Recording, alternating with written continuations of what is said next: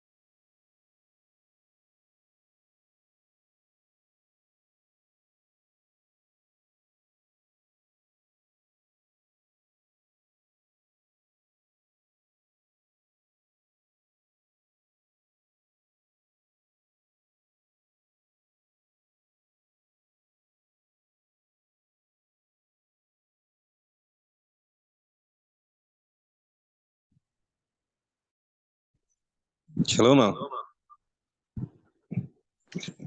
Shalom.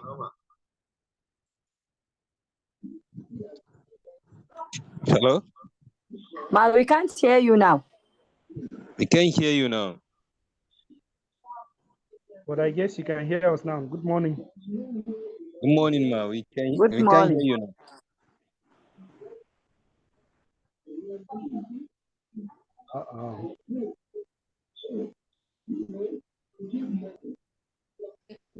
Aha, now, can you hear me now?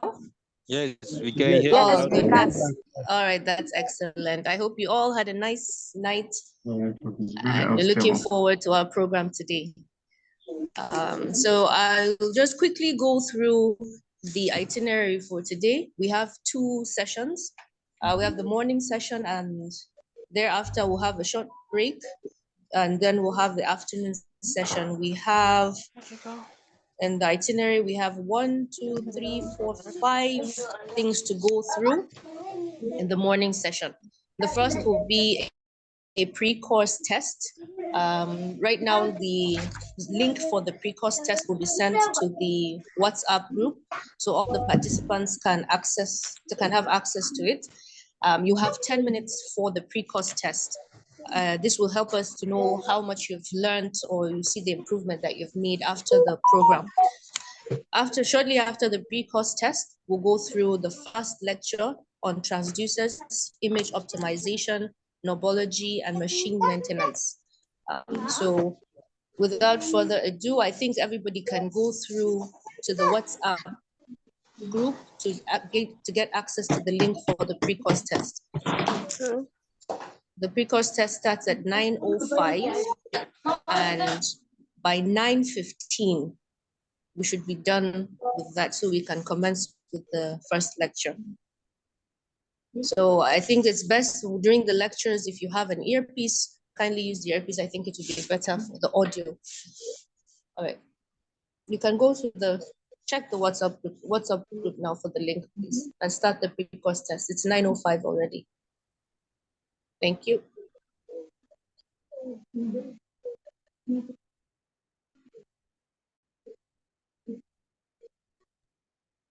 Have you all seen the test?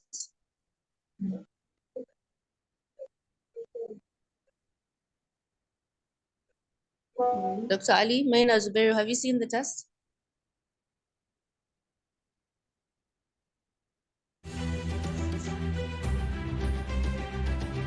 So at 9:15.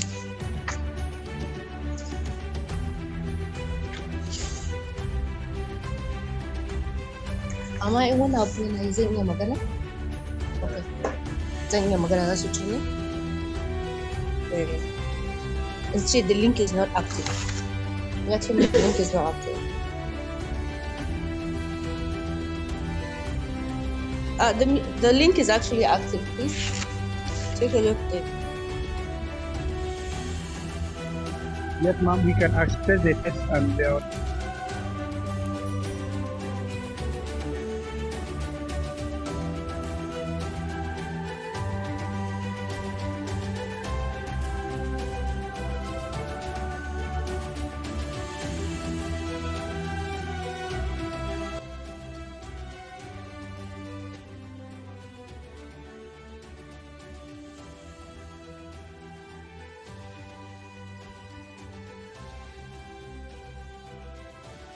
Good morning. I can't access the link.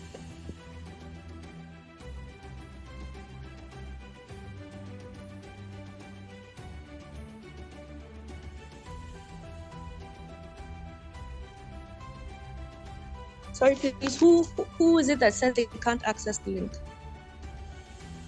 Mary Usman. Mary Usman. Okay. We'll resend it to you now. Thank you.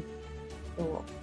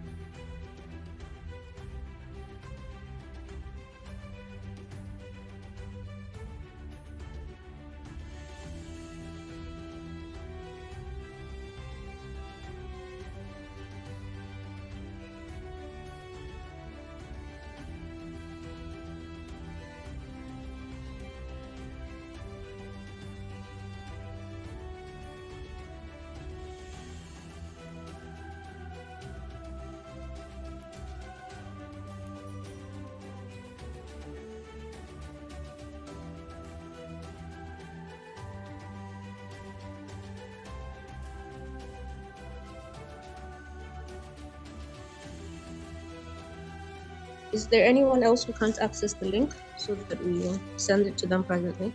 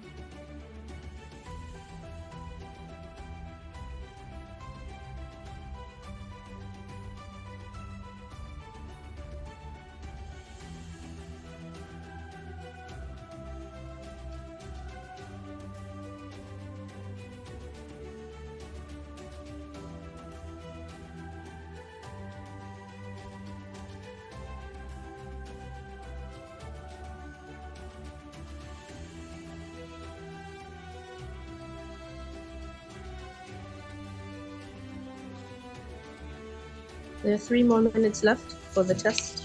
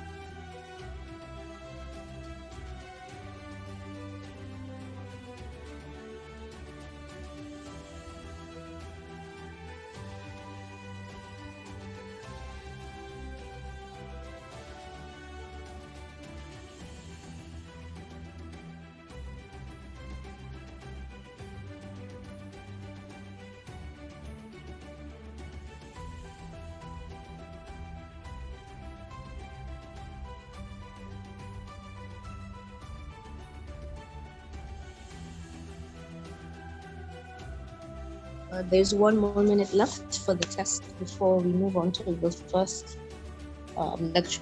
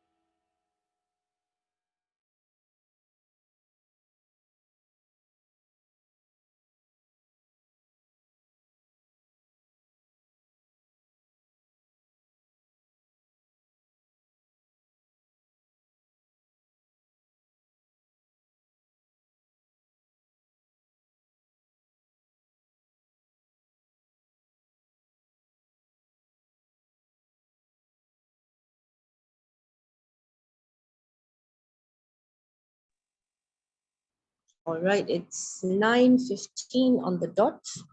So that's it's just to test what you know already. But for those, I believe, who were having difficulties linking, getting onto the link, I believe they can continue while we go on with the first lecture. I hope it wasn't so difficult. Don't worry, you'll learn throughout the program, so you'll improve, inshallah. So the first lecture we'll be having is by none other than Dr. Jeffrey Luncy, PhD, from the Department of Radiography, Faculty of Allied Health Sciences, College of Medical Sciences, UNIMED, University of Maiduguri.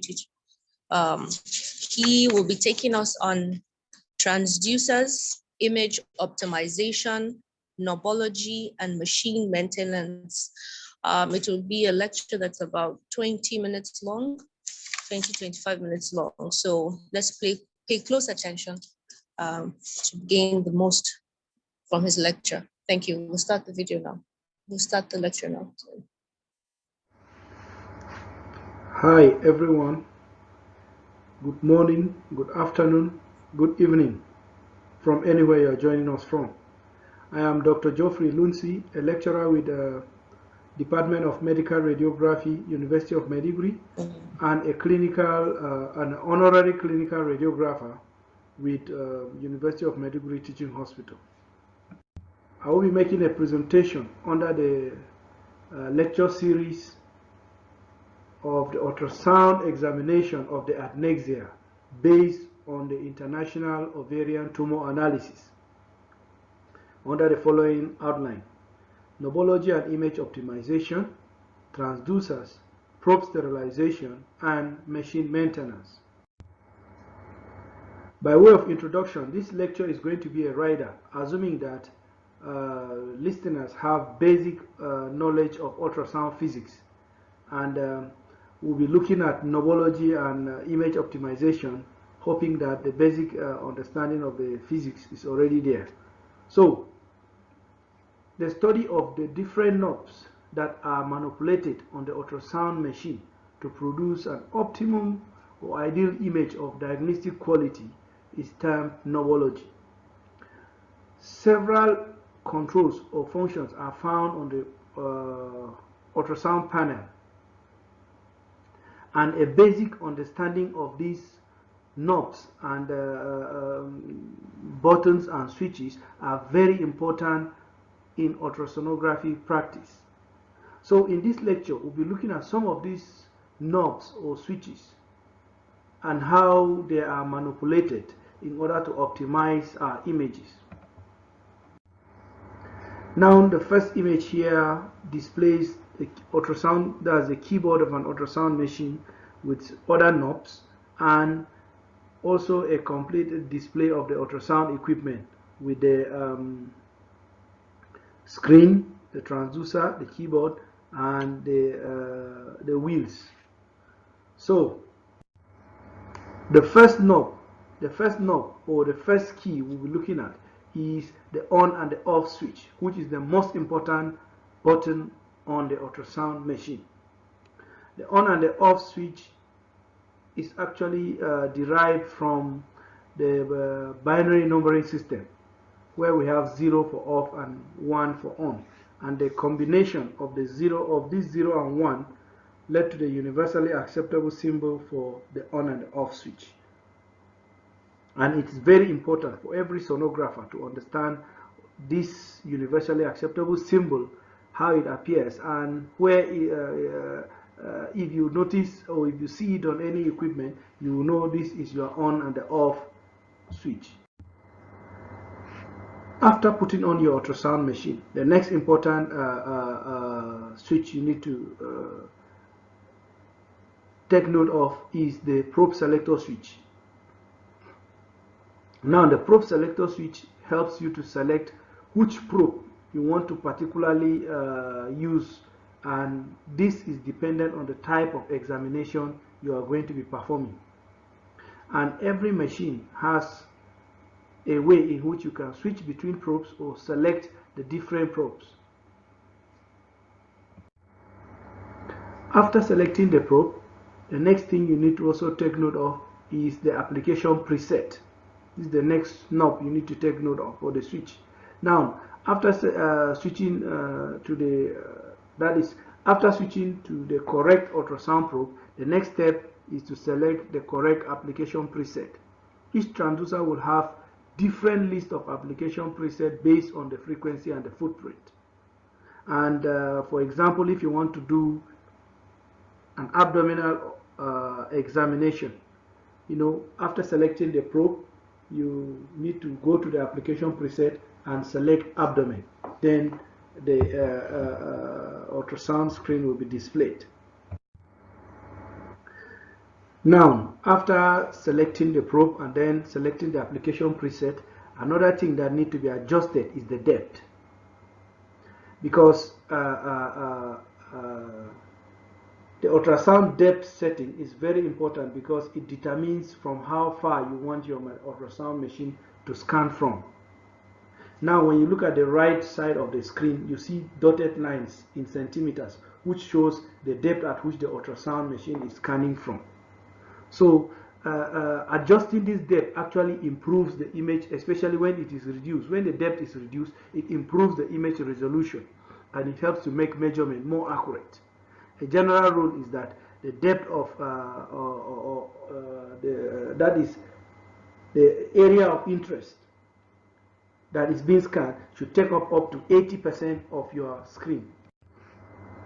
Now, this is an example of two images, image A and image B, where we see excessive depth. This is this image is scanned, the image A, the depth is set too far, and note wasted space behind the image. And then image B, which has optimum depth, and you see the balance between the structures on the screen. Now the overall gain. Another very important thing to note out in image optimization is the gain.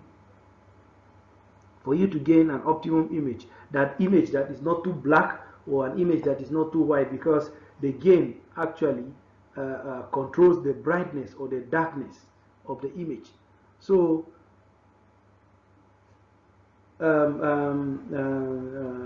you need to control the gain such that you can have an optimum image that is not too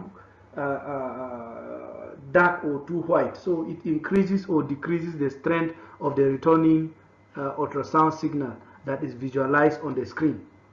So the overall gain should be adjusted such that the grayscale image contrast resolution is optimum, giving a smooth echo texture. Under gain will be too black and over gain will be too white. Excessive gain can also result in loss of subtle differences in the echo texture, and it also increases artifactual echoes. Artifactual echoes, yeah, this is an example of an image with excessive gain and an image with too low gain here. Now, after selecting your depth and the gain, another important thing you take note of is the time gain compensation, the TGC. Now, the time gain compensation allows you to adjust the gain at any depth across the image. The gain of the image can be adjusted at any depth, that is, from the near field to the far field of the image, the gain can be adjusted. So the top rows of the time gain compensation actually adjusts the near field gain, while the distal row or the bottom rows on the time gain compensation adjusts the far field gain. This is an example of what we're talking about. This is the time gain compensation knob or switches that adjusting. We said the top row adjusts the near field gain and the bottom row adjusts the far field gain. Now this is an example of an image. Image A has near field is under gain. You see, that is why there's blackness, or this area is darker than the other areas. And then image B has under gain in the far field. You see, the area in the far field here is also darker than the others, while image C has an appropriate gain where the brightness is uniform from the top of the image to the bottom of the image. That is what is expected to be. So adjusting your time gain compensation actually alters the gain at any depth, from the near field to the far field. It's very important. So the freeze button is also very important, because the freeze button freezes a frame of an image for you to have time to view it in more detail. The ultrasound machine usually stores up to 10 to 30 seconds of data, and you can be able to scroll back to see previous frames as well. And this freeze button helps you also to freeze this image, from which you can be able to measure. You know, you can take your measurements when the image is frozen. For example, if you're scanning, for example, like the kidney or the liver or anything, you want to take the measurement, these images will be frozen, and then you use the calipers, which you can initiate them from the trackball, and you do your measurement. When the image is also frozen, you can be able to zoom in to see any particular area in detail. And so the freeze button is also very important. And then the calipers, we said, they are used for measurements, where you can you initiate them from the trackball and you fix them at any point where you want to take your measurement of distance or volume or any thing. Then image and video capture abilities. So most ultrasound machines allow you to be able to save the images or even capture video clips using the sign capabilities of some of the ultrasound machines.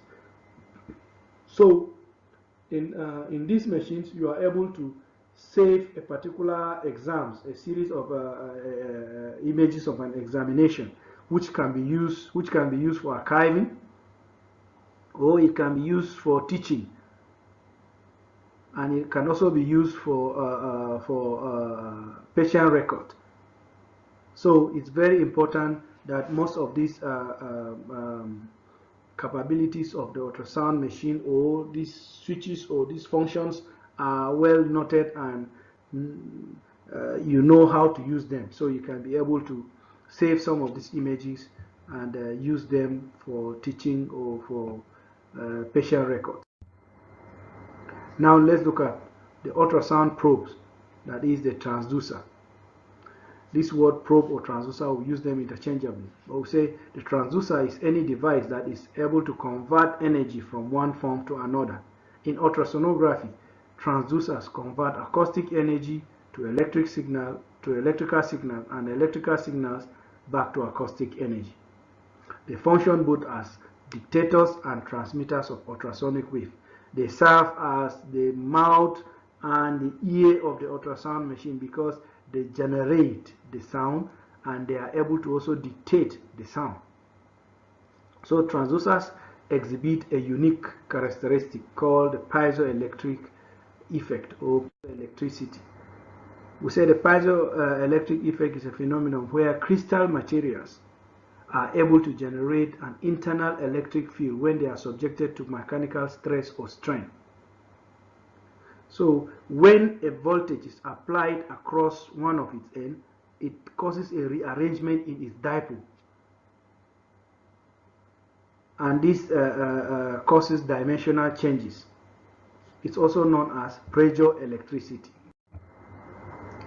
Some materials that exhibit this piezoelectric effect are quartz, we have barium titanate, we have lead zirconic titanate, and polyvinyl difluoride, among others.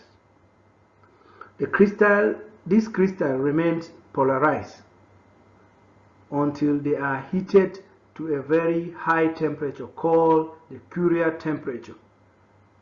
At the Curie temperature, piezoelectric effect is lost when depolarization occurs. So the temperature at which some crystal materials get depolarized are like the quartz material gets depolarized at 573 degrees Celsius, barium titanate gets depolarized at 100 degrees Celsius, lead zirconate titanate gets depolarized at 328 degrees Celsius. This is the reason why we say transducers should not be autoclaved for the purpose of sterilization. Rather, the use of chemical methods and barrier protection are adopted. So it's very important for us to know that transducers should not be autoclaved, because if they are autoclaved, they tend to lose their piezoelectric, the crystal material within the transducer loses its piezoelectric effect. Now let's look at types of transducers. Ultrasound probes or transducers comes in different shapes, sizes, and frequencies. Now the choice of a probe actually will depend on the nature of the examination, the required depth of penetration, the resolution, and even the available acoustic window. Here we see displayed are the linear probe, the curvilinear probe, the phase array probe, and the endocavity probes. We say the linear probe is typically used for vascular access and for procedural guidance, and it's also used for superficial scanning. The curvilinear probe, we said, is used for transabdominal scans, for point-of-care examinations, and even in obstetric and gynecological scans. The phase array probe, we say it's used, also known as sector probe or cardiac probe. It's commonly used in echocardiography scanning. And then the endocavity probes, where we said the endocavity probes are used to perform internal examination of the patients. They are actually designed to fit into body orifices. And the endocavity probes include endovaginal probe, endorectal probe, and transesophageal probes. They have small footprints with very high frequencies from 3.5 megahertz to 11.5 megahertz. This table shows some of the ultrasound probes, the linear probes. They are with frequency range 5 to 15 and depth of penetration with 6 to 8 cm, 6 to 8 centimeter. Then, which we said is used for vascular access, the curvilinear probes with frequency range 2 to 5 megahertz can penetrate up to 30 centimeters depth. And then the phase array probe, frequency range 1 to 5 megahertz, can penetrate up to 30 to 35 centimeters. So probe sterilization is next. So we said infection control measures and prevention of cross-contamination are very essential during ultrasonography. It's very important for us to know that ultrasound can also be a good source of nosocomial or hospital-acquired infection. So we said our probes should not be autoclaved for purpose of sterilization, but the use of chemical method and barrier protections are very important. Now, the barrier protection employs the use of probe covers. It's important to note that sterile probe covers and gel are required during any needle-guided procedure in ultrasound, and any external scan where there is a presence of non-intact skin or there's a possibility of coming in contact with blood and body fluid of patients. There is need to always use your probe cover. It's also very important to note the manufacturer's instruction for use in using of disinfectants, because most of these disinfectants, when you use them with different probes, they tend to affect the probe function. They cause decolorization of the probe and affect the function of the probe in long run. So cleaning is a mandatory first step in the disinfection process of the ultrasound transducer. Proper cleaning of the probe optimizes the disinfection process as recommended by the American Institute of Ultrasound in Medicine. So transducers should be cleaned after each examination with soap and water or with a low-level disinfectant spray or wipes. The transducers must be disconnected from the ultrasound machine for anything more than wiping or spray cleaning. They should be disconnected, especially if you want to wash off any stain on the ultrasound machine. It should be disconnected, washed off, and dried before reconnecting it back neatly. Now, visually inspecting the transducer to ensure that it is clean and no visible residual biofilm or bioburden remains on the ultrasound transducer is very important, and also that there is no defect on the transducer housing that could be of potential cause of harm to any patient. We must also note that the probe cover or the condom is not actual using of probe cover or condom does not replace the need for proper cleaning, because the covers may fail. This cover may fail during use, and the level of contamination may not be visible with the eye. That is why it's always important to clean our probes or disinfect our probe regularly in between patients, or even when we think we have used the cover. This cover may have gotten torn along the line during the course of use. So proper disinfection is always advised.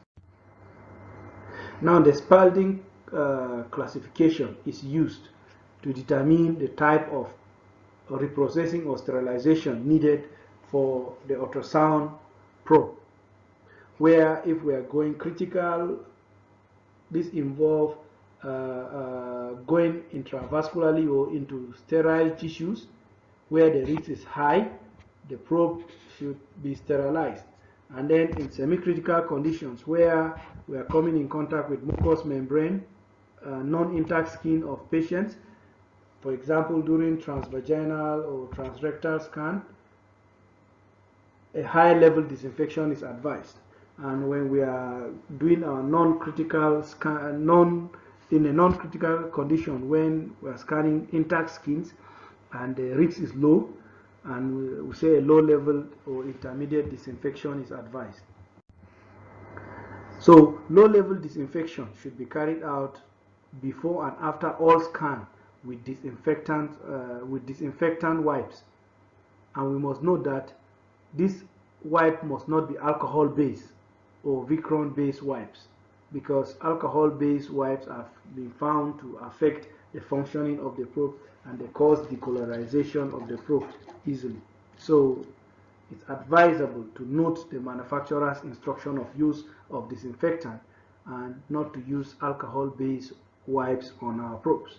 So high-level disinfection should be carried out if there is any breach in the probe cover or if there's any possibility of coming in contact with patient's blood and body fluids.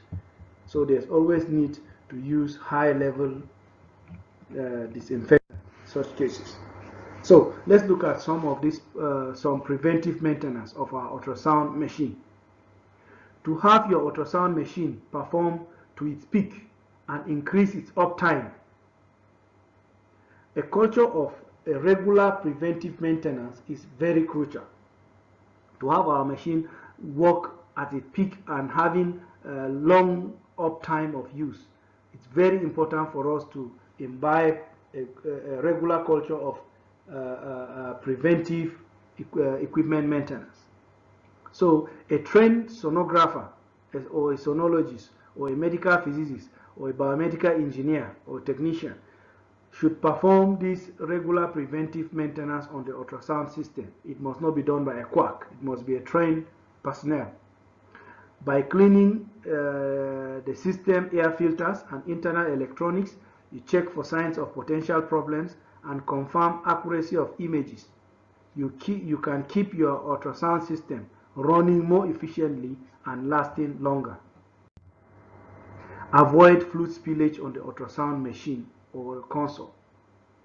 Very important, especially on the ultrasound control panel or console, because fluids tend to affect the functionality of some of these knobs, particularly like the trackball. When fluids get into the trackball, it affects the movement of the cursor and it makes it not to function normally again. It can affect the electronic generally. So always inspect the cables and transducers regularly for signs of damage. The probe must not be dropped or handled carelessly, especially when moving the equipment to the wards or to any of the wards or the theater. It's very important to always take note of such, take care of our probe and the equipment generally. Wipe off dust and grease from the console and air filters periodically following manufacturer's guidelines. So we must also wipe off gel from the probes after each investigation and never leave gel on the probe after each day's work. Cleanliness is very important. Do not operate the control panel with gel hands, with soil gel hands. You must always clean your hands. That's why it's always good to observe the universal precautions, using gloves and making sure you wipe off any stain or any gel stain or gel stain on your hand before you use the knobs or the control buttons on your equipment. Clean cables and caster wheels regularly. Record error messages and relate such to service engineers for correction. Very important. Note that different manufacturers may have unique specifications for preventive maintenance depending on the model of their equipment. Therefore, it is also important that you record all findings on the preventive maintenance and report that on preventive maintenance report for future references. Now, routine probe maintenance. We say the transducer array contains a large number of elements, and all the elements must operate satisfactorily to obtain the most effective imaging performance from the ultrasound machine. Frequently, an individual element or a group of elements in an array may become non-functional because of damaged electrical connections or lower sensitivity of the element or partially detached matching layer or the lens material, leading to reduced performance of specific electrical circuits within the equipment. So periodic tests should always be performed and results of these tests compared with the baseline results of the same ultrasound machine or the transducer for comparison. The baseline result, we say they are usually obtained when the machine is accepted during acceptance testing or when a quality assurance program is initiated.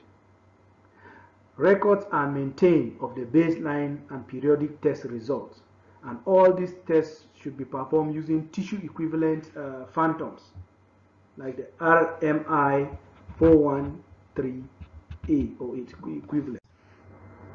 Now this is an example of a probe that is cracked. The probe housing is already cracked, and most likely it could be due to that something must have hit the probe, or the probe was dropped carelessly, and the probe head you see on the edges is already appearing cracked. Now this image also shows a crack on the surface on the face of the probe.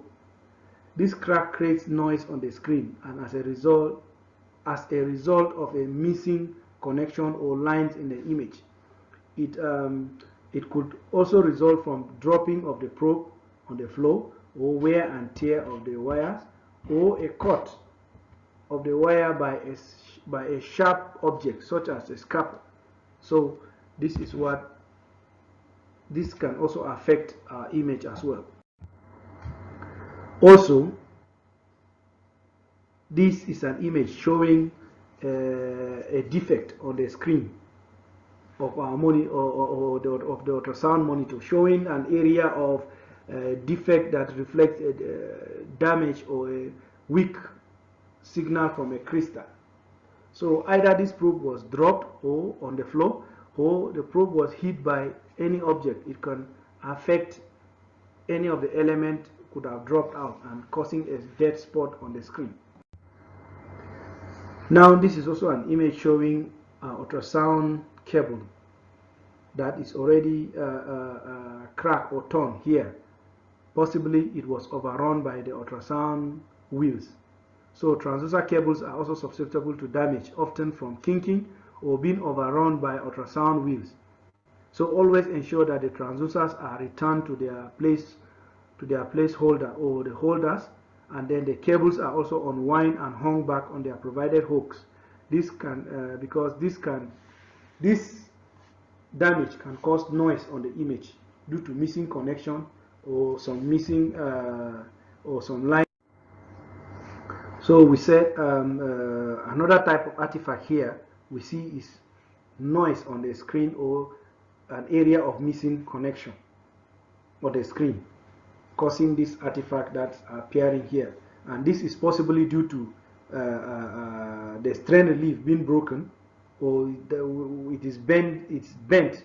Maybe it was hit by another object, or it was overrun by the wheels as well, or the connector could have been dropped.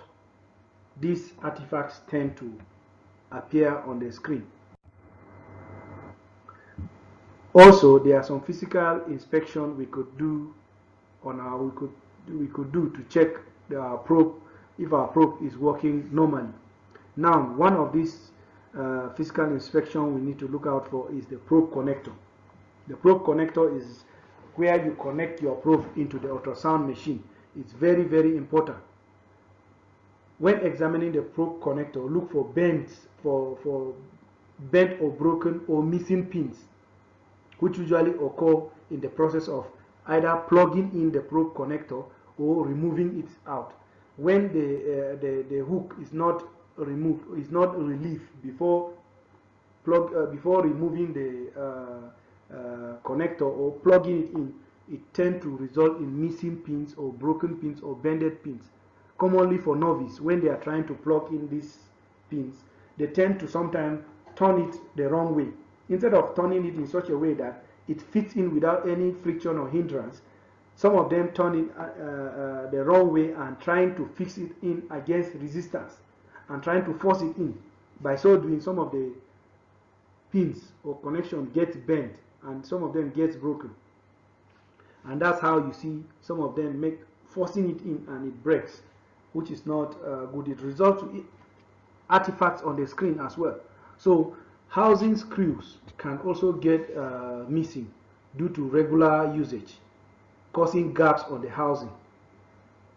So be sure to always check for the locking knobs and to make sure that they lock appropriately. When this connection, when the probe connector is fixed in, make sure that the locking knobs fixed in or locks very well and it is fitted in correctly. Also watch out for the cables. We say the cables are susceptible to damage from being overrun by the ultrasound wheels. There are also regular chemical disinfection can also damage the cables. Or during use, you should check for cuts, check for tears, check for stains, or cable separation, or wire exposures that has result that may occur as a result of wear and tear or due to usage. So it's important to observe this cable carefully. Also, the strain relief. The strain relief, we said, the strain relief is the point of connection that connects the cable to the probe. So this strain release point is also very important because most of the twisting of the probe, sometimes when you want to check the other side of the patient, maybe the other side, you know, sometimes you try to pull far to get to the other side of the patient, and it's important to always note that this strain release help to avoid the strain or the stress from getting to the probe connector head. So that's why this point is a point that all the stress is actually being relieved at. So make sure that this is still intact. There are no cuts, it's not torn, and the cover is not torn and it's not wearing off. Also, observe the acoustic lens carefully because it's very important to note that sometimes there could be cuts or chips or the sealing gaps on the probe face between the acoustic lens and the probe cover. There could even be discoloration or delamination, separation between the crystal and the acoustic lens. It's very important to observe this carefully to make sure that if such is noted, such probe is actually singled out for to be replaced. Damage to the acoustic lens can affect the overall image quality that is produced by the ultrasound machine. Also, the probe housing. Aside from the gaps that could result from the seal loose seals, cracks, or broken plastic, discoloration, and other obvious signs of damage. Not all probe housing issues can be accessed through simple visualization. Sometimes slightly squeezing the probe could also help in revealing an area of the seal that is already cracked or broken, which is very important as well. So, in conclusion, for an ultrasound machine to work optimally and serve you as long as it can, routine maintenance and quality assurance practices are very essential to achieve this. Thank you for your time. I will be standing by for questions. Thank you.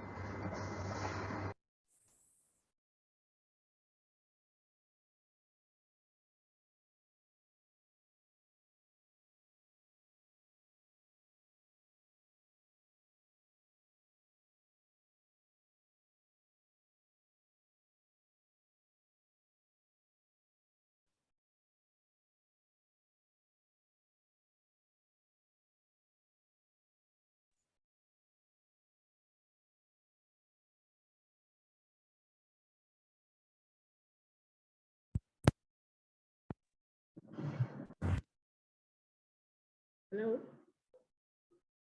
Thank you very much, Dr. Lucy, for that wonderful presentation. We have some questions, I believe, on the chat box for you. I think you all agree with me that this presentation is very necessary because you have to have optimal images, and to get these optimal images, you have to know about your machine. Also, you have to know how to care for your machine.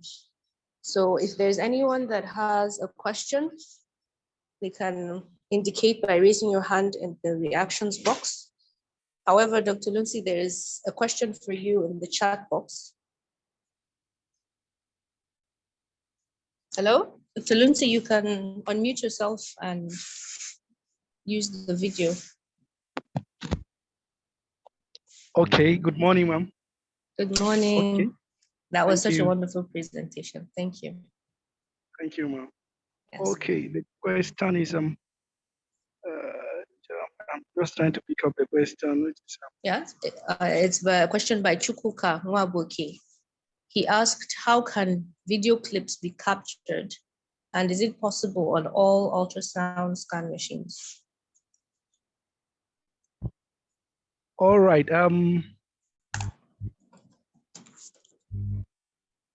Okay, can I go ahead and answer that now? Oh yes, sir. Please do. Go ahead. Okay. Yes. Yeah, it's possible to capture your videos during scan sessions, actually, but this feature may be missing on some of our ultrasound machines, because some of our tabletop mini ultrasound machines, some of them may not have some of the features fully, but most ultrasound machines nowadays come with this feature. Actually, the knowledge is actually very important. Understanding the keys. Usually on your screens for most of the machines, there are certain knobs you could just initiate to get to initiate this function. This that is the video. Yes, the video clip or the scene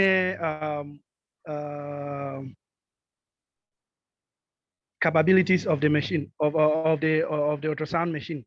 It actually depends on the type of machine you are using. For example, if you are using like the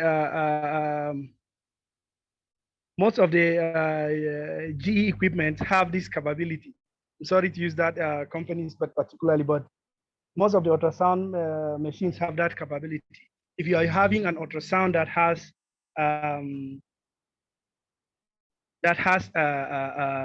like have the that is this function on that's available on the machine, understanding where these buttons are during scanning, all you need to do is initiate that that button while you are scanning. Anyway, when you finish, you can replay it. You can scroll back to replay. Even the freeze button itself freezes some like 10 to 30 seconds of images, which you are able to scroll back and look at the images you just freeze within this period. So actually, depending on the machine you're using and if this function is available on the machine. So it's possible, but not all equipment have these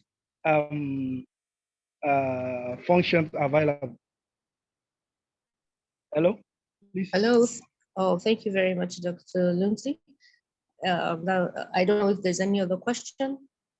If you do have a question, you can unmute yourself and ask the question.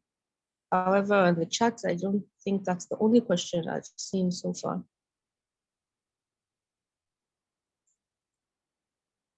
All right. Okay, there's no other question I've seen, and I've not seen anybody raising their hand yet. So we'll just continue with the next part of the program. In case anybody has a question, there'll be during the plenary session or the panel discussion later after the first morning session, you can also ask these questions.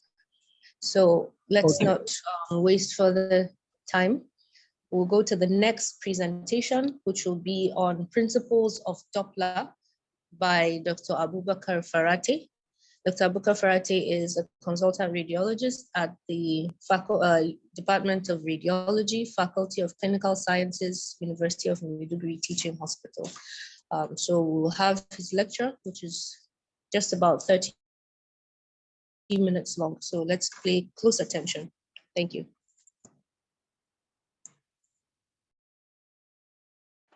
Principles of Doppler ultrasound. My name is Dr. Farate Abubakar. It was this one called Christian Andreas Doppler, who was an Austrian, a professor of physics and mathematics at Prague Polytechnic. He was also at one time the head of Institute of Experimental Physics at University of Vienna, Austria. It was in 1841 when he published his famous book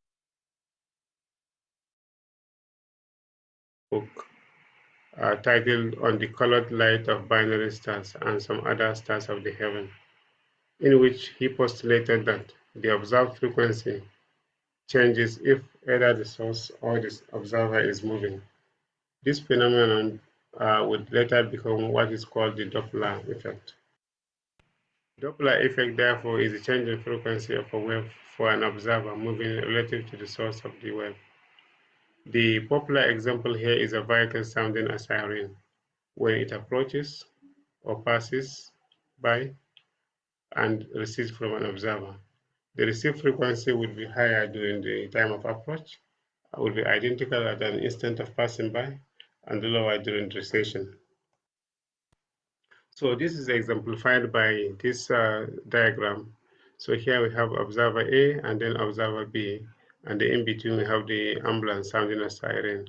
So the sound of a siren will be heard lower by observer A because the ambulance is moving away from him, and then it will be maximally heard by observer B because the ambulance is approaching him.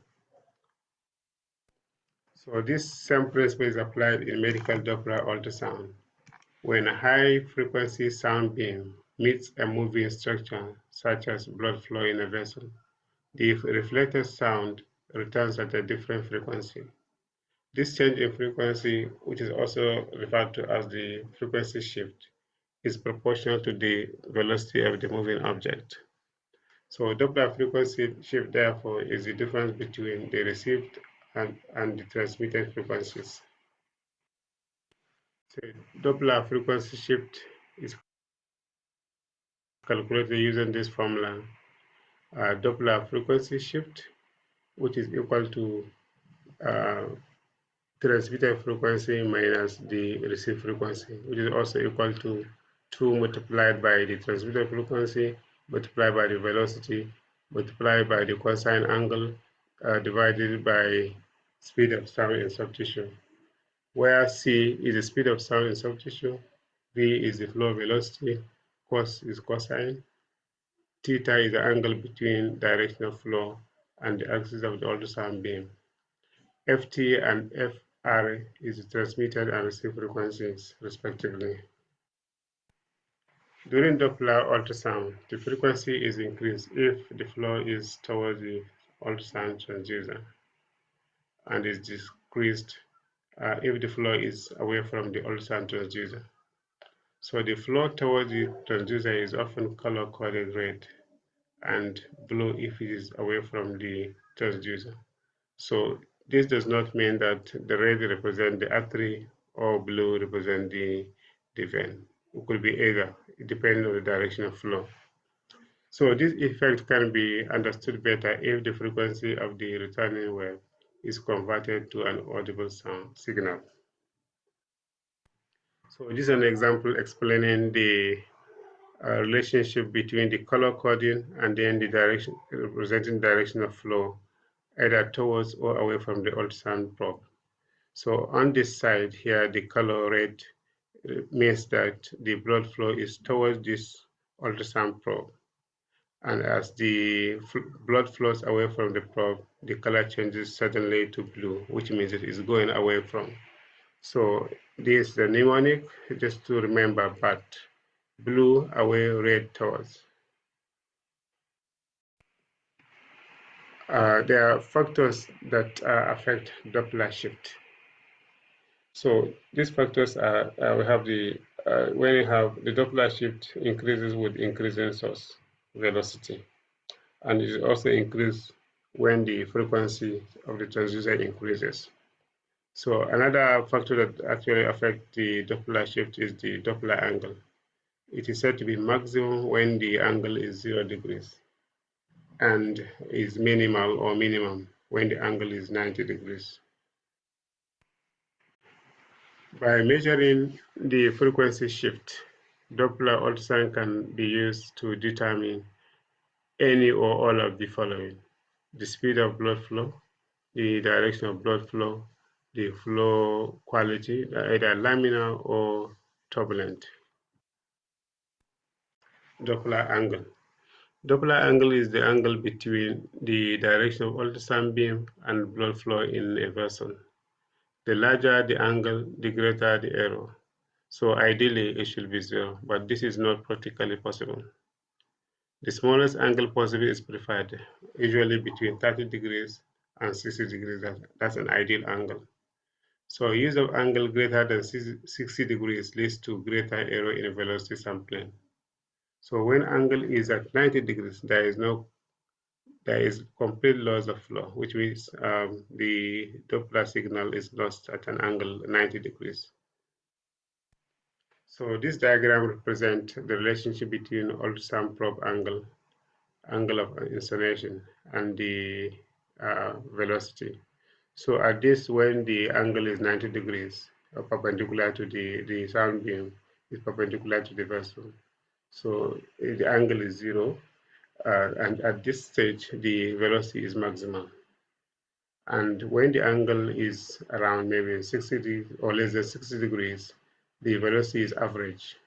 And when the angle is 90 degrees, velocity is almost 0. So it's not possible to get your velocity when your angle is when the ultrasound beam is perpendicular to the vessel wall. Classification of Doppler ultrasound. So there are several classifications of Doppler ultrasound, but for simplicity, some authorities have classified Doppler ultrasound into this approach, using this approach rather. So we have the types, we have the basic types actually of Doppler technique. You have the continuous wave Doppler and then the pulse wave Doppler. These are basic techniques. And then we have outputs or imaging. Under this, we have the color Doppler, and then you have the power Doppler, we have the spectral Doppler. And then the modes, under this, we have the duplex mode, and then we have the triplex mode. So continuous wave Doppler is simplest and least expensive method for measuring blood velocity. Sound beam is continuously transmitted and from one transducer crystal and received by a second transducer crystal.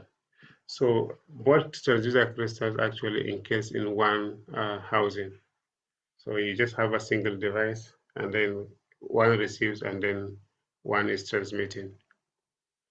So the problem with continuous wave Doppler is that multiple overlying vessels can result in superimposition and lack of depth resolution, and it is affected by the object motion along the path of the beam. So these are drawbacks of continuous wave Doppler. So there are two main types of continuous wave Doppler machine. So one, we have the dedicated continuous wave Doppler probe, and then we have the imaging continuous wave Doppler probe machine. So the dedicated continuous wave Doppler probe is a simple probe and do not allow for image. So you can image using the first device. So it can only be used for superficial vessels assessment. Imaging, on the other hand, the imaging continuous wave Doppler, this uses dedicated elements in transducer array for transmitting and receiving Doppler information. So the continuous wave spectrum is displayed alongside with an ultrasound image. So in this, it's possible to produce an image using the second or using the imaging continuous wave Doppler. It is used in cardiac imaging for high pulse repetitive frequency waveforms to avoid aliasing. Continuous wave Doppler clinical application. So it's frequently applied by the vascular surgeons to check for absence or presence of flow in peripheral arteries. Sometimes used for monitoring umbilical artery flow, because the cord lies within the amniotic fluid, so no other confusing vessels are within the ultrasound beam. So the problem of superimposition here is minimal. So this is just the device, ultrasound handheld device, contains one Doppler machine usually used for monitoring the fetal heart rate. So, the fetal heart rate can also be displayed in beats per minute using the principle of continuous wave Doppler index. Pulse wave Doppler.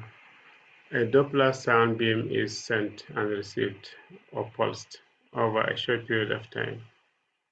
So the pulse sound beam is gated, such that only the signal from a vessel at a known depth are displayed and analyzed.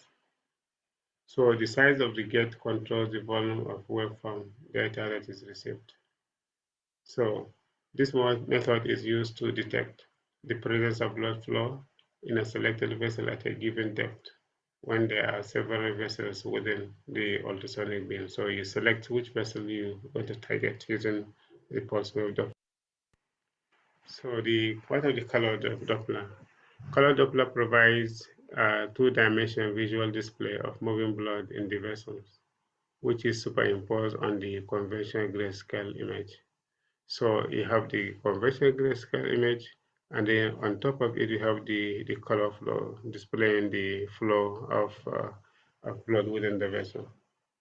And this allows for visualization of blood vessel and their flow characteristics, an image of surrounding tissue. So you see the flow within the blood, and then you see the surrounding tissues as well.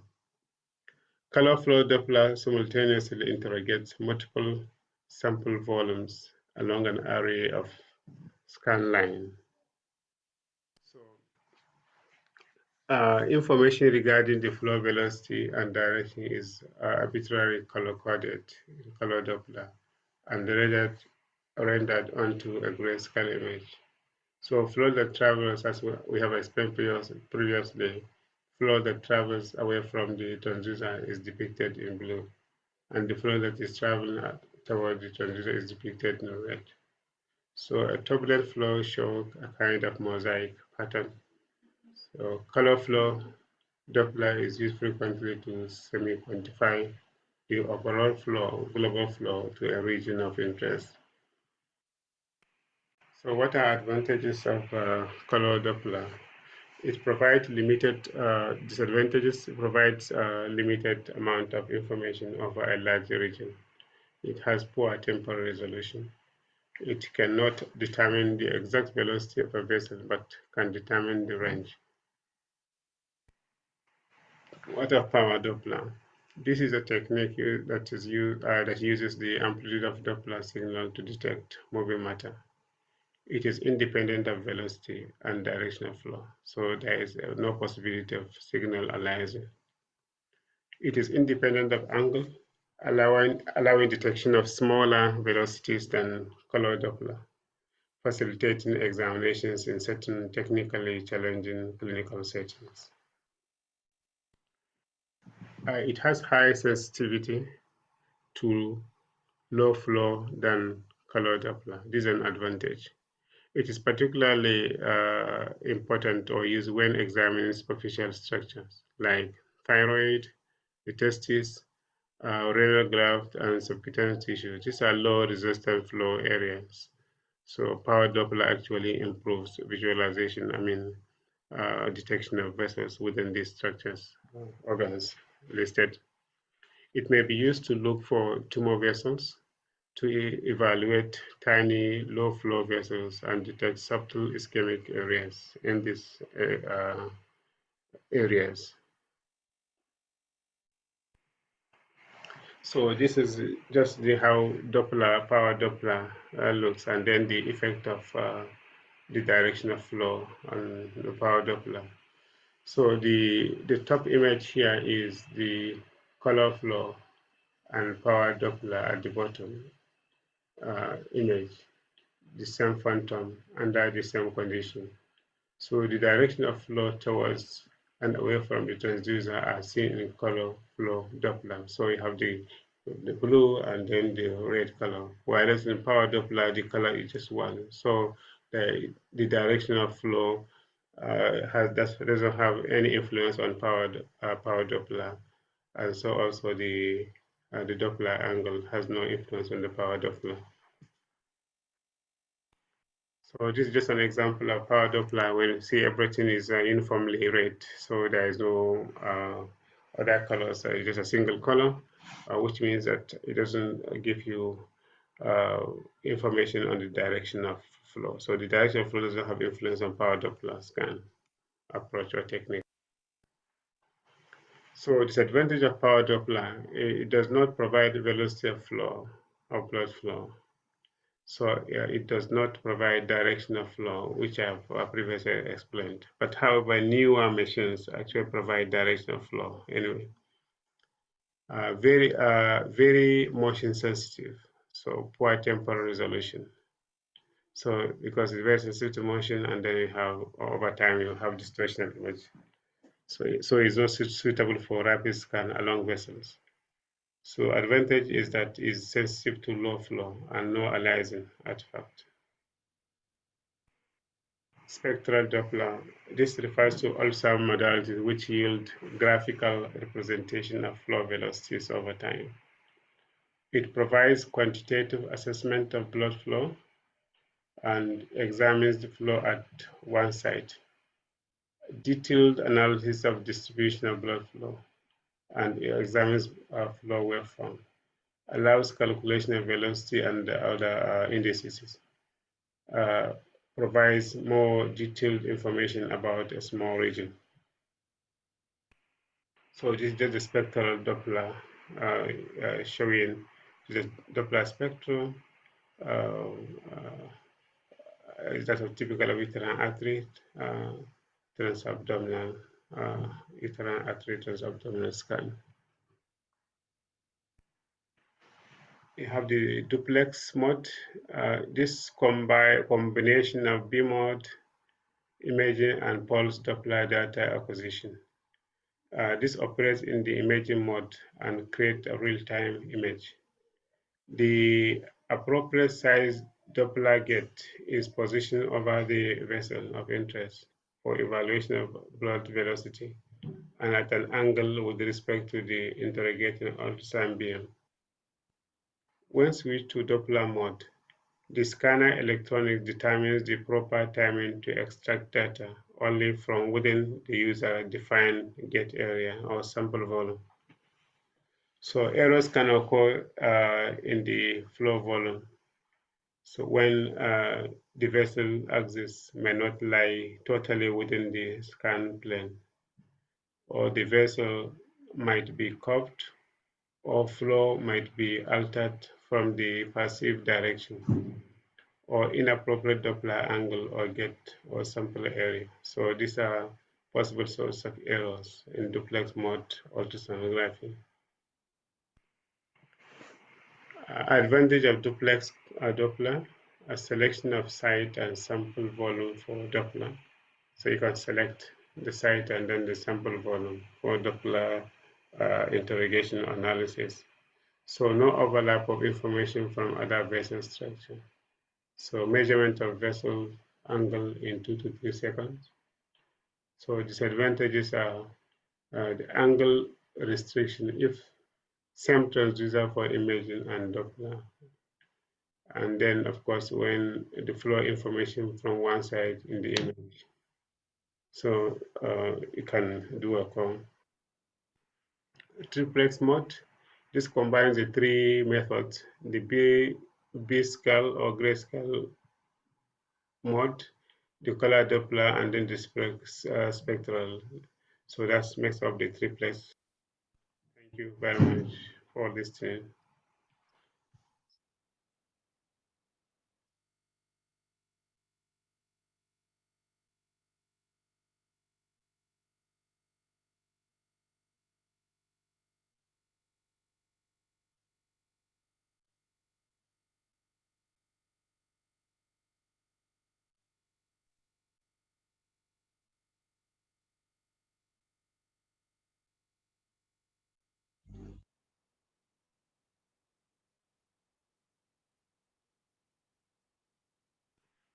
triplex mode. This combines the three methods, the B-scale or grayscale mode, the color Doppler, and then the spectral. So that makes up the triplex. Thank you very much for listening.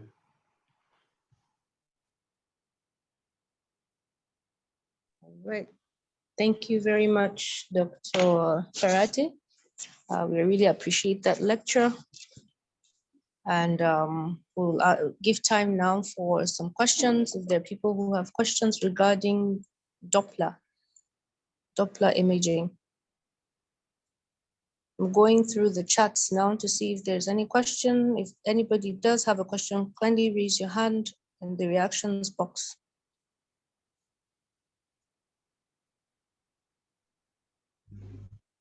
Or you can just unmute yourself.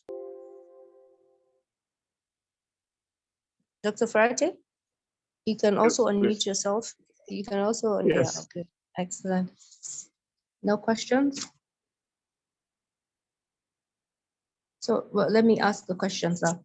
With regards to Doppler ultrasound, you see that sometimes when describing the Doppler, they'll say color flow of 1, 2, 3, 4.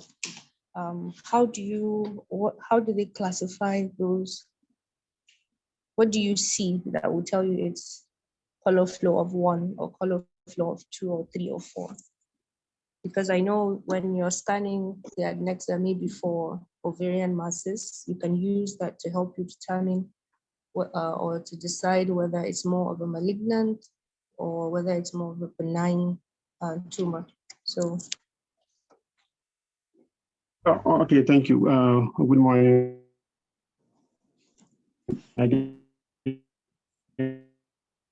Oh, the sound in the audio is. I think the color flow. I think you're correct. Yes. Hello. Can others also hear him? Because I can't hear, sir. No, hear him. You can't hear him? Okay. Yeah. Okay. Quantifying the amount of blood flow in a tumor, whether you have either no flow or, yeah. Oh, can you hear me, please? Hello? Okay, hello, sir. It's breaking. Yes, it's breaking, sir. Hello? Dr. Ferrati? I think this is just the...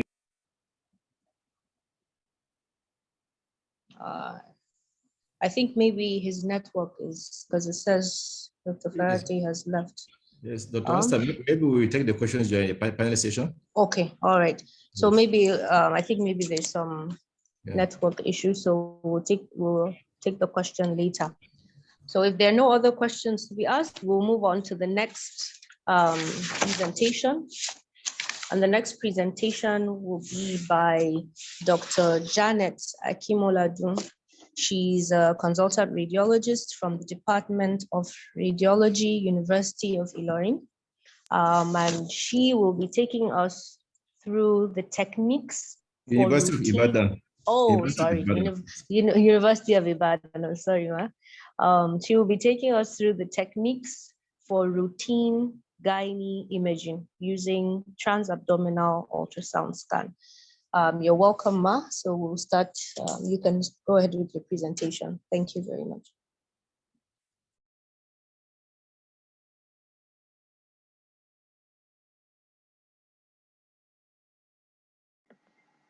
Good day, everyone. I'm Dr. Janet Akimoladu, a consultant radiologist from University College Hospital, Ibadan. And I will be taking us on the technique of abdominal ultrasound in gynecology. In this lecture, I'll be using this outline.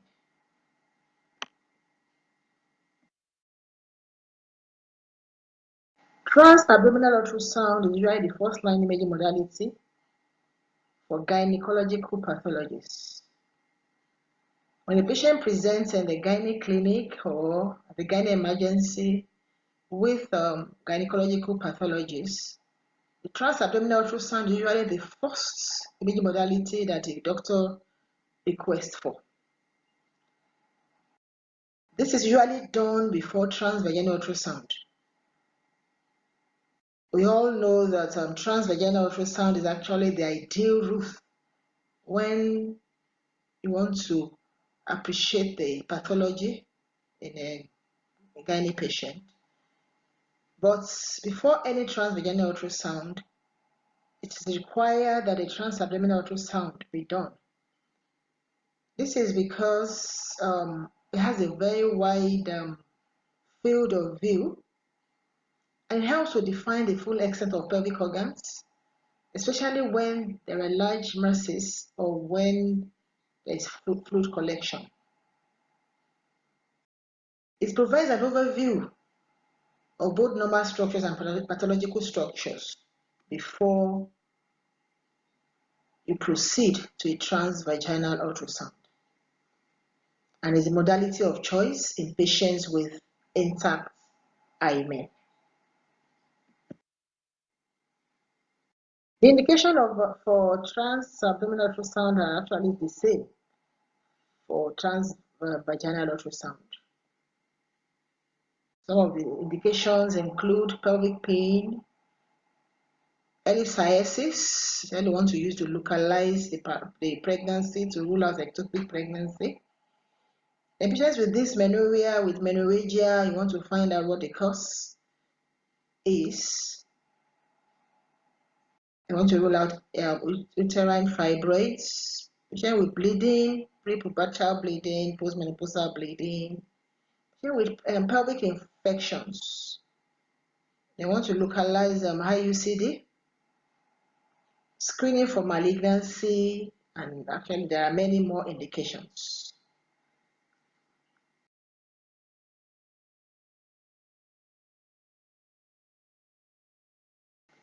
For a transabdominal ultrasound,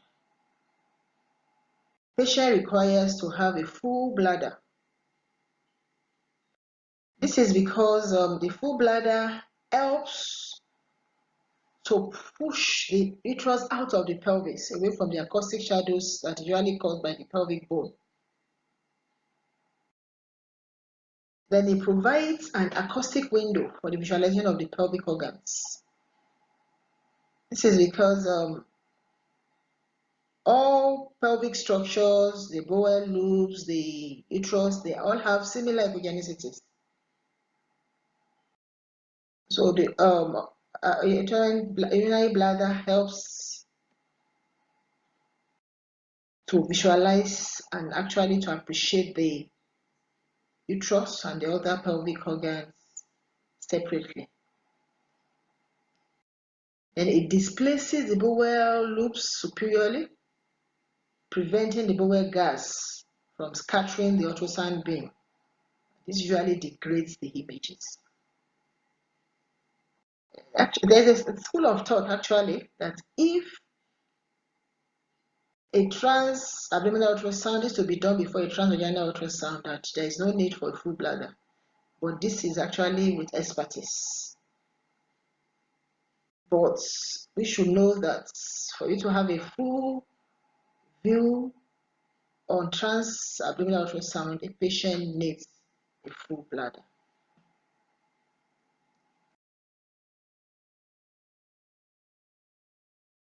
One of the things that's very important when you want to do a transabdominal ultrasound is that you must know how to place the ultrasound machine. The ultrasound machine must be placed on the right side of the patient with the screen facing the sonographer or the sonologist, especially if the sonologist is right-handed. So the screen must always face you. It's very important and must be on the right side of the patient.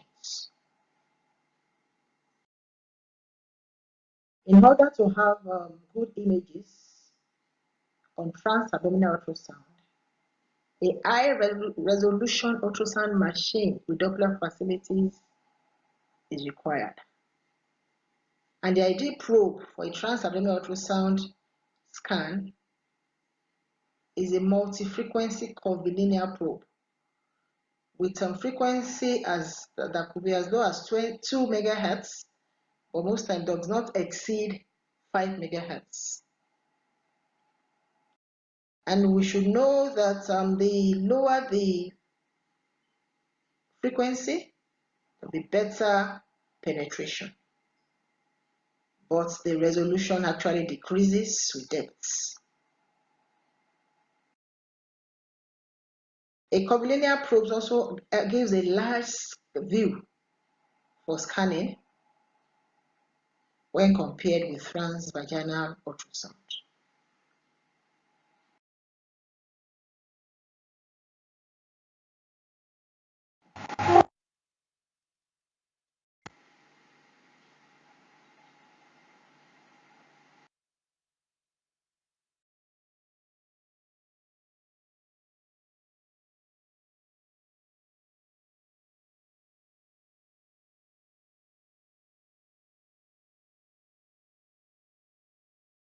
Before you start a transabdominal ultrasound, it is important that you know how to hold the probe correctly.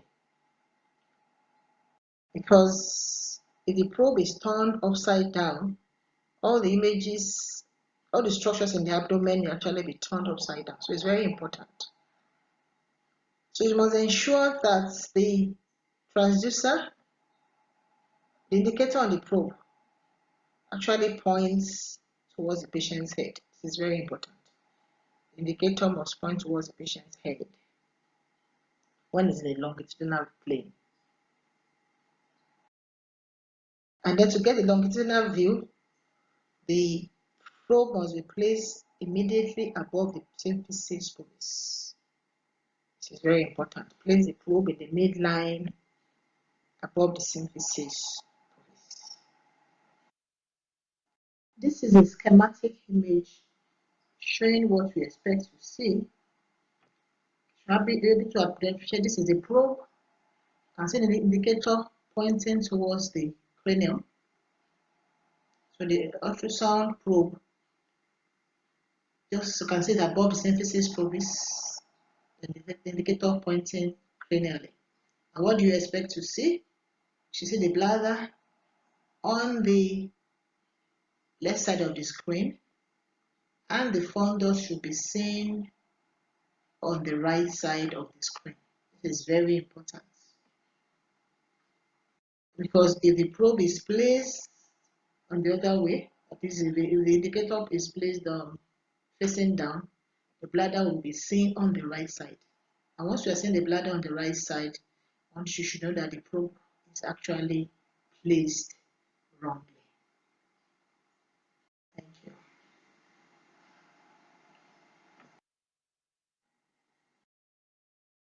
Then you identify the following structures. I already said this is the full bladder, fundus of the uterus, the endometrium, the myometrium, the cervix, the vaginal pouch of Douglas, and the rectum. All of these should be in view. So this means that you must know how to operate the machine. You must be able to know how to adjust the depths, the focus. All these are very important for you to have a good view of the pelvic organs.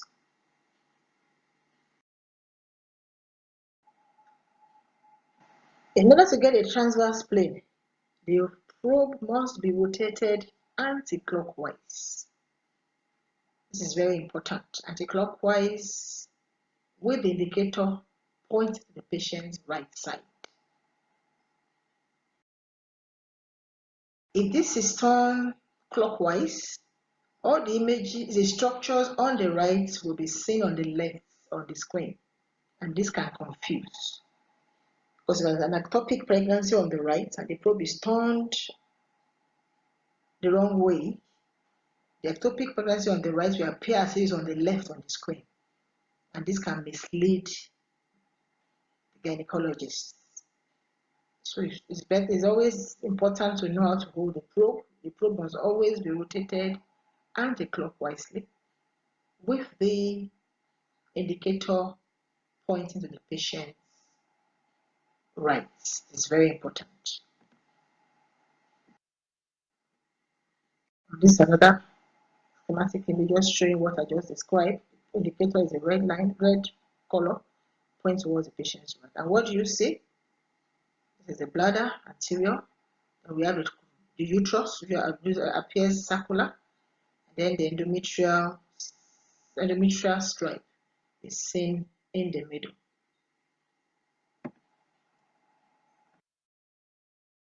Now, what are the measurements we take when taking a transabdominal ultrasound of the uterus? It's always important to have 3 dimensions. We have the longitudinal diameter, AP, anterior posterior diameter. Then on the transverse view, you have the transverse diameter. So this is very important. Endometrial thickness could also be taken if you're only doing a transabdominal ultrasound, but it is best taken on a transvaginal ultrasound.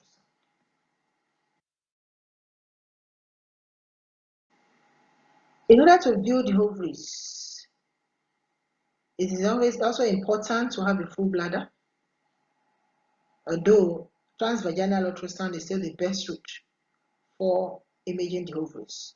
But at times the ovaries could be highly placed that they may not be seen when doing the transvaginal ultrasound. So that's why on transabdominal ultrasound, you should try as much as possible to actually have an overview of where the organs are located, so that when you do a transvaginal ultrasound, you'll be able to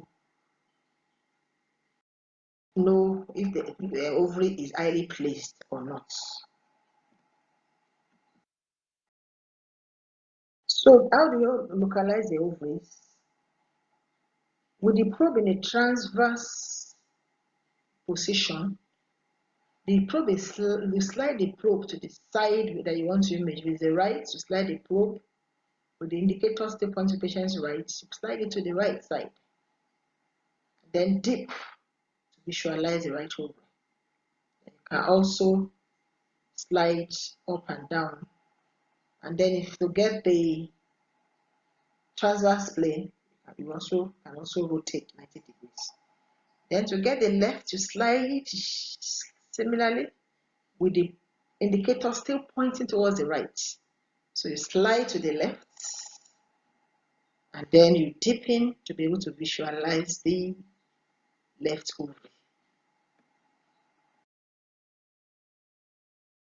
So how do you know the ovary? What are the characteristics of it or about ovary? It's usually seen, could be seen laterally placed to the uterus. So this is the uterus, and this is the ovary. It's usually less echogenic than the surrounding structures. Usually static, doesn't move when compared to the bowel loops. Because bowel loops will surround, you see peristatic movements in the bowel around it, but it stays, it's static, it does not move. Then you can also appreciate follicles. You can see these anechoic structures. These are the follicles within the ovary. So when you want to take the dimensions of the ovary, 3 dimensions must also be taken. The AP, the longitudinal plane, the AP plane, anterior posterior plane, and the transverse plane. And these 3, when taken, will give you the ovarian volume. 3 dimensions usually gives you the volume of the ovary. So this is very important. So what are the limitations of the transabdominal ultrasound? Because the structures are visualized at a depth of about 10 to 15 centimeters, the ultrasound waves, you have to pass through many structures, pass through the subcutaneous tissue, pass through the bladder, before you get to the uterus. So as the wave travels, the structures, the deeper structures becomes degraded, so the resolution reduces. So you have poor visualization, poor resolution as the depth increases. So especially with ovaries, you might have poor resolution of the ovaries. For some time, it was thought that PCOS is not common because we're using transabdominal ultrasound. But now, we know that with transvaginal ultrasound, this is possible to actually identify the structures, internal architecture of the masses. For resolution in obese patients, because subcutaneous fat can degrade images. Then the patient with retroverted uterus might be difficult identifying the structures. In conclusion, even though transabdominal ultrasound is the first line imaging modality in the evaluation of gynecological pathologies, one should know that transvaginal ultrasound is the preferred route in gynecological pathologies. Thank you so much for your kind attention. Enjoy the rest of your day. Thank you so much. Thank you so very much, Dr. Janet, for that wonderful presentation. You'll agree with me, if you want to scan or get an image to visualize the adnexa, you'd have to, one of the organs you look for is the ovaries. And personally, it's been difficult sometimes trying to visualize the ovaries. But if you're able to, using these techniques that have been described by Dr. Janet, I believe you'll be able to get good images of the adnexa. Let's see, are there any questions on the chat box or anybody who wants to? Yes, there's one message. Thank you so much, Ma, for the excellent presentation. Yes, very excellent. No question? Well, I think what we'll do is I've been gathering the questions that have come up after the presentations. We'll take them during the plenary session. That's the panel discussion after the first morning session. So if you do have questions, please post them up onto the chat box and I'll just note them for later. So the next presentation we'll be having will be by none other than Professor Mohammed Bukar. Professor Mohammed Bukar is of the Department of Obstetrics and Gynecology at the University of Maiduguri Teaching Hospital. He also serves as the Provost of the College of Medical Sciences, University of Maiduguri. He'll be taking us on the techniques for routine gynecology imaging using transvaginal ultrasound, transrectal ultrasound, and translabial ultrasound. Sir, you're welcome and you have the floor now. Thank you.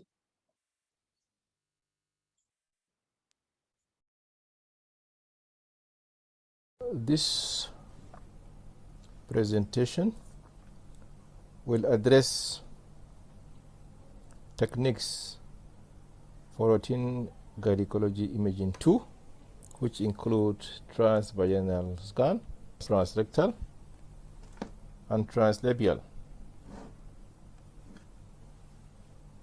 The crux of this discussion is the techniques for transvaginal, transrectal, and translabial. The learning objectives are to know the techniques of these various modalities as alluded to earlier, and most importantly, to apply these techniques in our day-to-day practice. When I came back from my training sometimes in 2014, I carried out this study to assess the acceptability of transvaginal, translabial, and translator sonography in our community, which is largely a conservative society. And what did we find? The acceptability is not as others want us to believe. Look at the transvaginal route, the translabial and transrectal routes. and the acceptability. If you look at the reasons for non-acceptance, it's about pain, it's about fear, privacy, not comfortable. So it's not about culture, it's not about religion. So for so many years, we've been speaking for the women folk. Or when we ask them directly, they will tell us their feelings, and based on their feelings, we'll be able to adapt to their situations. Now we had a lecture on the trans-abdominal imaging. Here we're going to look at the trans-vaginal sonography. Now looking at the two, both have their own advantages and disadvantages. So here you can see for transvaginal or transrectal, what is used is a high frequency probe, 5 to 9.5 megahertz, and therefore the resolution is excellent. Resolution is superb, is fantastic. But then there's poor overall view, and therefore the abdominal organs are not seen. But then there's the comfort, one empty bladder. On the other hand, the transabdominal scan uses a low frequency, 3.5 to 5 megahertz, and therefore the resolution is usually poor because the beam will have to pass through the skin, through fat, especially if you have a patient with high BMI. But it has good panoramic view, and so the abdominal organs are well seen. But again, you have discomfort of a full bladder. So now let's look at these two images. Image of the cervix in pregnancy using transabdominal sonography. Image of the cervix in pregnancy using transvaginal image. So look at the difference in resolution between transabdominal and transvaginal. Again, look at the uterus on transabdominal imaging, and look at the uterus on transvaginal image. Look at the outline of the finer details of the myometrium and the endometrium here. Compare with the transabdominal image. Again, this is a case of placenta previa using transabdominal image. Again, placenta previa, we suspected a crater in a patient with previous cesarean section. But here, look at the transvaginal image of a patient with placenta previa. Look at the clarity. External os, internal os. Here, cervical mucosa, clearly seen. Look at the placenta. Look at the clarity of the relationship. Compare it with the transabdominal image, where it's difficult here to define the internal os here, probably because of this shadowing. Shows the technique for transvaginal, holding the prop like a piston.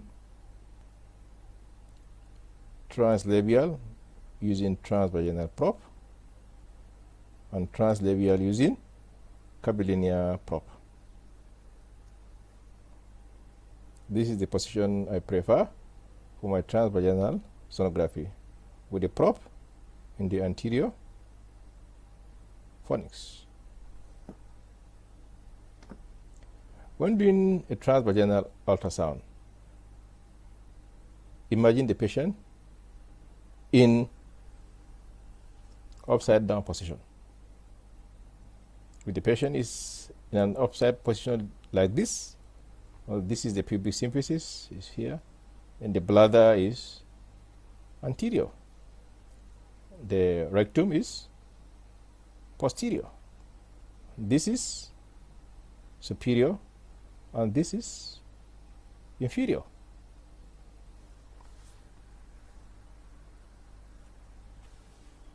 Here you have the pubic symphysis here. Look at the pubic symphysis here. The bladder, the vagina, rectum. So the vagina is in the middle compartment of the pelvis. This is the vagina with gel in the vagina and is intimately related to the urethra and bladder neck anteriorly. This is the urethra, this is the bladder, and the anal canal and lower rectum posteriorly. Now these are the prop movements on transvaginal sonography: sliding, panning, rotation, and rocking.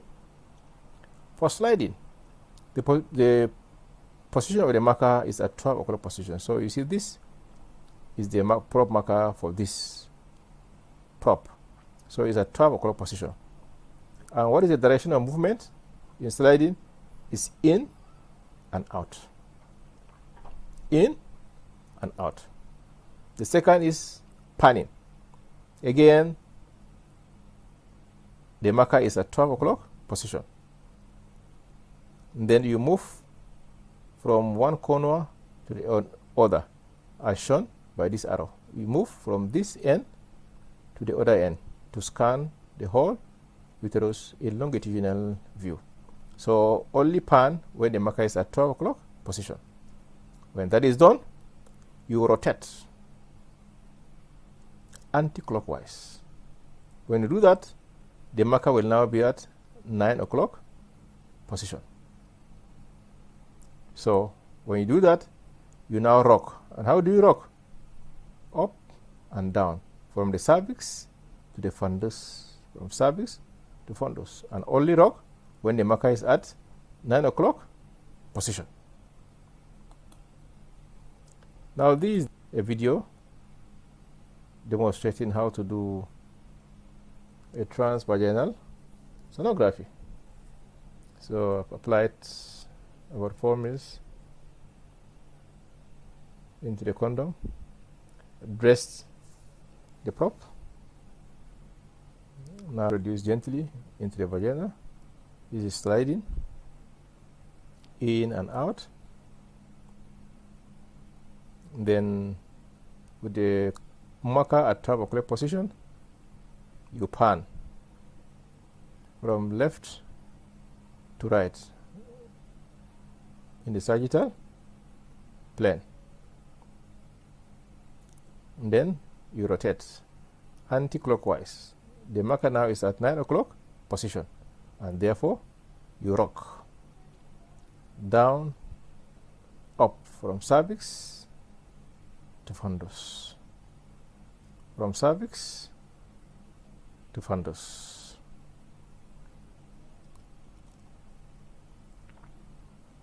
Then you can rotate back to the original position and then gently withdraw the prop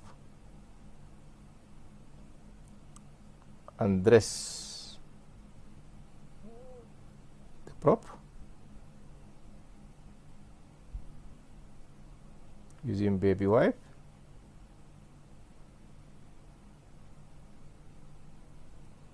Then remove your gloves and discard.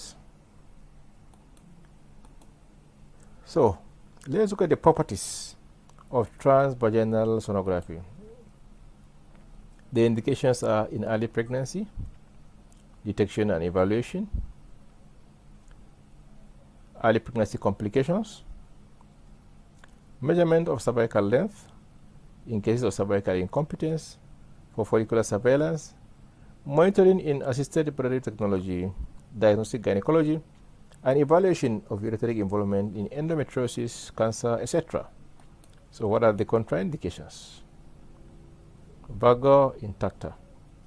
In children, when you have large pelvic masses, when a patient has a psychosexual disorder, when there's vaginal atrophy or stenosis, bleeding placenta previa, bleeding cervical mass, e.g. advanced cancer of the cervix, when the cervix is dilated or when there is sperm, produced gently into the vagina. The advantages are many. There is no need for a full bladder. You have superb resolution. In obese women or women with scars that heal by secondary intention, you avoid the need of going through the anterior abdominal wall. It's the gold standard for assessing the cervix. You can use the transvaginal prop to localize area of tenderness. You can demonstrate sliding sign, which will rule out adhesions. Pregnancy can be detected earlier than with transabdominal imaging, and in retroflex uterus, TVS is better than transabdominal imaging. But of course, there are disadvantages. One is the discomfort, and difficult to visualize masses that are 7 to 10 centimeters from the prop. Difficult in some elderly patients. It's an invasive procedure because there's an intrusion into someone's privacy. It's not suitable in women with narrow vagina. At times, static images of bowel can be mistaken for adnexal masses. Engorged pelvic vessels can also be mistaken for dilated here tube, but here chorodoppler will come to your rescue. Free fluid in the pouch of Douglas is commonly seen on TVS. This is physiological in most cases. Vaginal masses cannot be properly evaluated. Well, that's what the teacher says. But with a new technique of gel sonovaginography, you can properly visualize vaginal masses. Of course, the field of view is limited. Then let's look at the properties of transrectal sonography. Indications are missing IUCD or retrieval of missing IUCD. In case of advanced cancer of the cervix, where there is a bleeding mass or whatever that precludes vaginal examination. Again, in vago intacta. Guidance for cervical or uterine procedures. Where TVS is not possible, cervical cancers. An evaluation of endometriosis. Contraindications if the patient doesn't consent. Otherwise, it's a straightforward procedure. Advantages are that there's also no need for full bladder. Just like TVS, it also has good resolution. But the disadvantages are that it causes some pain, is also invasive, and takes a little longer than transvaginal sonography. Properties of translabial, or what others call transperineal sonography. Indications are in cervical incompetence, placenta previa, early pregnancy, in retroflex or retroverted uterus, in vago intacta, case of primary amenorrhea, PPROM, stress incontinence, pelvic organ prolapse, in intrapartum ultrasound, and postpartum, especially perineal muscle tears, levator ani, muscle avulsion, etc. And of course, patient preference. Contraindication, again, just like a transrectal, is no consent. Advantages are that there is no discomfort, no need for full urinary bladder, it's not invasive, simple to use, no pressure on the cervix, does not require additional prop. You can use either the transvaginal or the transabdominal prop, and it's more acceptable than TVS as far as our study is concerned. But of course, rectal gas obscures the assessment of the external os, and that is why some suggest bowel preparation before a translabial scan, but I don't think that's necessary. There's limited prop movement, and technically it appears it's more difficult to master than transvaginal sonography. So now let's look at the techniques for transvaginal sonography. Most of this will apply for both transrectal and translabial or transperineal. You need to obtain a brief history from the woman and explain the procedure and assure the patient that it causes less discomfort than a digital vaginal examination, and that this method is the gold standard for gynecological examination. Obtaining verbal consent. It's important to have someone around, and preferably a changing facility so that the patient can change into a more suitable dressing.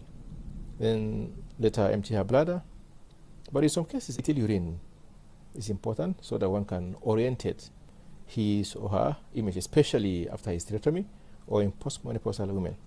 Then the patient should be in the dorsal position or solar position with the buttocks at the edge. It's extremely important so that one can easily manipulate the prop with the buttocks at the edge of the couch, ensure maximum abduction. So if you do that, you have something like this. Here you can see the urethra, the bladder, vagina, then the anus, the rectum.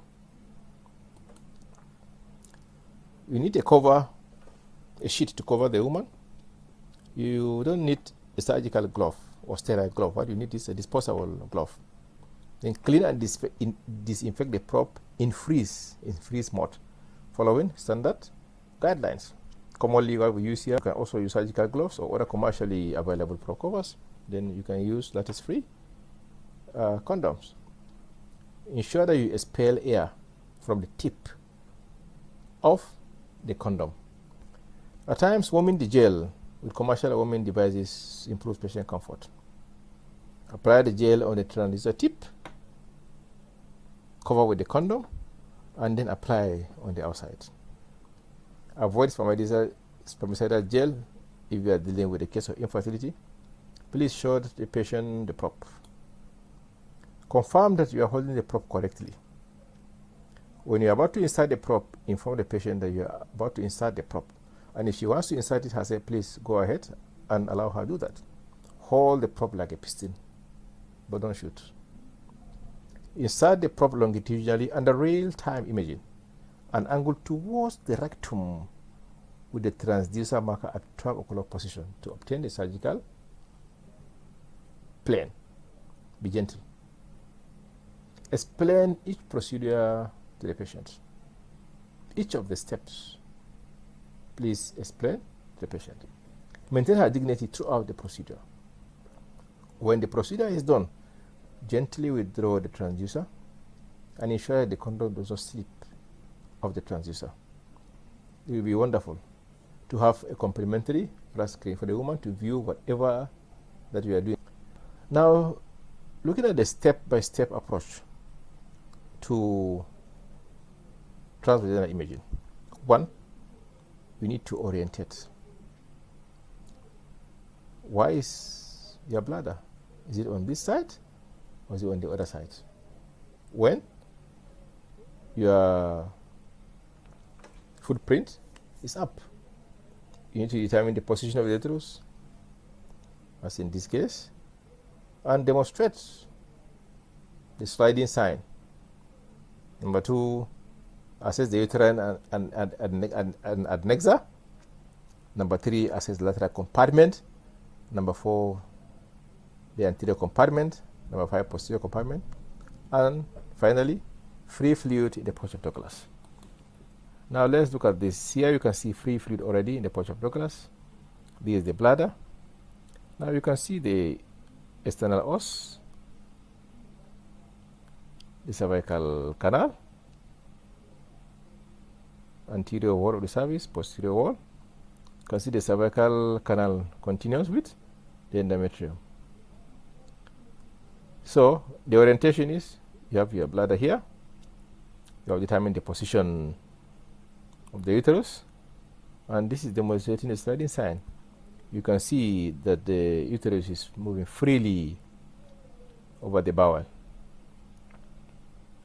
And here in the anterior compartment, you can see the bladder sliding freely over the uterus, suggesting that there are no adhesions in the anterior and posterior compartment. Generally, you need to optimize your image, and the first thing to do is to identify the bladder and the cervix, and then the position of the uterus, then the sliding sign, then first in the sagittal plane, like in this case, then assess the external os, the internal os, and the fundus. And you rotate 90 degrees anti-clockwise to assess from cervix to fundus in a transverse view. The second is uterine and adnexal evaluation. The ovaries lie on either side of the uterine body. It overlies the iliac vessels that can be traced on transverse section, or you can follow the ovarian ligament on transverse section to identify the location of the ovaries. If you have challenges, you apply Doppler.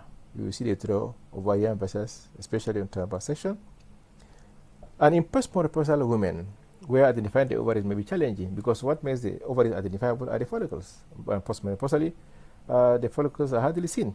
So when you see some echogenic area in the ovary, it helps identify the ovaries. At times, you can use the prop to push or manipulate while you apply the other hand in the suprapubic region to push the bowel. That way, you'll be able to identify not only where the ovary is, but you can also be able to differentiate between ovarian and paraovarian lesions.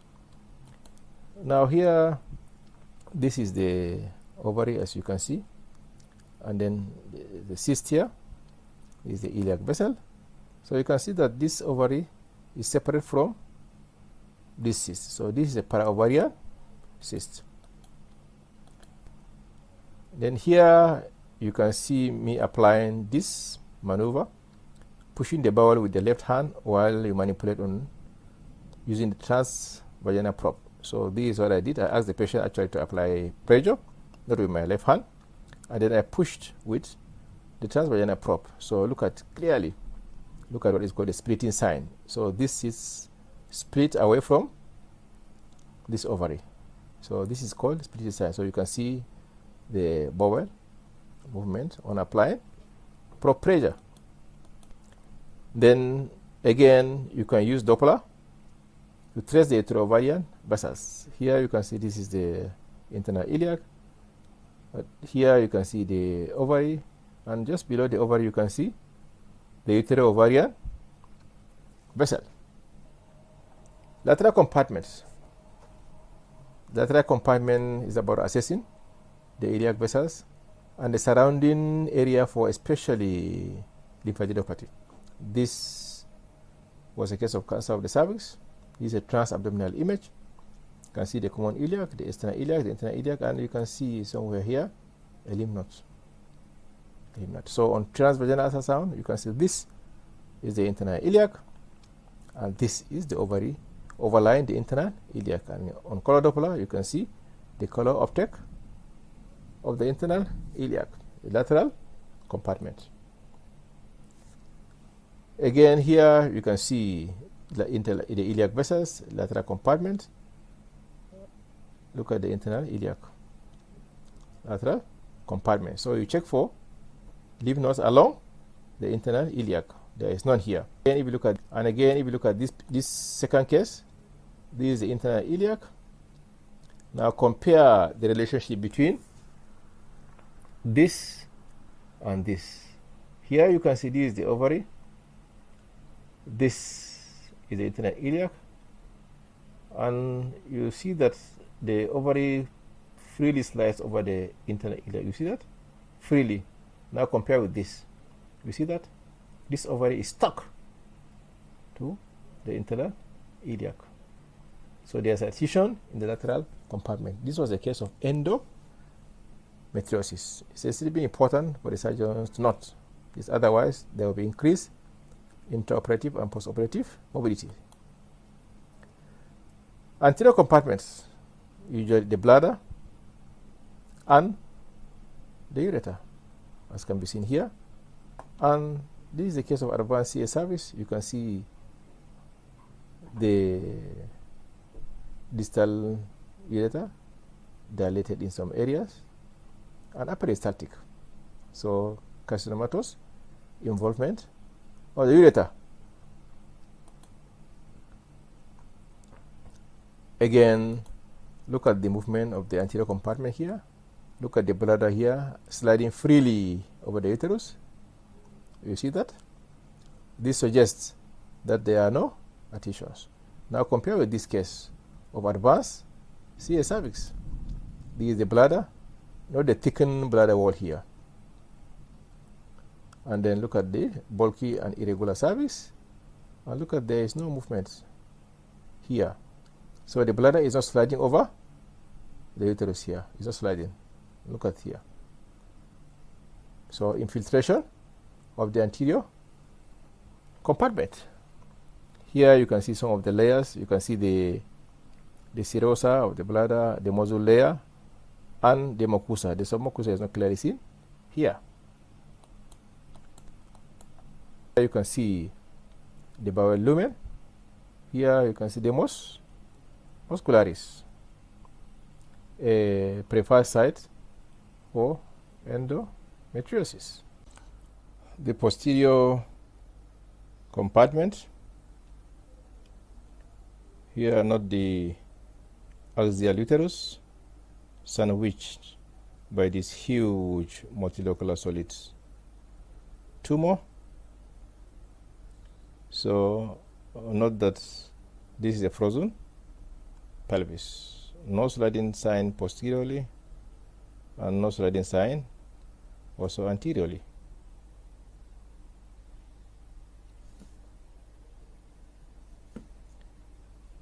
Six is free fluid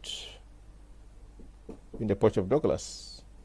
Here you can see the fluid is beyond the fundus. So this is ascites and not the low level echoes. So now let's look at techniques for transrectal sonography. This image was that of a patient who presented with primary amenorrhea, so vago intactum. So I did a transrectal ultrasound scan. You can see the bladder here and the bowel. So there is nothing intervening. It was a case of androgen insensitivity syndrome. Now what I want us to pay attention to here is this area, the posterior commissure. I shall come to that shortly. So the technique is as for TVS. Here you can put the patient in left lateral, dorsal or supine position with buttocks at the edge of the couch. Yes, you can insert the prop in the left lateral position, but before you start the scan, turn her to her back. Otherwise, there will be confusion about what is left and what is right. Use xylocaine jelly to reduce discomfort, and the index finger of the left hand opens the anus by exerting gentle pressure on the base of the posterior commissure, while the prop is inserted into the anus by gently depressing the commissure. The patient may be instructed to perform a Valsalva maneuver if the anal canal, anal sphincter is constricted. When the procedure is completed, we draw the transducer from the rectum and ensure the condom does not slip off the transducer. Transvaginal prop can be used for transrectal imaging. Again, complementary flat screen for the woman to view and appreciate what is being done. This is a 2D transvaginal prop. This is a 3D. I'm more comfortable using a 2D prop for transrectal imaging. It's less painful than a 3D prop. Now, this was a patient with disorders of sexual development. This is testis, clitoromegaly, and this is the vestibule.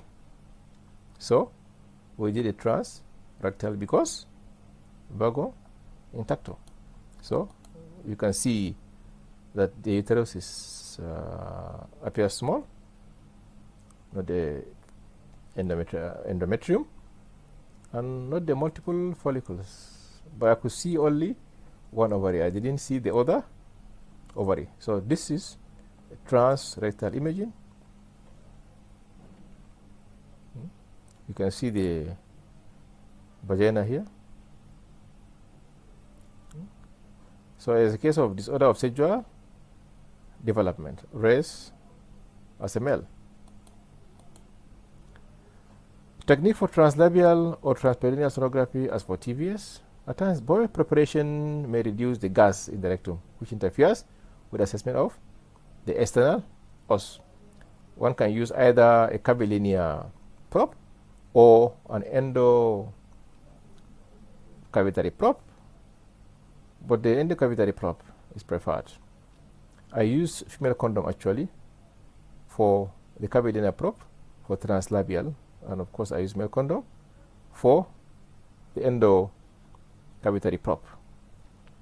Place the prop longitudinally between the labia majora, below the pubic symphysis. So between the labia majora, below the pubic symphysis, either using the endovaginal prop or the curvilinear prop. This is the image using translabial imaging. And this is a schematic diagram. So here you see this is the rectum here, and this is the rectum with gas shadowing. You can see the vagina here. This is the vagina with the cervix here, and you can see sacrilege in situ. So here you can see that the external os is not clearly seen. Why? Because of this shadowing from the rectum, and that is why others suggest bowel preparation. Again, this was a case of translabial imaging. In the case of placenta previa, you can see the cervical canal here clearly, but you cannot see beyond here. Again, translabial scan in a patient with transvaginal septum. You can see the septum here and the hematocolpus. Transvaginal scan, internal os, external os, cervical canal. The same case using translabial sonography. So you can see how clear the cervix is here. You can see the cervix from the internal to the external os, but here you can see the internal os, but not up to the external os because of shadowing from the rectum. Here using 3D, you can see the urethra, the vagina, the anus, and here you can see the paraurethral or skinny glands. Vaginal masses cannot be properly evaluated on TVS. That's what the literature says, but that was before the advent of gel sonovaginography. So vaginal masses can be properly evaluated actually with gel sonovaginography. So here, bladder, posterior of the vagina, gel in the vagina, and look at a mass here, deposit from a suspected cancer. So vaginal disease can actually be properly evaluated using gel sonovaginography. Again, when you look at this case, gel in the vagina, anterior vaginal wall, posterior vaginal wall, you can trace the vagina from the introitus up to the fornix, and here you can trace up to the fornix. Look at the anterior lip of the cervix, posterior lip of the cervix here, and look at this lesion protruding into the vagina. So you can actually properly assess or evaluate vaginal masses using gel vaginography. So our take-home message is that TVS is a gold standard for examining the pelvis, but always keep in mind the indications, contraindications, advantages, and disadvantages of the various methods. Thank you very much. Right. Thank you very much, Dr. Professor Mohammed Dukar, for that elaborate lecture on transvaginal, transrectal, and translabial ultrasound scan. You agree with me? It was very detailed. I really enjoyed the videos, the pictures that clearly demonstrated what he was lecturing about. Well, we've come to the end of the lectures for the morning session. We've gone through 4 lectures on the machine and its care. We've gone through Doppler. We've gone through techniques for transabdominal ultrasound, and the last lecture was on techniques for transvaginal, transrectal, and translabial ultrasound scan. The next on our itinerary for today is the panel discussion by the facilitators of the morning session. And I would like to request on Dr. Lunsi, Dr. Ferrate, Dr. Janet, and Professor Booker to kindly unmute themselves and maybe turn on their video so we can see them and start the panel discussion. There are some questions that were posed during the presentations. I think we'll go through some of them and allow the panelists to discuss. All right, thank you. Okay, Professor Booker, good morning, sir. Good morning. Good morning, all. Dr. Ferrati. Good morning. Good morning, Dr. Jeffrey. Good morning. Good I hope morning. you've been enjoying the presentation. Yeah, seriously. Yes, it's been very insightful. Dr. Janet, good morning. Yeah, okay. Good morning, Ma. How are you? I'm fine, thank you. Good morning. How is Ibadan? Oh, thank God. We'll come and visit you soon. Yeah. No problem. Well, Dr. Janet, can you activate your video, Dr. Janet? Okay, I want to get some activate your video so that the participant can see the face of you. The Yes, facilitators. that's right. Okay, I need to get mine off. Dr. Geoffrey, can you please activate your video? Dr. Geoffrey. Okay. Yes, oh, and then yes. Okay. Dr. Janet, your video is not activated. It said allow Zoom to access your camera. Okay, sorry, it's me actually. Let me just try. Okay. Okay. I think my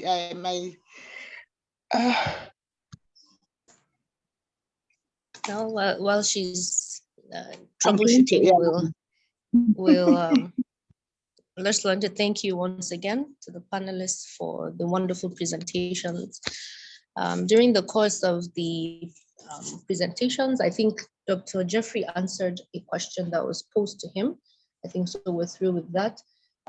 However, there were two questions to Dr. Ferrati. He started answering one of them on color score. However, I believe the network went off. So maybe he'll have the opportunity now to answer that question. Sir? Okay, thank you, Dr. Asta, for the beautiful sharing of the program or event. You've asked a question on the grading of the intra-lesional Doppler color flow. Yes, sir. I think this can actually analysis of tumor flow, vascular flow within the tumor. Actually, is not quantitative, it's more visual.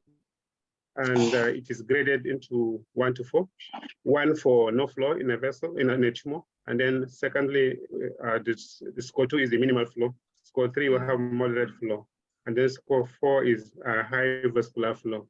So, but again, this is a kind of a subjective assessment, depending on how you view it. Yes.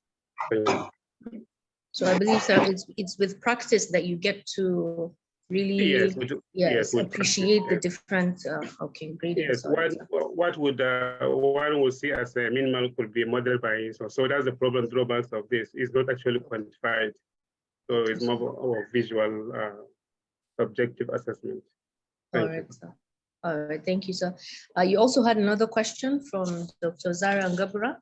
She asked, please, could you explain the Doppler modes more and how to elicit them, e.g. the B mode, M mode?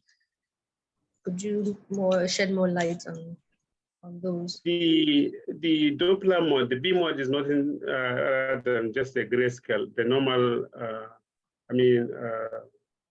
is it ultrasound mode or Doppler mode? Well, I think it's Doppler because that's the question came under your presentation. But I believe you can answer for all. Yes. This is, please explain Doppler modes. Yes, it was Doppler. because when you talk of the B mode, it's just normal ultrasound grayscale mode of ultrasonography, and not necessarily Doppler ultrasound. Then when you say motion, it has to do with when you apply motion, and so it's applied theory for ultrasonography. But I don't know whether she can be specific about the question. Okay, Dr. Zarangabra, do you want some more clarification, or do you want to clarify your question? You can unmute yourself to do so. Dr. Zara? Okay, I think we've lost her. So I think we've lost her, sir. I think our question is about Doppler modes, if I understand the question clearly. Yes, it was on Doppler, but she said for example, B mode, M mode. So I think that's why. Okay. When you say B mode, actually it refers to it's just the conventional grayscale mode of ultrasonography. It's not referring to Doppler. When you say B, it's just the grayscale. And then you have the Doppler mode when you apply color flow or color Doppler. So when you just say mention you say P mode, it's just the grayscale of ultrasonography. Yes.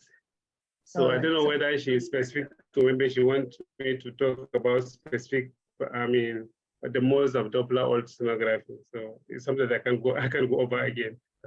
Otherwise, if she has a specific question regarding that. Okay.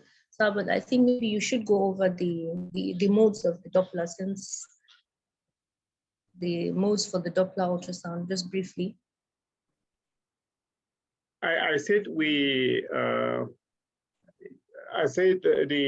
method of the classification of Doppler ultrasonography. We have the continuous wave Doppler, where you have the single probe siren as the continuous wave Doppler ultrasonography. So this continuous wave Doppler also, there are two types. There's one that is just non-imaging type, and then we have the second one, it can actually give imaging type. And then we have the pulse wave Doppler, and then you have two transducer crystals within the one housing of a probe. One will serve as the transmitter for ultrasound wave, and then the other one receives. And then we have other forms of how the triplex, we have combination of conventional grayscale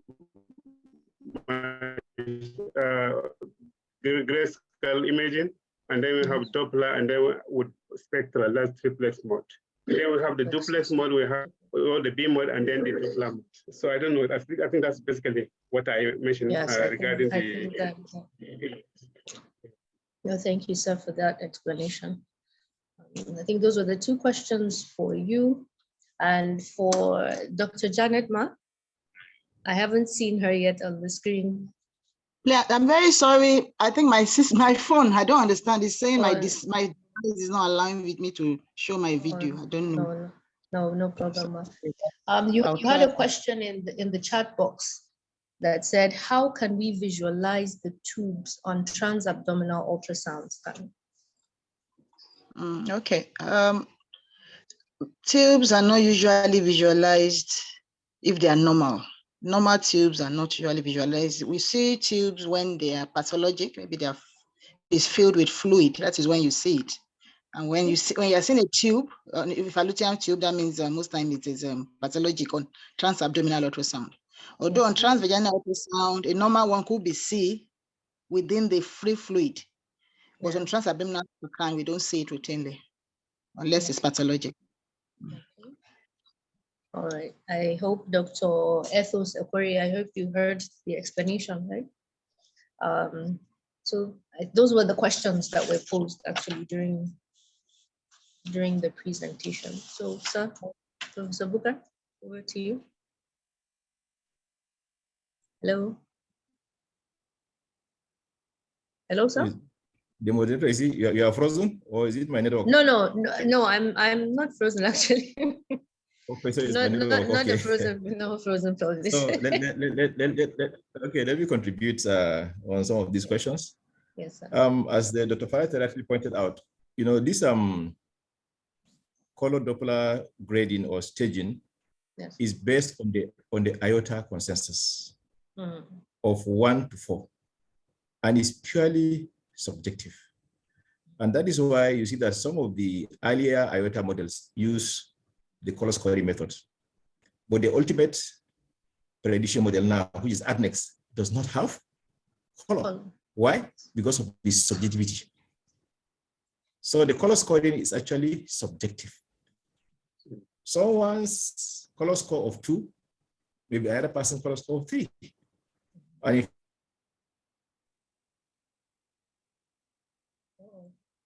I think the network, hello?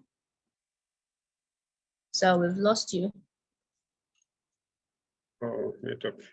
Yes, network, most likely. We've lost him. We've lost him.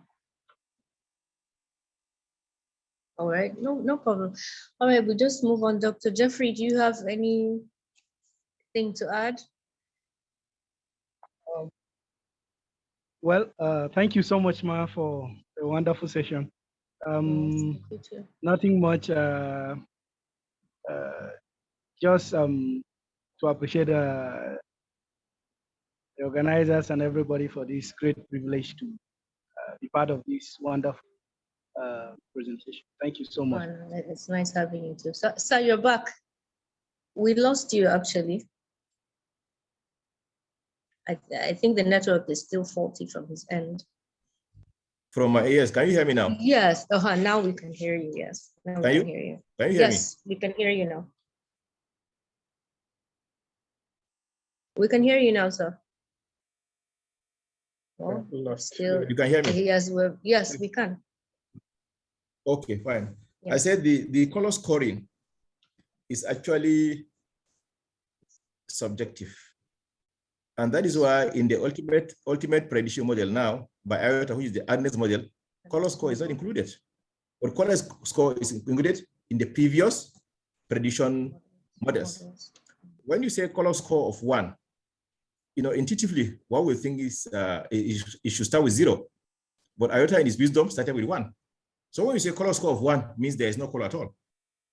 When you say color score of 4, means abundant color flow. And that is quite helpful actually in assessing Adnexa lesions and generally in gynecology practice. Where the confusion comes most times is between color score of 2 and 3. And as in one of the questions, the Doppler setting is extremely important for you to be able to assign the correct color score. Because if the PRF or the velocity scale is high, you may not see low velocity flows. And that's why Dr. Farate in his lecture alluded to the fact that the power Doppler picks low velocity flow. And these are the flows commonly seen in gynecological lesions. Yes, generally, you do not see a normal tube on ultrasound. But if there is fluid collection or ascites, you will see a normal tube floating within. In fact, we saw one yesterday, floating within the ascites. In fact, in one of my YouTube channels also, there is a disease tube floating within ascites. Normal tube, based on today's ultrasound scan, cannot be seen. But if there's ascites or fluid around the ovary, you can see the tube floating. Yes. Right. So thank you, sir, for that explanation. Thank you. Thank you, sir. Dr. Janet, Ma? Hello, Ma? Hello? Lost her. Yes. But do you have anything to add to anything about the other topics that were presented now? No, really. Just to appreciate Professor Booker and the organizers for inviting me for this program. All right. So thank you. Okay. Thank you too. Thank you, Mom. All right. So sorry, Dr. Jeffrey, let me ask this question. Severally, so at times when we send for ultrasounds, maybe of the pelvis to the radiology department, most times we find a lot of reports showing us cystitis. Could there be, well, there are no symptoms clinically. could there be a reason to why we have these frequent reports of cystitis? Based using on the machines, is there anything with maybe the settings that could give you an erroneous report of cystitis?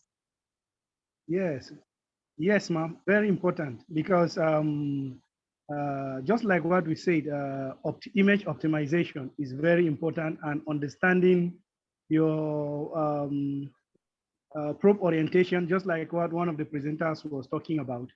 If you don't even understand when or how to place your probe, it could be giving you a false positive diagnosis. Ultrasound is an operator-dependent equipment, and that's why the dexterity of the sonographer is very important. Actually, cystitis is that is inflammation of the walls of the urinary bladder. So it's actually the measurement of that urinary bladder wall. That's if it measures greater than a certain range, maybe that's greater than 3 millimeters or thereabout, it's commonly referred to as that's thickened bladder wall, urinary bladder wall. And so if you don't know how to optimize the image, that is even the depth, and sometimes you are not scanning perpendicular, you have to go, that is usually on a sagittal view, to get a good image for you to be able to measure the thickness of the bladder wall properly before you get that accurate. Sometimes you, because of the angulation of your beam, the insulation is not perpendicular to the fabric, and so you're having false positive when you are diagnosing cystitis, when actually just a mild or dip on the urinary bladder or in the urinary bladder. Please, I would like to add to that. Can I add to that? Yes, ma'am. Please go ahead. Thank you.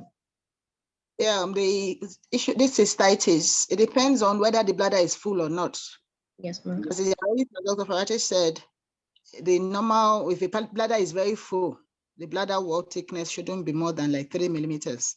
But if the bladder is moderately filled up or underfilled, it becomes thicker. Yes. So if somebody so when the bladder is not full, it can give us more. It can become thicker. You understand? It can get up to 7. So if somebody is not sure, if you don't know this, once you are getting 7 millimeters or 8 millimeters in and on the fully filled bladder, it can erroneously say it's the cystitis. So you have to know that bladder must be very full for you to have for you to use the 3 millimeters cutoff. If the bladder is not full, it can up to 7 millimeters is still normal in an underfilled bladder. All right. Okay, thank you very much for that answer, ma'am. Let me add something. Yes, I want to add something. Yes, sir. I think the question should have been directed to us, and because the reports are coming from our department, most of the findings of cystitis, they write, some of our residents. Network. So we're losing you. The network is shaky, I guess. Or some of our colleagues write, yes, majorly based on the findings of some fine internal echoes within the thickened bladder wall. But not all internal echoes you find in the bladder on ultrasonography is due to cystitis, maybe due to normal crystals in the urine. So cystitis, they're right. Most of the reports actually are due to findings of fine internal echoes within the bladder. So it's not always due to cystitis. Yes, cystitis is one of the causes, but it can be due to normal crystals in urine. Okay. So when you find such a report, it should be correlated with clinical findings as well as maybe microbiological assessment. Right. It's not always equal due to cystitis or urinary bladder infection. So we can hear Farate. Is that it? Yeah. Yes. What I'm saying, sir. Can you hear me now, sir?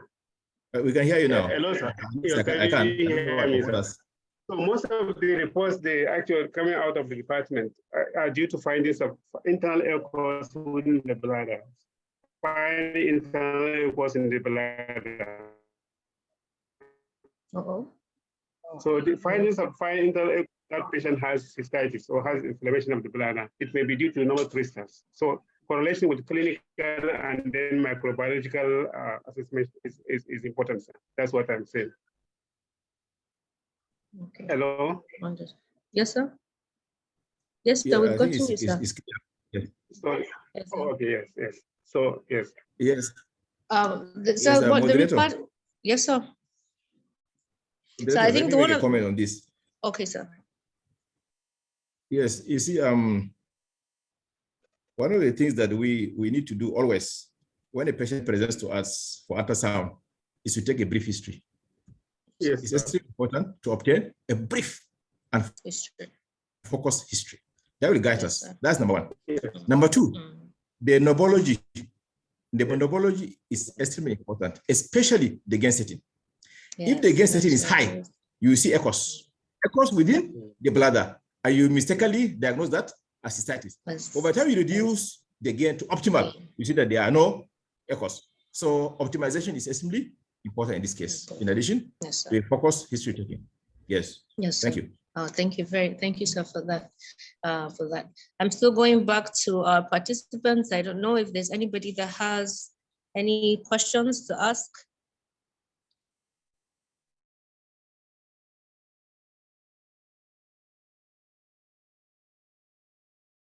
Yourself, please, if you have anything to add or ask, or if you need any clarifications or anything from the 4 panelists that have presented. I think there's a question asking for difference between to clarify between fluid in the pouch of Douglas. I think Okay, that's a question. okay. Oh, I didn't see that, ma. Please let me check. Fluid in the pouch of Douglas. Sorry, I think it's a sorry, ma. Directed to me. Okay, it was directed to you. Okay, sorry, ma. It wasn't. Okay. Ma, you can go ahead, please. Okay, was asking how to differentiate between fluid. Sorry, let me just say it again. It says, how can we differentiate normal fluid in the POD from true PID? Okay. Okay. I think fluid, normally we're supposed to, fluid is a normal finding in some women of a reproductive age group, like usually seen fluid in the pouch. You see fluid in the pouch during ovulation, and after menses. Nice. This is the normal finding. Yeah. But when does it become? I think yeah.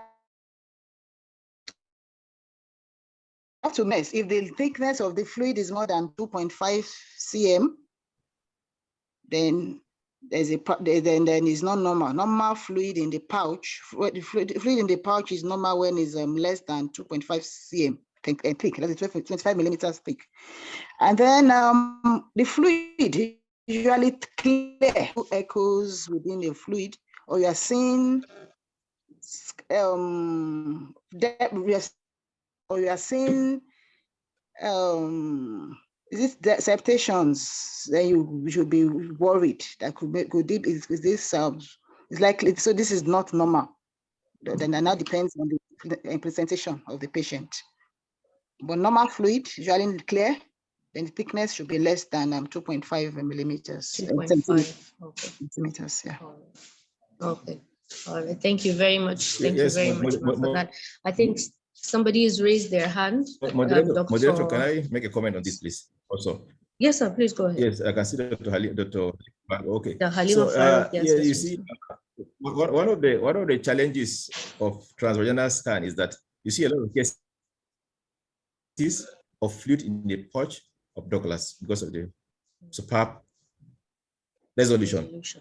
In majority of cases, these are normal, as Dr. Janet. But again, let's always not forget history taking.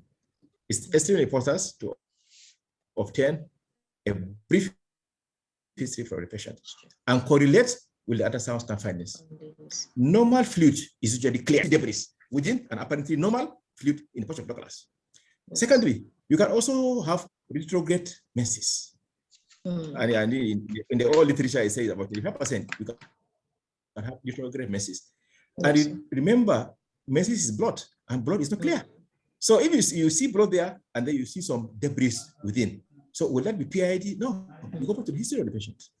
Yes. And then you correlate that with the history, and you're able to arrive at a reasonable diagnosis. So history is really important, gain is really important, and knowing the neurology and optimizing your image. Yes. All right. Thank you, sir, for that addition. All right, Dr. Halima Farouk, I see you raised your hand. You can unmute yourself and even turn on your video. Thank you, ma'am. Okay. Thank you very much for this wonderful lectures. We're really learning a lot. Thank you so much. Thank you, the organizers too. Prof, in your lecture, you talked about the use of a transvaginal scan and even the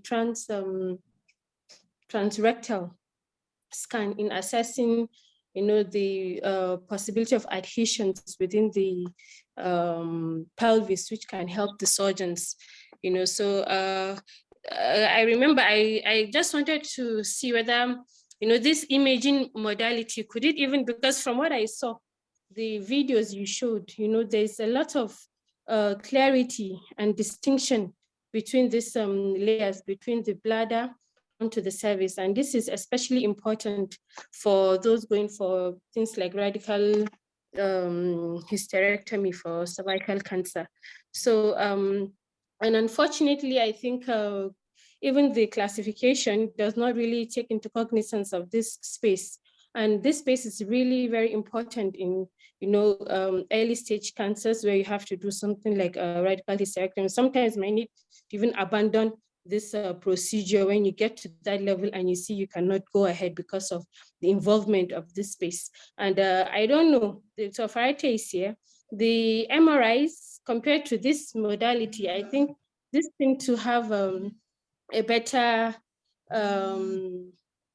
I don't know whether I'm wrong or not, but at least this gives me at least an impression that it can even be a better modality to assess this space and be able to, inform the surgeon better than even the MRI, because the MRI might not tell you this much, or maybe it will tell you it's okay, but when you go there, what you find is totally different.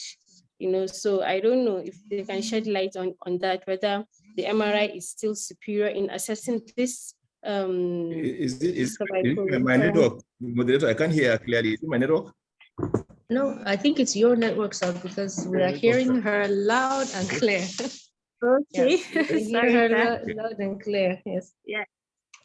My comment is about the assessment of the uterovesical space or cervical-vesical space, especially for those patients that are going in for radical hysterectomy, especially for cervical cancer. So I was thinking, I saw the modality used here, that's the transvaginal or probably the transrectal, giving us a very good images on this distinction. The clarity is so superb, differentiating the structure so that I can be able to know whether there is some tumor, adhering the bladder wall onto the cervix or not, so that it can help you with that probably we didn't get that enough with the MRI. So I don't know if the MRI, the transvaginal scan, is still probably even a better modality to assess that space than even the MRI. So that's the clarification. And thank you. So did you get her? Yes, I got her. Let me respond before the Farate response. Yes, actually, there are so many studies, I think by Daniel Fischerova and others, comparing transvaginal imaging with MRI. But that is in real experts. We have few experiences with this, and actually you can use transvaginal on transrectal to actually stage and assess parameter infiltration of the anterior compartment and posterior compartment. Now, if you see one of the images I shot about the anterior compartment, you can see there was already infiltration of the bladder and there was negative sliding sign. That tells you that already there are tissues. I remember there was a case we did with Professor Adiza. Then we did a scan. We couldn't see any evidence of infiltration. But when we tried the sliding sign, it was negative anteriorly. And when she went in, there was infiltration in the anterior compartment. So we can use transvaginal ultrasound scan and translator ultrasound to guide the surgeon on the radicality of surgery. That can be done in experts' hands. Yes. Dr. Farate? Yes. Oh, hello, Dr. Farate, sir. Okay, I think we've lost him a bit for a bit. He's frozen. No, I think yes. Hello. Yes, sir. Yes, sir. Go ahead, sir. Okay. Remember, assessing patient is a holistic. So there are times you have to use more than one imaging techniques to actually assess a single patient. But MRI has a very good soft tissue resolution, and then the extent of the disease may be better defined by using MRI. Yes, because when you use ultrasonography, you may have some limited views. There are certain areas you may not see, but you have, when you do MRI, either a limited pelvic MRI, you have a wider definition of your lesion, and then the extent of it compared to ultrasonography. So I think in terms of MRI, I think is best when you want to plan patient for surgery. But again, you don't say one imaging technique is better than the other. So sometimes you have to use a combination of imaging techniques. Sometimes you can even go for CT where you can survey the paraortic areas for lymph node, other visceral involvement. So to me, MRI still remains the best imaging technique to assess the pelvis for locally. Oh, is it local disease of the pelvis to define? Yes, agreed. MRI is still, but ultrasound also has a place. Yes, sir. Yes, sir. Yes, it does. That's a place. A combination of. Yes. Ultrasound will give you an idea that is something, or just give you an idea, but for wider view, so probably MRI is the best technique to define, and surgeons will be more comfortable. Yes. Certainly. Yes. Oh, thank you so much. Well, you know, they are experts like the Fisherova. She does both abdominal and pelvic, so she can assess everything just like MRI, and you can go and check. But of course, MRI is superior, no doubt. But in expert hands, sometimes you can have small size lymph node that some tumors may evade detection, despite no matter how skilled. You can have a small and normal looking lymph node. It's only when you do this cross-sectional technique with contrast enhancement, lesions will lighten up. So you have to use a lot of one or two imaging techniques to actually to extensively define, assess the patients. That's right. That's right. That's right. Yeah. Yes. All right. Thank you so much for that question, Dr. Halima. And I think the panelists have given their own take on that. Well, we're slightly behind time. We're supposed to start our break. We were supposed to start about 5 minutes ago. So I think we'll just take a morning break for the next 15 minutes. We should be back by 12:05 so that we'll start the afternoon session. I would like to thank the panelists for the morning session. We truly appreciate your presence here, and we've learned a lot from you, honestly. So you can stick around for the afternoon session also to gain from the discussions then. When we come back, we'll go proper into the IOTA and consensus. So we'll be back by 12:05. We'll take a short break, and I hope to see you then. Thank you, sir. Thank you, Dr. Farati, Dr. Jeffrey, Dr. Janet. Thank you so much for coming. Thank you so much, ma'am. Thank you. I appreciate it. All right, we'll see you in the next few minutes. All right, have a nice break. Okay, thank you so much.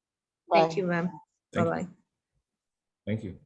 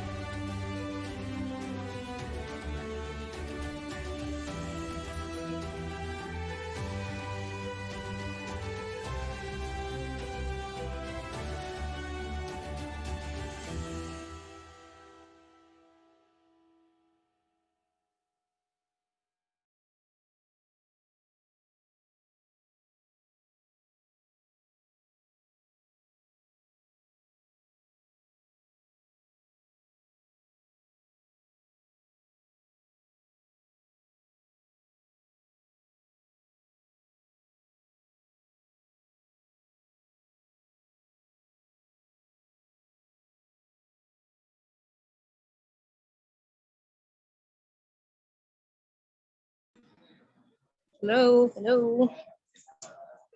Good afternoon, everybody.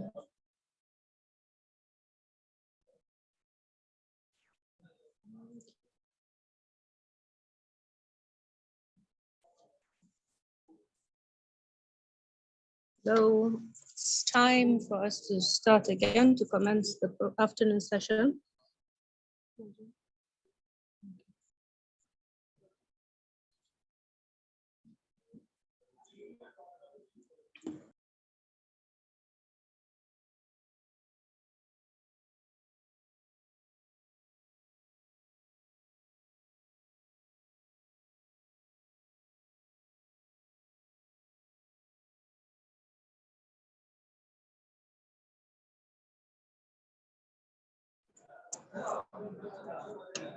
I hope everyone has moved and stretched a bit.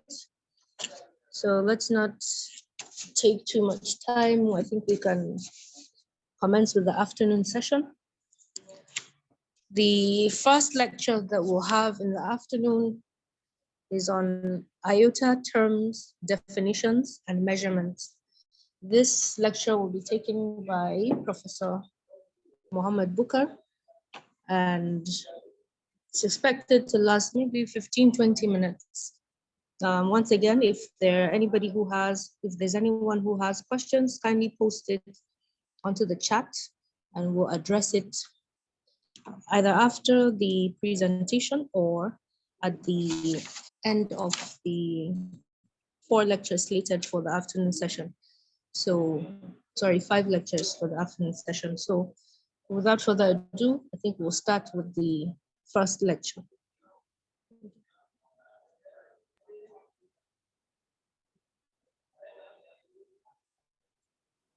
The title of my talk is Understanding the International Ovarian Tumor Analysis Lexicon.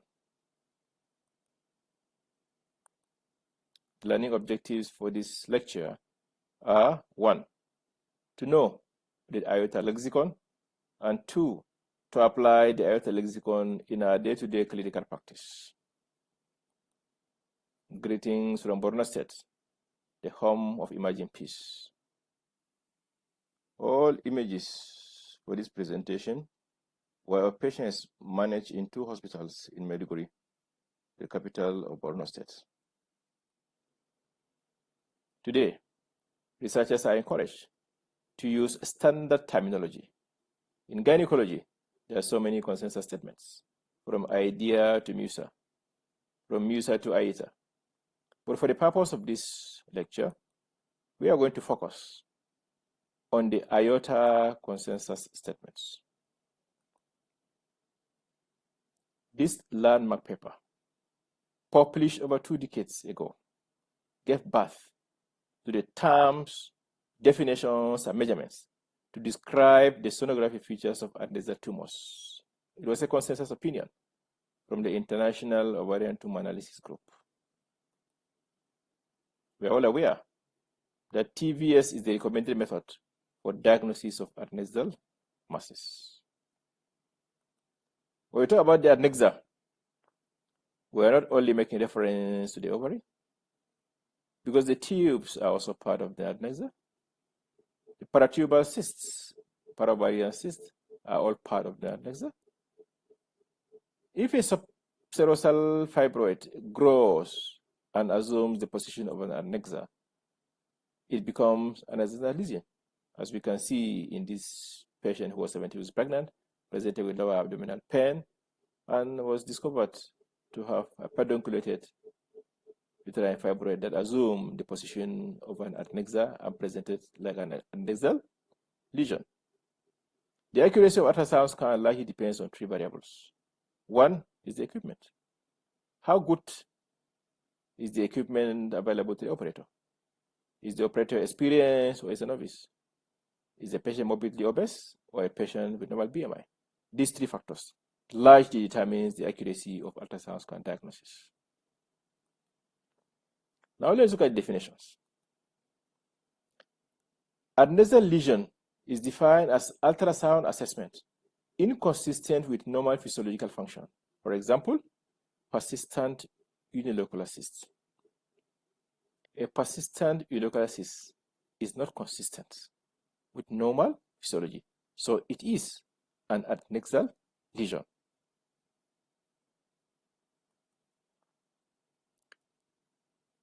A septum is a thin strand of tissue running across the cyst cavity from one internal surface to the other. Like we can see here in this case of endometrioma, where you have a complete septum, and in this case of hydrosalpinx, where you have an incomplete septum. A lesion is said to be solid if it exhibits high echogenicity, suggesting the presence of tissue like myometrium, ovarian stroma, as you can see here, myoma, or fibroma. The outline of a tumor is described as smooth or irregular. As you can see, the outline of this solid tissue or solid lesion is irregular. This was a case of yolk sac tumor. Solid papillary projections is defined as any solid projections into the cyst cavity from the cyst wall with a height of greater than 3 millimeters. So any projection from the cyst wall into the cyst cavity measuring more than 3 millimeters is considered a papillary projection. If it is less than 3 millimeters, it is considered wall irregularity. It can be smooth or irregular. Only the inner wall of the cyst is considered. When you talk about smooth or irregular, it is the inner wall that is considered in a cyst, as opposed to a solid lesion where it is the outer wall that is considered as either smooth or irregular. When there is doubt as to whether the tissue is solid or blood clot, consider the tissue as solid. Use the worst case scenario. But you can push the lesion or apply color. Only living tissue take up color. Blood clot will not take up color. Solid tissue will not move pushing the lesion, while blood clot will move, as you can see in this video. You can see this blood clot moving, and pay attention here and see a debris detached from this and gravitates down, because this is blood clot. A solid tissue will not move. When measuring the papillary projection, do not include the cyst wall. Just measure the height of the papilla. When it's greater than 3 millimeters, it is called papillary projection. Less than 3 millimeters is wall irregularity. When the indentation between the papillae is less than 50%, you consider that papilla as a single papilla. But if it's more than 50%, you consider it as two separate papillae. This is an endometrioma with a sludge. So this sludge should not be considered as papillary projection because it is not solid tissue, but the wall of this cyst is irregular because of the presence of the sludge. Acoustic shadows is loss of acoustic echo behind a sound absorbing structure, as you can see here. Acoustic shadow giving the typical tip of the iceberg sign seen in dermoid cysts. Ascites is when there's fluid outside the pouch of Douglas. It is recorded as either being present or absent. Locules, count the number of locules as 1 to 10 or greater than 10. As you can see here, the number of locules are greater than 10. Fluid in the pouch of Douglas, record in sagittal plane. The largest AP diameter in millimeters. With appropriate Doppler settings. Color score of 1 is when there is no flow. Color score of 2 is when there is minimal flow. Color score of 3 is when there is moderate flow. And color score of 4 is when there is marked flow. There are 6 categories of lesions described qualitatively. 1 is unilocular cysts. 2 is unilocular solid. 3 is multilocular cysts. 4 is multilocular solid. 5 is solid tumor. And 6 is not classifiable. So this is a unilocular cyst. A unilocular cyst is a cyst without septa or septa, and without solid papillary projection or solid parts, as you can see here. A unilocular solid cyst is a unilocular cyst with a measurable solid component or at least one papillary structure, as can be seen here. Note the number of papillary projections and the color score. By definition, once there's a papillary projection, the cyst is irregular.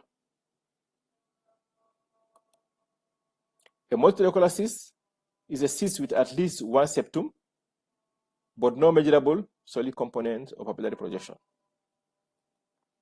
A multilocular solid cyst is a multilocular cyst with a measurable solid component or at least one papillary structure. A solid tumor is a tumor where the solid component comprises 80% or more of the tumor when assessed in a two-dimensional section. Not classifiable because of poor visualization, as in this case of dermoid. Because of this extensive shadowing, it's difficult to classify the tumor at times into any of the 5 groups. Why is it important to describe these lesions appropriately? Why is it important for us to know that one cyst is unilocular while the other one is unilocular solid? This study from the IOTA group of 1,066 patients look at the risks of malignancy in these lesions. When it's a unilocular cyst, the risk of malignancy is 0.6. In multilocular cysts, it's 10%. Unilocular solid, 3%. Multilocular solid, 41%. Solid, 62%. So once there is solid component in the lesion, the risk of malignancy is increased. Tester and his group look at 113 lesions in pregnancy and the risk of malignancy. What did they find? One, it is unilocular cyst, the risk is 0%. Multilocular cyst, 27%. Unilocular solid, 35%. Multilocular solid, 70%. Solid, 70%. Now compare what the TUMOUR group found outside pregnancy and the risks during pregnancy. So it's important to correctly classify these lesions because it serves as a good prognostic factor. Classification of cyst contents. Anechoic, clear, the typical simple cyst. Always measure in 3 perpendicular planes. Low-level echoes is typically what is seen in mucinous cyst adenoma or when you have hemorrhage in serous cyst adenoma.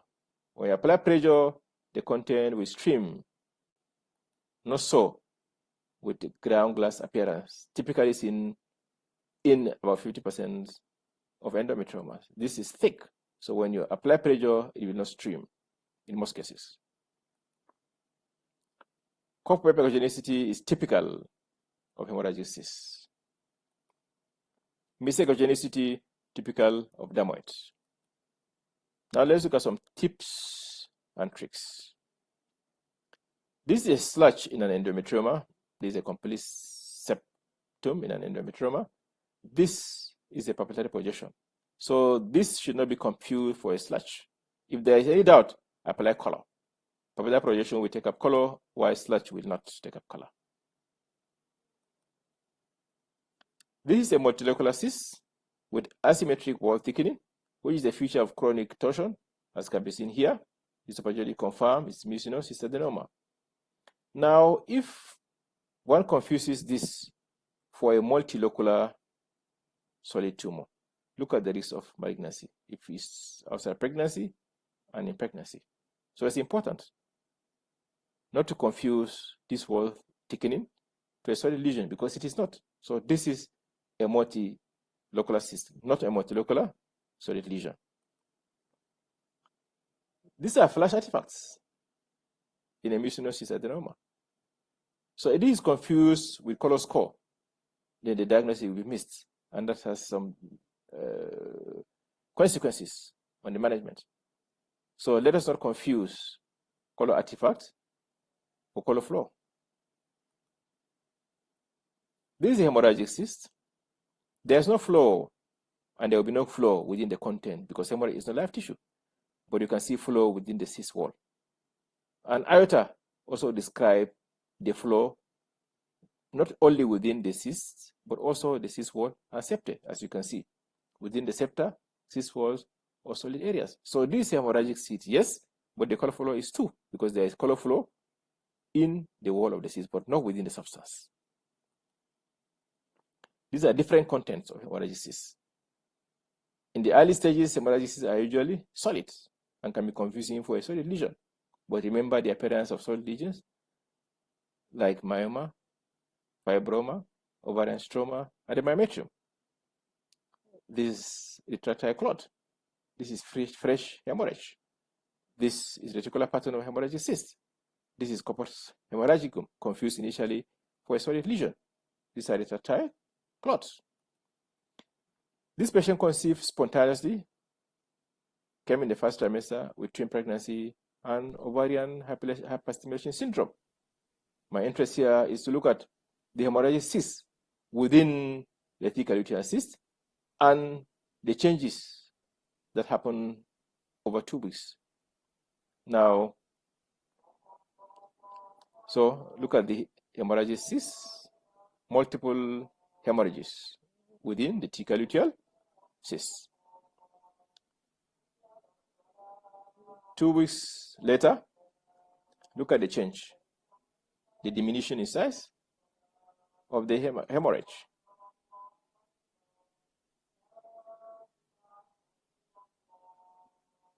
Again, look at this retractile clot.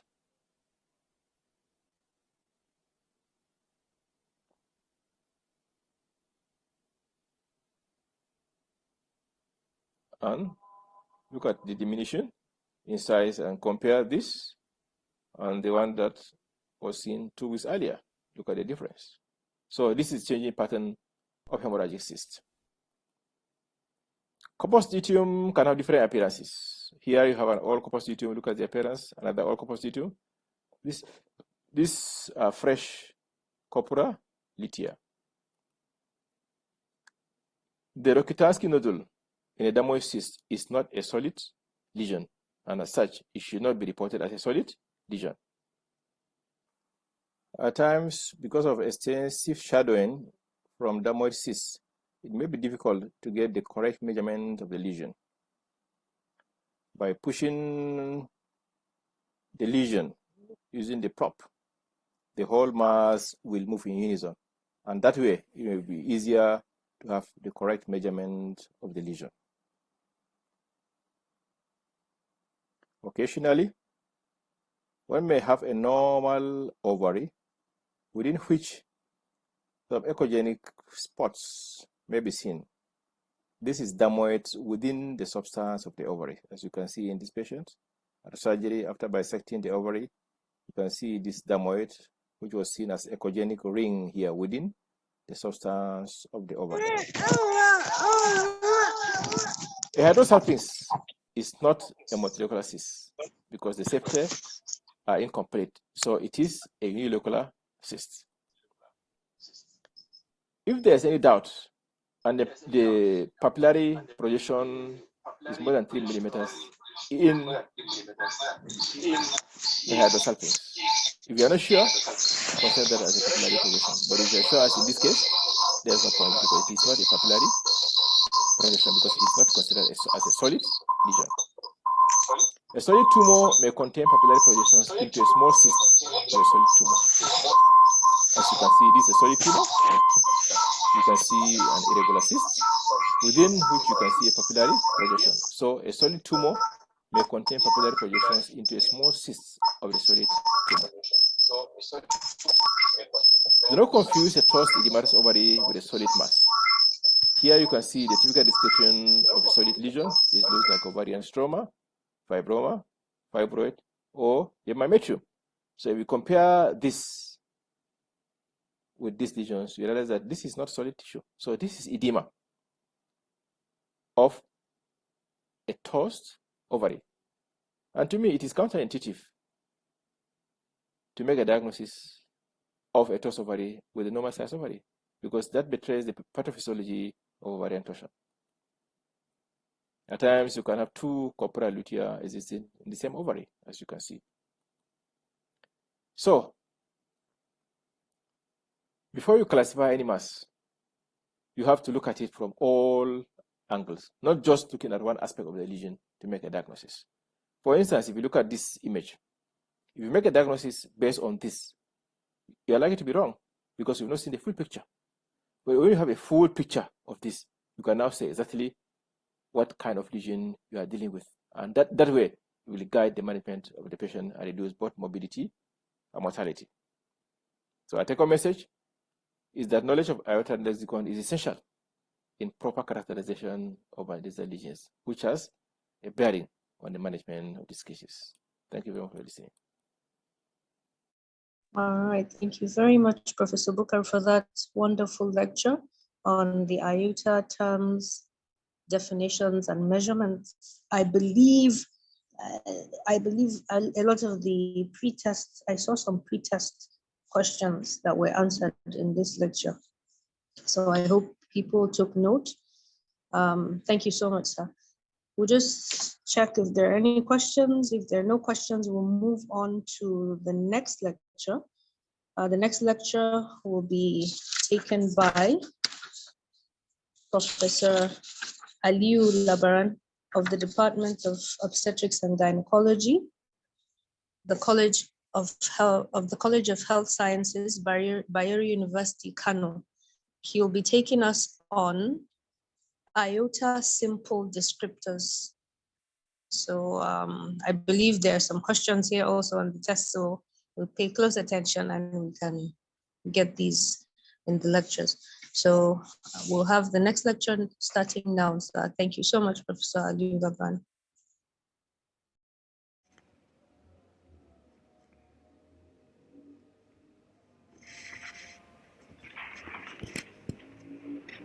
Distinguished colleagues, ladies and gentlemen, good afternoon. You are welcome to this webinar organized by Professor Bukar. And I will first of all thank Professor Bukar for organizing such webinars for the benefit of our team and friends in obstetrics and gynecology, especially those who have special interest in gynecology. Now, I intend to use this outline for the presentation, an introduction, background, and I will talk about the descriptors, and I will also talk about the simple rules, and then finally look at the possibility and the challenges of applying this model in low resource settings. Now, as an introduction, let me say the ovary is an important female anatomical structure. It helps in the perpetuation of the human race because it is the organ in the female that produces the eggs. Again, it gives women their femininity because it is the site in the female or organ in the female that produces estrogen and progesterone. It is a source of sorrow and agony when it is afflicted by disease. And the diseases of the ovary can be benign, but in the extreme of cases, they can be malignant. Now, differentiating benign and malignant diseases of the ovary is very important because it gives us opportunity to offer appropriate treatment. And we know that the aim of treatment for benign disease is to achieve cure.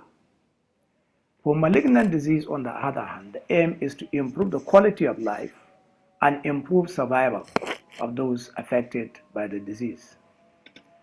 The treatment for malignant disease can be as complicated and sometimes as devastating as the disease itself because the chemotherapeutic agents themselves have their own side effects. And sometimes for some of these chemotherapeutic agents, the side effects are very severe.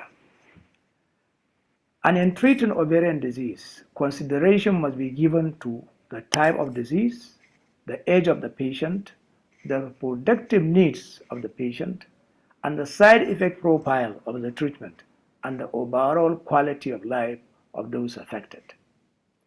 Thus, thorough clinical assessment to determine the nature of disease is critical in treatment of ovarian diseases. Now, as we know in all medical fields, assessing the patient requires taking history, which means getting information from the patient, and then complementing this by the findings on clinical examination, and then go further, do certain tests, which could be invasive or non-invasive. A non-invasive evaluation requires biophysical procedures such as ultrasound, MRI, and CT. An invasive evaluation requires surgery, and this will allow us to access tissue to be subjected to cytology or histology to make definitive diagnosis. Surgery also provides an avenue for staging the disease, depending on whether it is malignant or it is benign. Now, with the above, a non-invasive approach will obviously be better for the patient and even safer and less costly for the patient. Now, over the years, there were various attempts to identify an optimum approach to ovarian disease evaluation. These could be biophysical, as in the use of ultrasound, MRI, and CT, or could be biochemical, as in the use of tumor markers such as CE125 and HE4. Or it could be a combination of biophysical and biochemical approach. In this regard, there were attempts by individual experts and also various professional societies, such as the European Society of Gynecological Oncology, the International Society of Ultrasound and Obstetric Gynecology, and the International Ovarian Tumor Analysis Group, and also the European Society for Gynecological Endoscopy. So over the years, these professional societies have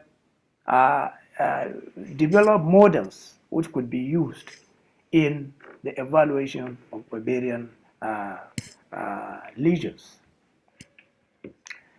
Again, some of the models they have put forward include the risk of malignancy index, the so-called RMI. Another one is the risk of ovarian malignancy algorithm, the so-called ROMA, and then the IOTA or IOTA simple predictors. So these are some of the models that were being put forward and used over the years.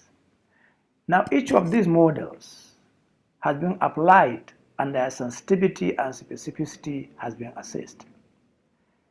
The latest model, which is in evolution, is the use of artificial intelligence for predicting ovarian disease or ovarian malignancy. Now, this model, like I said, is in evolution. We are not yet there. There needs to be more time to test it and evaluate its sensitivity and specificity. The IOTA simple predictors are based on ultrasound, and principally what is required is pattern recognition. You have an image that you took during the scanning procedure, and you now look at that image to see which of the patterns it is conforming with. And transvaginal ultrasound examination is often regarded in clinical practice as the standard first-line imaging investigation for the assessment of adnexal pathology, because using transvaginal approach of ultrasound scanning will give you better and less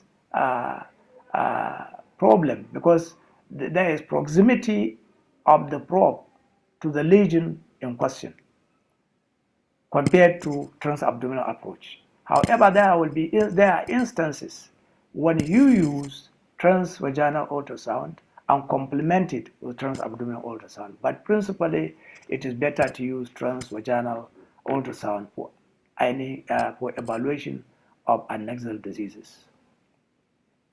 Now, the diagnostic accuracy of ultrasound in differentiating between benign adnexal masses, benign and malignant adnexal masses, has been shown to relate to the expertise of the operator. That means it is not everybody that can use ultrasound and differentiate between benign lesions of the ovary and malignant lesions of the ovary. There is a need for an expert who has acquired specific levels of training to be able to carry out such evaluation. Now, the diagnostic accuracy of ultrasound in differentiating between benign and malignant adnexal masses has been shown to relate to the expertise, like I said, of the operator. And the European Federation of Societies for Ultrasound in Medicine and Biology has published minimum training requirement for gynecological ultrasound practice in Europe, including standards for theoretical knowledge and practical skills. And these standards by the European Federation of Societies of Ultrasound in Medicine is being adopted by different regional and national bodies. And this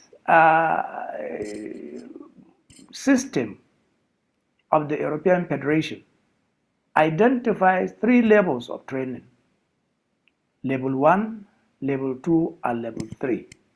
And level 3 has the highest level of proficiency and competence. And that is the one that will give you a better result, which is more reliable, because that is the highest level of competence. So if somebody with level 3 competence does the evaluation, the result will be more reliable and therefore more acceptable and can be used to treat the patient based on the result.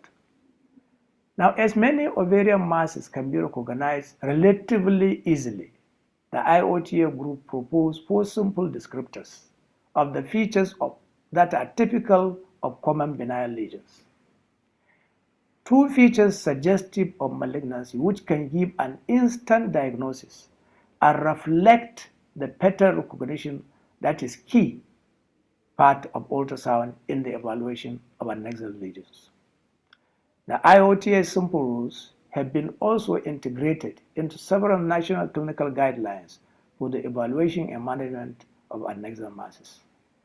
They were considered the main diagnostic strategy as part of a first international consensus report for the assessment of adnexal masses. So these IOTA simple rules and simple descriptors have stood the test of time, and they have borne an assessment where there is currently international consensus on their use and their efficacy in assessment of adnexal masses.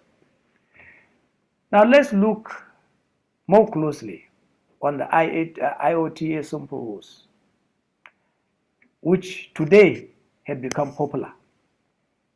In 2011, the Royal College of Obstetricians and Gynecologists, the ROCG, incorporated the simple rules in the Green Top guideline on how to manage premenopausal women with adnexal masses. Now, in 2016, that is about 5 years after the ROCG adoption, the American College of Obstetricians and Gynecologists integrated the simple rules into their clinical guideline on the evaluation and management of adnexal masses.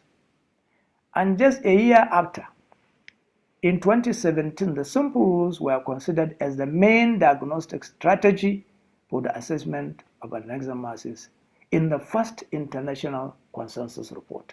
So based on this adoption by various recognized international bodies in the field, it means that they are now considered as a reliable tool in the assessment of ovarian lesions.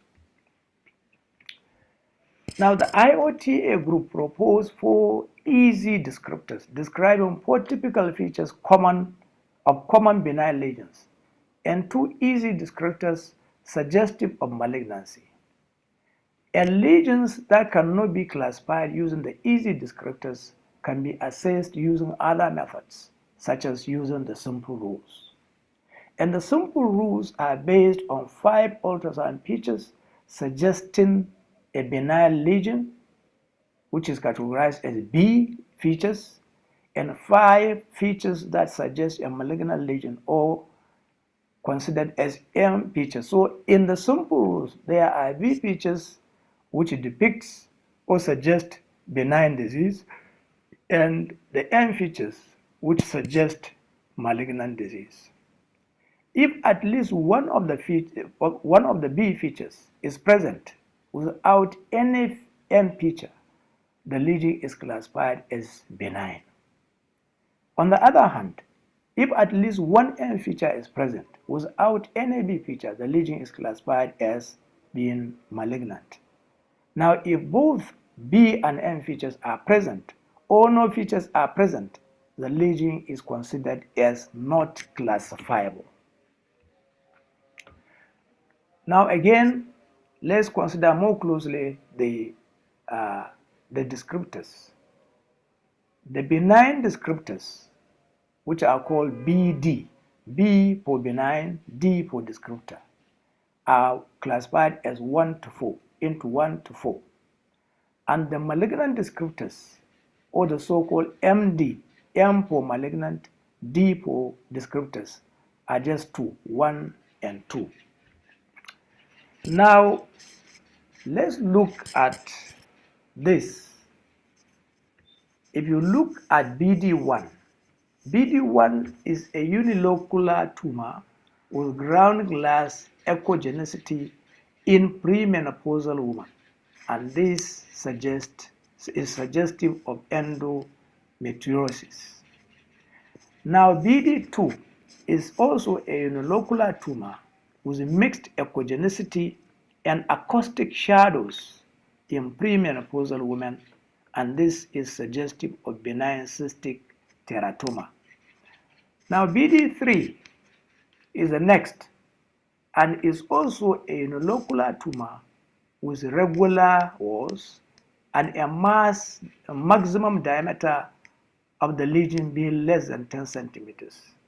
And this is suggestive of simple cyst or a cyst adenoma. And BD4, which is the last, is one which is a unilocular tumor with regular walls.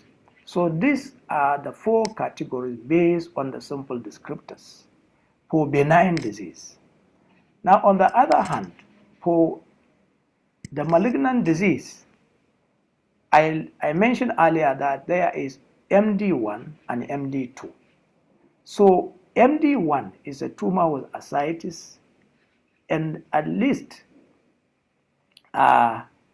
moderate color Doppler flow in postmenopausal women. So if you consider the first category, that is the BD category, you are talking, in most cases, you are considering premenopausal women. But in the MD category, you are talking about postmenopausal women. And in this, you are looking at the tumor, that is the MD1, with ascites. That is MD1. Now for MD2, is a tumor with ascites and at least a moderate color Doppler blood flow in postmenopausal women. So MD is 1 and the second category is MD2, and they are different. So when you just use the ultrasound without application of Doppler, you are now categorizing MD1. But when you apply Doppler and there is moderate flow, color Doppler flow, blood flow in the lesion, then it is considered as MD2. And you should remember that in this case, you are talking about a post-menopausal woman. So this is the use of the simple IOTA descriptors. Now, then we have to look more closely. When simple descriptors do not apply, what is the next step?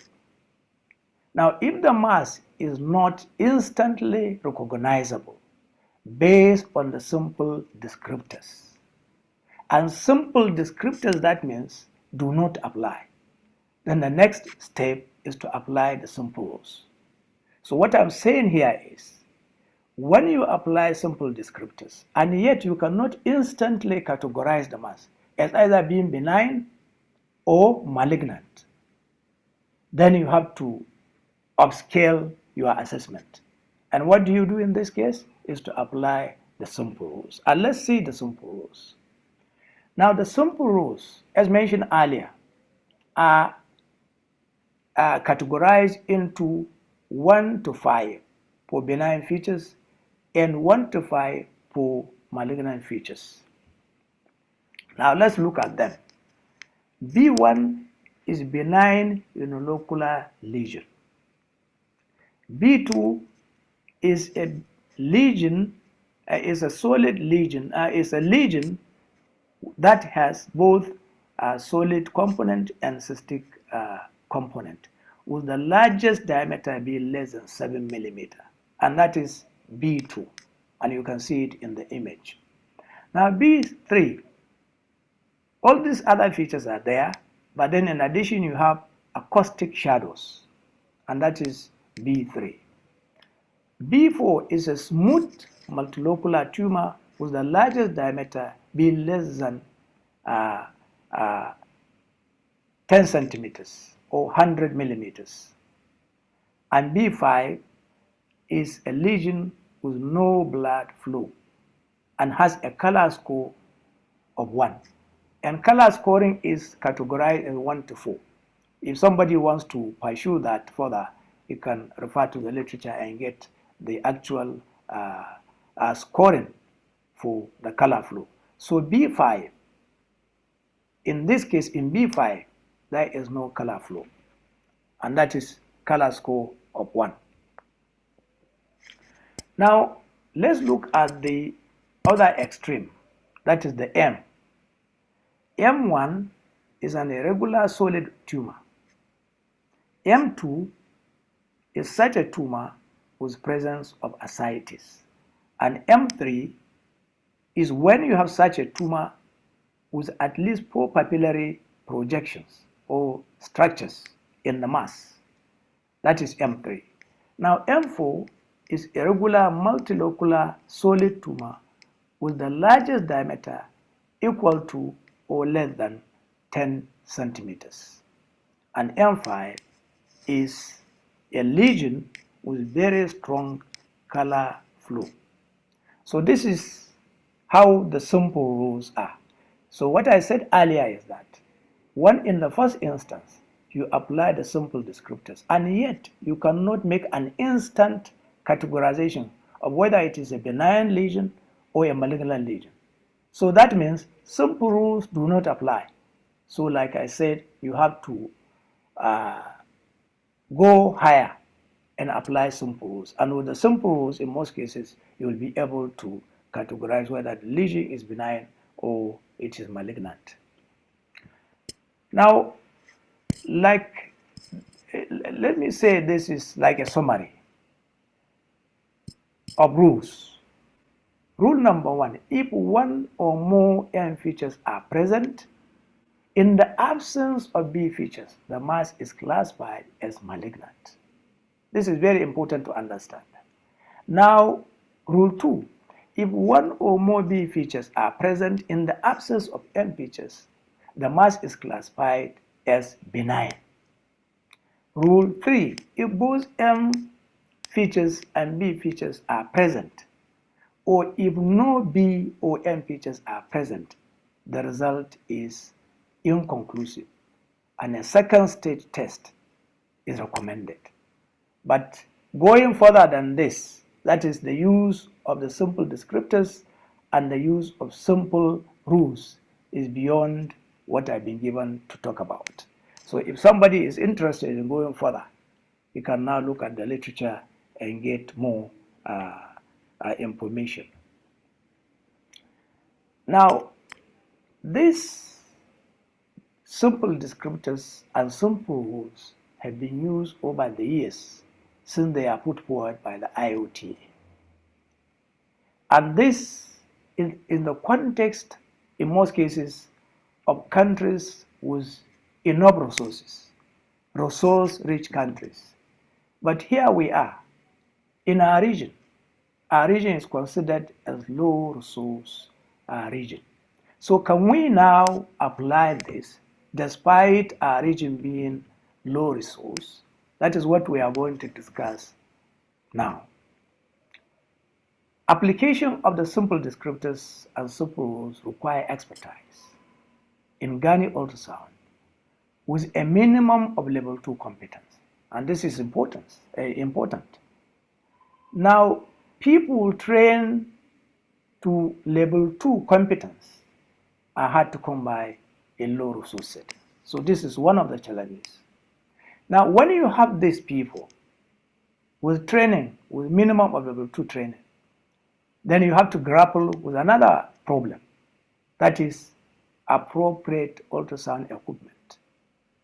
And this is, in many cases, not available.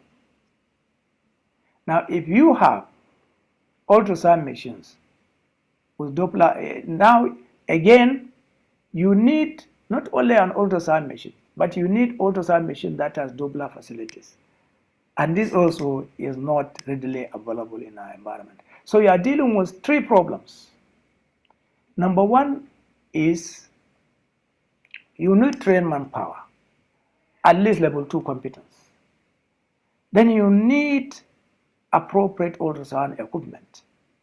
And in addition to having the ultrasound machine, you should have an ultrasound machine that has Doppler facilities. Because as you have seen, there is a level or a pace in the application of the simple rules where you need to apply Doppler.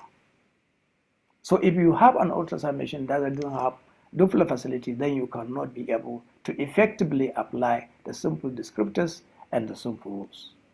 Now sometimes you may have all this available. You have the competent personnel, you have the ultrasound machine with Doppler facility, but then the problem is lack of availability of continuous care. This is very important because if you have all this and then you cannot at all times offer this service, then that service may not be so effective and valuable to our patients. So this is another issue. Then you have to consider also cost, because in many cases, all that you need is there, but the patients cannot afford. So in our environment, you are going to be facing a lot of challenges as enumerated. Now, the ultimate objective of the IOTA simple descriptors and simple rules are: one, to identify preoperatively benign ovarian masses and effect treatment. And this treatment can be conservative or aggressive. Number two, to identify malignant ovarian masses and offer treatment, which could be surgery in combination with chemotherapy, with the aim of improving the patient's quality of life and also improving the survival of patients. All this can only be achieved when you have full complement of resources available to you. Number one, experienced specialist, that is the gynae oncologist, or even non-gynae oncologist, but experienced enough to offer quality care for patients. And then you need efficient referral services to appropriate centers with the capacity to offer quality and effective care. So you need this for you to achieve the ultimate objective of applying the simple rules and the simple descriptors. All this may not be available in low resource environment like our own. Then also we have to consider patient factors, illiteracy and poverty, which are real impediments, and they go hand in hand. An illiterate patient or a patient who is poor cannot understand the need for this model of assessment for ovarian lesions. And then even when the patient understands the need, the patient may be poor and cannot assess the, this modality of patient evaluation. Now, this that is poverty and illiteracy, play an important role in the ability to seek for care in good time. Seeking for care in good time is panacea for good outcome. And then access and affordability are other considerations. So you can see that you are likely going to be dealing with a myriad of problems, infrastructural problems and patient problems. And unless we are able to overcome this, then it will just be a dream or a mirage for us to effectively use the simple rules and the simple descriptors. Now, how can we overcome these challenges? Overcoming all these challenges require the full participation of policymakers. Policymakers, as we all know, are the ones that allocate resources for different societal needs, including medical needs of the communities. Then you need community advocacy and education.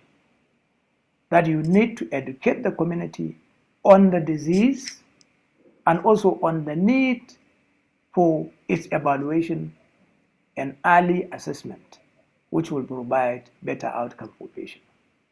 Then there is need to provide an enabling environment, and this can only be provided by appropriate authority in terms of training, in terms of equipment provision, and in terms of physical infrastructure for the application of this model in terms of ovarian lesion assessment. So it is when you apply all this that you may be able to overcome the challenges and effectively apply the simple rules and the simple descriptors. Distinguished ladies and gentlemen, thank you for your valuable time. Thank you. All right, thank you. Thank you so much, sir, for that excellent lecture, Professor Labaran. Distinguished colleagues, ladies and gentlemen, good afternoon. You've truly given us detail on the simple descriptors and even gone into the IOTA simple rules. I'm sure some of the participants have noted some of the pre-test questions that were answered by your presentation. Thank you so much, sir. I'll check for questions in the chat box and we'll be able to address them later. So we'll go through the next presentation, which is on the IOTA simple rules by Professor Mohammed Bukar. It's a short lecture, not lasting more than about 15 minutes, and he'll go into more detail on the IOTA simple rules. Thank you, sir. You have the floor. The title of my lecture is Clinical Application of International Ovarian Tumor Analysis Simple Rules with Case Examples. The learning objectives are to be familiar with the IOTA simple rules and to apply the simple rules in clinical practice. All images for this presentation were of patients managed in 2 hospitals in Maiduguri, the capital of Borno State. Greetings from Maiduguri, the home of Daba. Now let's look at the simple rules. The simple rules have 2 components, the malignant component and the benign component. There are 5 M rules under the malignant tumor and 5 B rules under the benign tumor. M1 under malignant is irregular solid tumor. M2 is presence of ascites. M3 is at least 4 papillary projections. M4 is irregular multilocular solid tumor with largest diameter greater than 100 millimeters. M5 is very strong blood flow, that is color score of 4. For the B rules, B1 is unilocular. B2 is presence of solid components where the largest solid component has the largest diameter less than 7 millimeters. B3 is presence of acoustic shadows. B4 is smooth multilocular tumor with largest diameter less than 100 millimeters. And B5, no blood flow. Rule number 1. is if one or more M features are present. In the absence of B feature, mass is classified as malignant. Rule number 2 is if one or more B features are present. In the absence of M feature, mass is classified as benign. Rule number 3, if both M features and B features are present, or if no B or M features are present, the result is inconclusive. So you have benign, uncertain, and malignant categories. Now let's look at the B rules. B1 is unilocular lesion. B2, presence of solid components where the largest solid component has a diameter less than 7 millimeters. B3 is presence of acoustic shadows. B4 is smooth multilocular tumor with largest diameter less than 100 millimeters. And B5 is no blood flow, that is color score of 1. And the M rules, M1 is irregular solid tumor. M2 presence of ascites. M3 at least 4 papillary projections. M4 irregular multilocular solid tumor with largest diameter greater than 100 millimeters. And M5 very strong blood flow, which is color score of 4. Now let's look at the cases. Case number 1 was a 17-year-old student who had laparotomy in a peripheral center and was referred after symptoms recurred. She presented with progressive abdominal swelling and weight loss. These are the ultrasound scan images. It's an irregular solid tumor, presence of ascites, very strong blood flow. So you have 3 M rules, no B rules. So it is classified as malignant. She underwent surgery and histopathologically confirmed to be yolk sac tumor. Case number 2 was a 65-year-old gram multipara who had surgery a year prior to presentation. She presented with gross abdominal distension and wasting. This was the ultrasound scan image. It was an irregular multilocular solid tumor with largest diameter greater than 100 millimeters. No B features. So this is classified as malignant. She underwent surgery and histopathologically confirmed it to be cyst adenocarcinoma. Case number 3 was a 75-year-old gram multipara who presented with a 3-month history of abdominal swelling. These are the ultrasound images.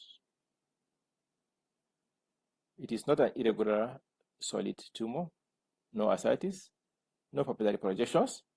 It's not a multilocular lesion. There is no strong blood flow. It's not a unilocular lesion. The solid component is more than 7 millimeters. No acoustic shadows. It's not a smooth multilocular lesion, and the blood flow is at least 2. So neither M rule nor B rule apply. So this is inconclusive as far as the simple rules are concerned. But studies have shown that 40% of inconclusive lesions by simple rules turn out to be malignant lesions. So she underwent surgery, and histology confirmed it to be serous cyst adenocarcinoma. Case 4 was a 31-year-old single lady who presented with a 2-year history of abdominal pain and 3 months history of abdominal mass. Her CA125 was 40. These were the transabdominal images, and this was a transvaginal image. We can see that it's an irregular solid tumor with presence of ascites. Let's pay particular attention to this solid lesion on transvaginal ultrasound scan. You can see this is a solid lesion with cysts within the substance of the solid lesion. Here you can see the largest cysts casting H shadows. These H shadows should not be imputed as presence of acoustic shadow. Why? Because this shadowing is not coming from the substance or from the parenchyma of the lesion. It is coming from the edge of the cyst. So, is there acoustic shadow? No, there is no acoustic shadow because this is edge shadowing from a cyst within the solid component of the tumor. Now, if you think acoustic shadow has been present, that means this lesion is inconclusive because there will be both M rules and B rules. But without taking acoustic shadowing, you only have 2 M rules without B rules. And this classifies the tumor as malignant. The patient had surgery and histopathology confirmed that it was a mucinous papillary cyst adenocarcinoma. Case number 5 was a 20-year-old para-2 visually impaired woman.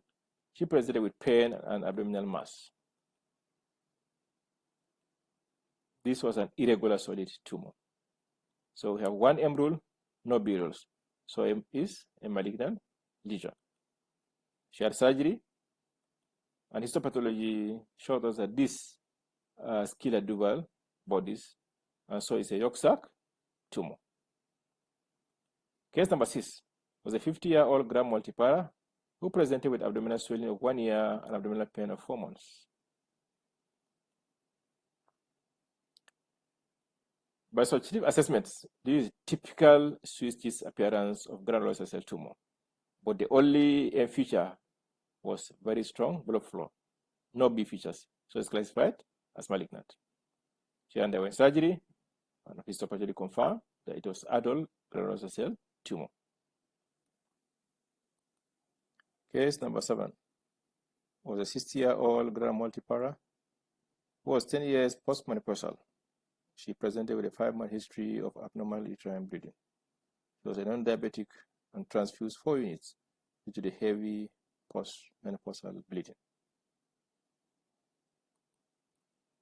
Again, subjective assessment will suggest that this is adult granulosa cell tumor, although it's not the typical Swiss appearance. But by the time the endometrium of a 60-year-old is looking like this, in all probability, you are dealing with an estrogen-producing tumor. But there were no M rules and no B rules.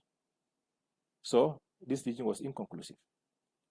She underwent surgery, and histopathology confirmed that it was adult granulosa cell tumor. Case number 8 was a 34-year-old para-3 who presented with a 5-month history of amenorrhea. UPT was positive but became negative a week after laparotomy. Again, subjective assessment, typical Swiss pattern, but there were no M rules and no B rules, so it was inconclusive. She underwent surgery, and the histopathology showed us that these were called external bodies, so it's a case of adult granulosa cell tumor. Case number 9 was a 43-year-old gram multipara who presented with a 2-year history of recurrent lower abdominal pain and abdominal swelling a few months. Here, we can see that it's not an irregular tumor, but it's postulated. So this postulation is not considered as irregular. So ascites, yes, there was presence of ascites, presence of acoustic shadow, as we can see here. Very strong color flow, not really, because this color flow is not actually from the tumor here, from the lesion, but from the fimbriae attached to the lesion. So the blood flow is not very strong. So you have both M rule and B rules. So this is inconclusive. She had surgery, and it's supposedly confirmed that it was a fibroma. Case number 10 was a 21-year-old grade 2 para-1 at 70 weeks of gestation with right lower quadrant abdominal pain. No M rules, no B rules. So they're inconclusive. But she had surgery. Even at surgery, we confirmed that this was a pedunculated fibroid, and histology confirmed that it was a degenerated uterine fibroid. Case number 11 was a 21-year-old newly gravida who was single and presented with a 3-week history of abdominal swelling and 3 months history of abdominal pain. Here you can see that it was an irregular solid tumor with very strong blood flow. So 2 M rules, no B-rules, so it's classified as malignant. She underwent surgery and histology confirmed that this was an immature teratoma. Case number 12 was a 57-year-old multipara who was managed for intestinal obstruction by the surgeon a year prior to presentation. Her CA-125 was 20. Here you can see that it was an irregular multilocular solid tumor with largest diameter more than 100 millimeters with a strong blood flow. So 2 M rules, no B rules, classified as malignant. She underwent surgery and histology confirmed that it was high-grade serous carcinoma with metastasis to the colon. Case number 13 was a 34-year-old multipara with recurrent lower abdominal pain. Only 1 B rule applied, no blood flow, so it was classified as benign. She underwent surgery and histopathology confirmed it was mucinous cystadenoma. Case 14 was a 30-year-old multipara with lower abdominal pain of 8 months duration. Abdominal examination revealed a cystic, mobile, non-tender mass of 24 weeks gestational size. Ultrasound scan revealed that it was a unilocular lesion with no blood flow, so 2 B rules, no M rules, so it's classified as benign. She had surgery and is supposed to confirm it to be mucinous cystadenoma. Case number 15 was a 27-year-old multipara whose last childbirth was 7 months prior to presentation. She presented with abdominal swelling, and examination revealed a mass which was equivalent to 36 weeks gestation. Ultrasound scan revealed a local lesion with no blood flow, so 2 benign lesions, 2 benign rules, no M rules, so it's classified as benign. She underwent surgery and histology confirmed it to be serous cystadenoma.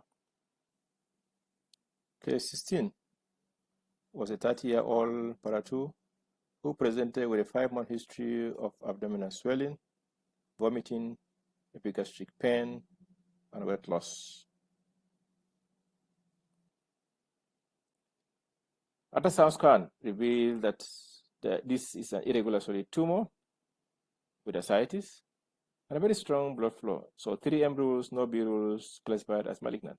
She underwent surgery and histology confirmed it to be cis adenocarcinoma with metastasis to the cervix. Case 17 was a 33-year-old multipara whose last childbirth was 4 months prior to presentation. She presented with abdominal pain and swelling. Ultrasound scan revealed a local lesion with no blood flow, so 2 B rules, no M rules. So it was classified as benign. She underwent surgery and histology confirmed it to be serous cystadenoma with the ball as hemorrhage. So our take-home message is that subjective assessment by an expert remains the best in characterizing adnexal images. Knowledge of IOTA lexicon is essential. I have covered this in one of my lectures. IOTA simple rules is easy to use. Thank you very much for listening. Thank you, Professor Bukarsa, for that beautiful lecture on IOTA simple rules.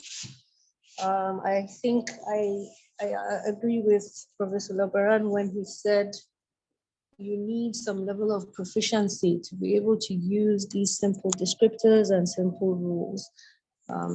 If you're not good enough at ultrasound scan, I think this is an impetus for you to learn and to improve your skills so that you can use these descriptors and use these rules, because they're simple enough to follow, but you need the skills for these. Thank you so much, sir. I will go through the chat box to check for questions, but while doing so, I think we can proceed to the next lecture. I think we're keeping to time, so that's excellent. The next lecture would be on the IOTA Adnexa model, still to be taken by Professor Muhammad Bukar. And it's a short lecture also, just about 15 minutes long. And after that, we'll have another by Dr. Shile. So thank you, sir. You can go ahead with the lecture.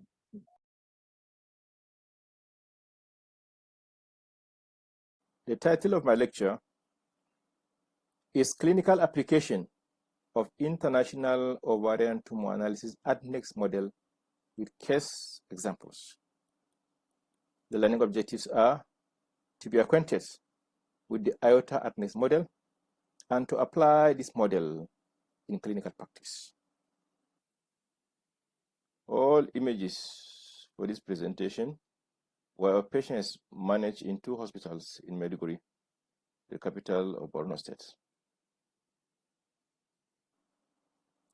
These are the sounds and sights of Borno State, the home of Imagine Peace. Now, looking at the assessment of different neoplasias in the Adnexa, which is the Adnexa model, which is a multi-class model, which not only differentiates between benign and malignant lesions, but also subclassifies the malignant lesions into borderline, stage 1, stage 2 to 4, metastatic, and also assigns risks. Now, let's look at case examples. This app is available for free on the IOTA website. There are 9 variables in the IOTA Adnexa model. You have 6 ultrasound scan variables and 3 clinical variables. The ultrasound variables are the maximum diameter of the lesion, 2, the maximum diameter of the largest solid component, 3, more than 10 locules, yes or no, 4, number of papillary projections, 5, acoustic shadows, present or absent, and ascites, whether it's present or absent. The 3 clinical variables are the age of the patient, whether the patient is from an oncology center or not, and CA125, which is the only optional variable. These are the 9 variables we talked about. 1, 2, and 9 are the clinical variables. 3 to 8 are the 6 ultrasound variables. The 6 ultrasound variables are 1, the maximum diameter of the lesion in millimeters, the maximum diameter of the largest solid component, more than 10 locules, yes or no, number of papillary projections, none, 1, 2, 3, or more than 3. Now, if you are taking the measurements of a papillary projection, do not include the measurement of the cyst wall. Only measure the height of the papilla. If it is greater than 3 millimeters, it is a papillary projection. If it is less than 3 millimeters, it is wall irregularity. Now, if you have a papilla with an indentation like this, which is less than 50%, it is considered as a single papilla. If the indentation is more than 50%, it is considered as 2 separate papillae. Now look at this ultrasound scan image and look at this. Is this a single papilla or there are 2 papillae? Note and record appropriately. Acoustic shadows, yes or no? Ascites, yes or no? Now I've imputed the variables of a patient we manage without CA125, which is an optional variable. When you do that and click on calculate, this box will pop up and ask you that are you certain that CA125 is not available? The field is indeed optional, but this will decrease the discrimination between stage 2 to 4 invasive tumor and the other malignant subtypes. When you click yes, the analysis will pop up with these color codings. This representing chance of benign tumor. This represents the risk of metastatic cancer to the adnexa. This red represents risk of stage 2 to 4. This represents risk of stage 1. And the yellow color represents risk of borderline tumor. Let's start with the first case. The first case was a 17-year-old student who had laparotomy in the peripheral center and was referred after symptoms recurred. She presented with progressive abdominal swelling and weight loss. These were the ultrasound scan images. we imputed this information on the Adnexa model, and this is what we have. Risk of benign lesion, risk of malignant lesion, and the highest is stage 2 to 4. And clinically, there was stage 4 disease. She had surgery, and histopathology confirmed that it was a yolk sac tumor. Case number 2 was a 31-year-old single lady who presented with a 2-year history of abdominal pain and 3 months history of abdominal mass. Her C125 was 40. These were the transabdominal images, and this was a transvaginal image. I want us to pay particular attention to a transvaginal image. Here you can see the solid lesion with some cystic components. Here you can see the largest cyst giving edge shadowing. So this edge shadowing should not be imputed into the Adnexa model as presence of shadowing, because the shadowing is not arising from the substance or from the parenchyma of the lesion. If this is imputed as presence of acoustic shadowing into the Adnexa model, the risk of benign lesion will go up and that of malignant lesion will come down, and this will have a disastrous consequence on the management of the patient. We imputed all these variables, including the CA125, and this is what we have as the risk of benign and risk of malignant lesions, and you can see the distributions of the malignant lesions. Clinically, there was stage 2A disease. Here, you can see the risk of benign has gone to 76.9%. Why? Because I imputed acoustic shadowing has been present. This is the consequence of wrongly imputing edge shadowing into the Adnexa model. The management of this patient will be suboptimal, and the outcome will be regrettable if that is done. That is why it's extremely important to understand the terms, definitions as proposed by the IOTA group, and to understand what is acoustic shadowing in the context of malignant lesions. She had surgery, and histopathology confirmed that it was a mucinous papillary cyst adenocarcinoma. Case number 3 was a 50-year-old gram multipara who presented with abdominal swelling of 1 year and abdominal pain of 4 months duration. These were the ultrasound scan imaging, typical Swiss cheese appearance. When you apply the Adnexa model, you can see that the highest relative risk was for stage 1 malignant lesion. Of course, it was stage 1 malignant lesion on clinical examination.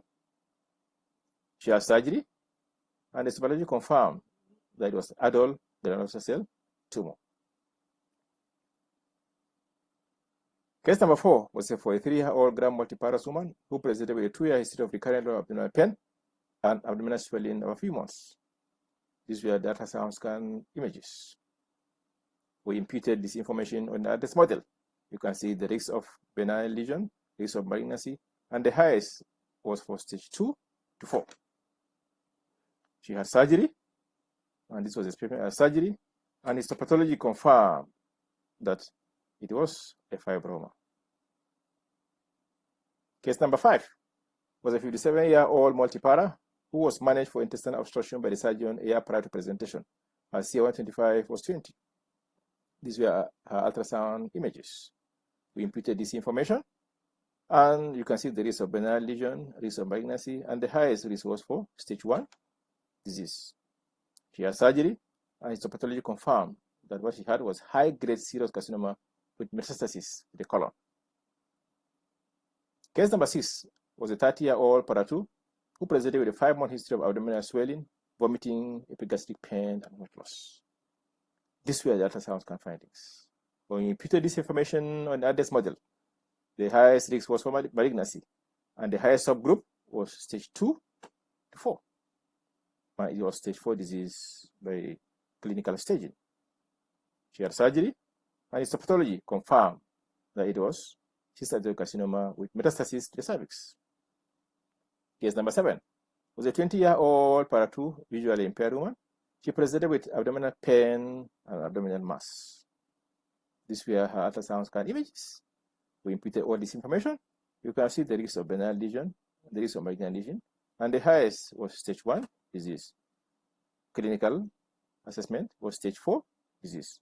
She had surgery, and the histopathologist showed us that these were skeletal duval bodies, so it was a yolk sac tumor.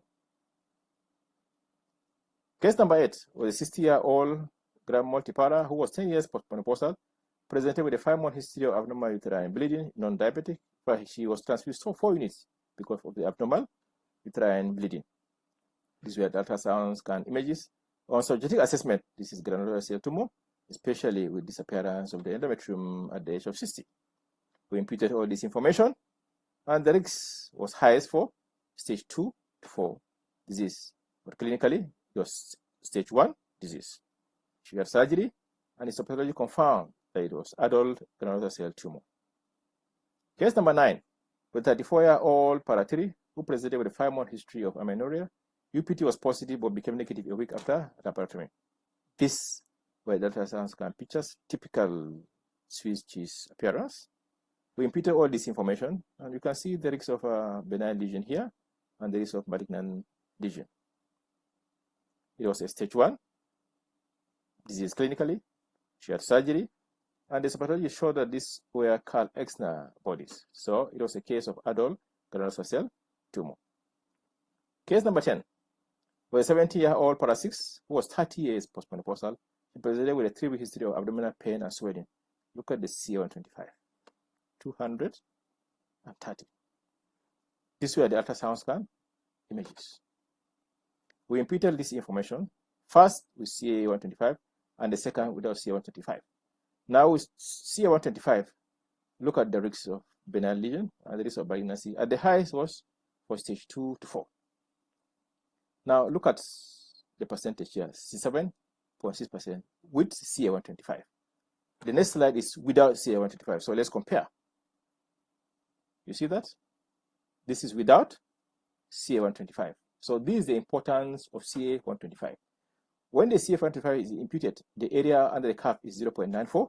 Without CA125, without CA125 is 0.93. So clinically, it was stage 3 C disease. She had surgery, and 7 liters of straw-colored fluid, ascitic fluid was drained. This is the specimen of surgery. And here, just trying to compare the ultrasound scan image and the image at surgery. When we cut the specimen open, you can look at the comparison. This is papillary projection here, seen at this edge. This is what is seen here, gross specimen. This papillary projection is this one that is seen here. Here you can see this papillary projection again, seen here. And the largest papillary projection is the one that is seen here. Look at this irregular septum. You can see this seen here with what looks like lambda sign here. It can also be seen here. And look at the external excrescence here and the external excrescence here. So the histopathologist showed us that these were the salmonella bodies who you suspected on ultrasound scan based on those echogenic spots. So it was a serous papillary cystoid carcinoma with peritoneal metastasis, and salmonella bodies were present. So our take-home message is that knowledge of IOTA lexicon is essential. This I have covered in one of my lectures. The IOTA sharing group recommended a 2-step strategy where if the benign simple descriptors is inconclusive, you move straight to the Adnexa model. But importantly, subjective assessment by an expert remains the best in characterizing Adnexa diagnosis. Thank you very much for listening. Thank you. Thank you so much, Professor Booker, for that presentation on the Adnexa model. I think it's a very practical presentation where you could see the cases that were managed and how the the Adnexa model was applied to these patients. I think there's a question for you. There's one question. I don't know whether you'd like to respond to that now, or we should leave it for the panel discussion, Professor Booker. I think we can leave it for the panel discussion. Okay, all right, that's fair enough. So Dr. Umahani, I think the question was from you. We'll leave that for the panel discussion where we'll go through all the questions. Thank you, sir. Moving on to the next presentation, we have a presentation on how to report a gynecology ultrasound examination. This will be given to us by none other than Dr. Goshit Shile Joseph. Dr. Goshit Shile Joseph is a consultant at the Department of Obstetrics and Gynecology, University of Jos. You're welcome, sir, and we look forward to your presentation. I think you have the floor now. Thank you, sir. Good day, ladies and gentlemen. It's a beautiful day today. It's beautiful because we're going to be talking about ultrasound. Today I have the beautiful privilege of presenting a topic that is relevant to everyone who has ever practiced or intends to practice sonology. We're going to be talking about how to report a gynecological ultrasound examination. My name is Dr. Shili, and I work at the Department of Obstetrics and Gynecology, Jos University Teaching Hospital. And we have certain aims today. These objectives would be to help us understand what an ultrasound report is and its importance. We're also going to understand the basic components of an ultrasound report, and would want to know the key features of a gynecological ultrasound report, and most importantly, we need to learn how to write one. Why is this important? Why do we really need to sit down and say, let's talk about a topic like this? It's actually because we all see things differently. We've been exposed to different methods of teaching, of training, and we've seen reports written in different ways. So the likely thing most times would be that we may just want to follow a certain pattern, not knowing whether this pattern meets certain standards or not. And to prove that we all see differently, I have an image here. Maybe in the next 30 seconds, would anybody be willing to tell me whether this image is one of a young lady, or what do we see here actually? What can we see?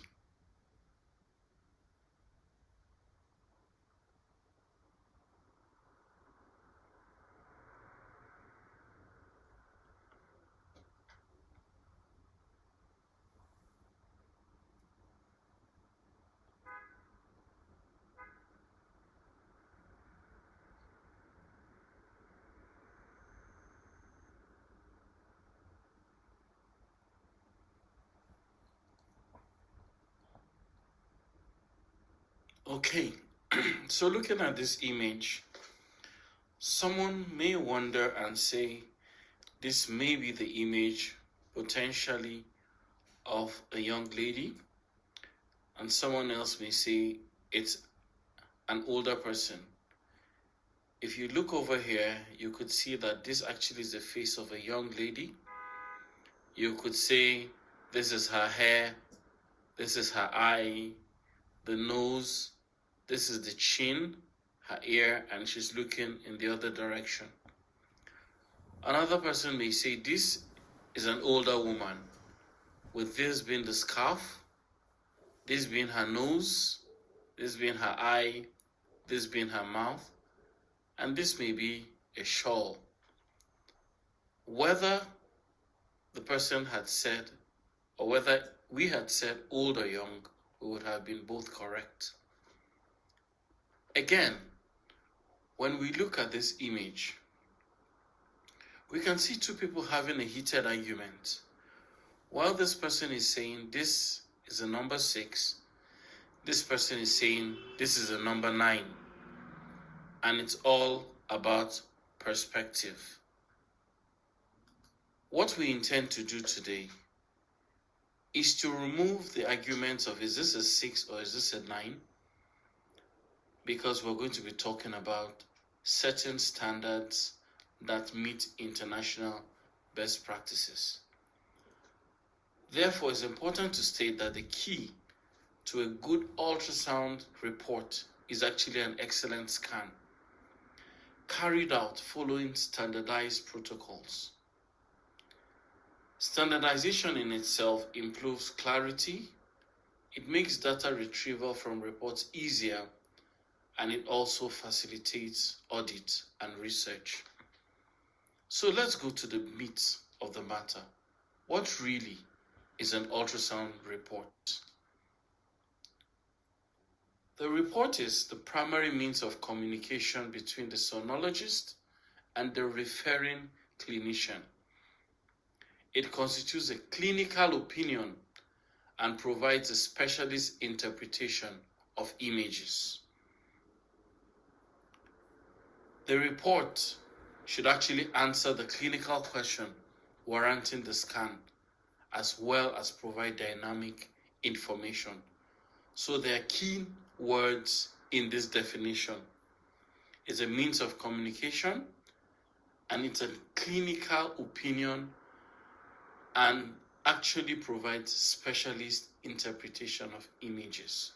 So the report is aimed to answer a clinical question. So what are the basic guidelines to follow when writing a report? It's important to know that a report should be written and should be issued by the sonologist performing the examination, ideally. And as you can see, these are guidelines by ISWOG, International Society of Ultrasound for all obstetrics and gynecology. It should be written as soon as possible after the examination is completed. There are times we become very busy at work and we say, oh, when I go, I come back, I'm going to write this report. We may not be able to remember 100% what we saw during the examination. That's why it's important that it should be written as soon as possible after the examination is completed. And it's important to note that the sonologist is fully responsible for the accuracy and the content. Many times a report goes out and people come back to say, no, well, that's not what I asked them to type. But many of us have signed off such reports. We, writing the reports, are fully responsible for the accuracy and content. And sonologists should be aware of their limitations and actually seek advice when necessary, no assumptions. For example, somebody may want to do a scan and he just assumes that, okay, this is a young lady, her ovaries should be fine. So you come, you see your uterus, you scan, you write whatever you want to write about the uterus, and you've not written anything about the ovary. And you assume, okay, the ovaries should be fine. You just write ovaries seen and are fine. You may actually not know whether there's a pathology hidden somewhere, or even maybe this woman had a surgery and you did that kind of documentation. It could actually be very embarrassing.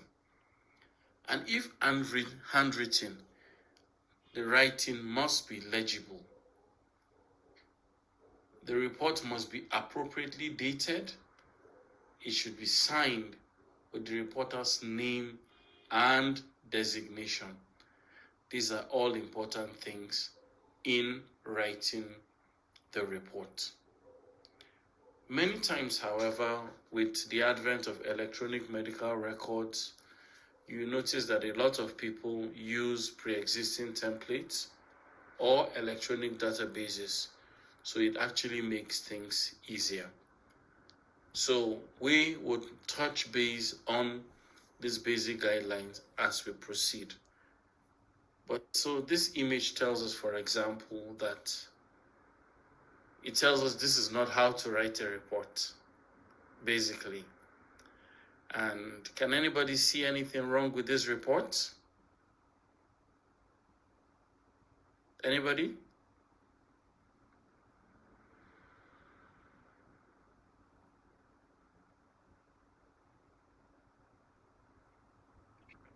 No measurements.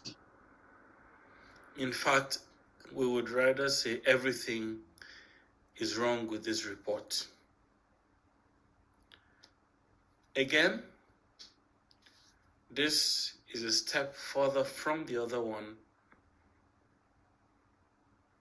but doesn't meet the criteria for how a report should be. So before we actually talk about the basic components of a report, why do we need an ultrasound report? We have described what it is. What is the importance of an ultrasound report? An ultrasound report is a medical legal document. And like we said earlier, it contains clinical information. It's the primary means of communication between the sonologist, we said the referring clinician, and the patient. Remember, many times it is said that what is not documented is not done. And it's important because a report constitutes a clinical opinion of a specialist interpretation of images. And it aims to answer the original clinical question and to provide information that can aid patient management. Now I have an image here, and looking at this image at face value, you could see that there's an IUD. Whether the IUD is in place or not, you can see. But this image on its own does not tell the complete story. Many times you also see people just print an image and give, the doctor will understand when he sees. Giving something like this alone, without any background information, is also not comprehensive. Okay, so what are the basic components of an ultrasound report?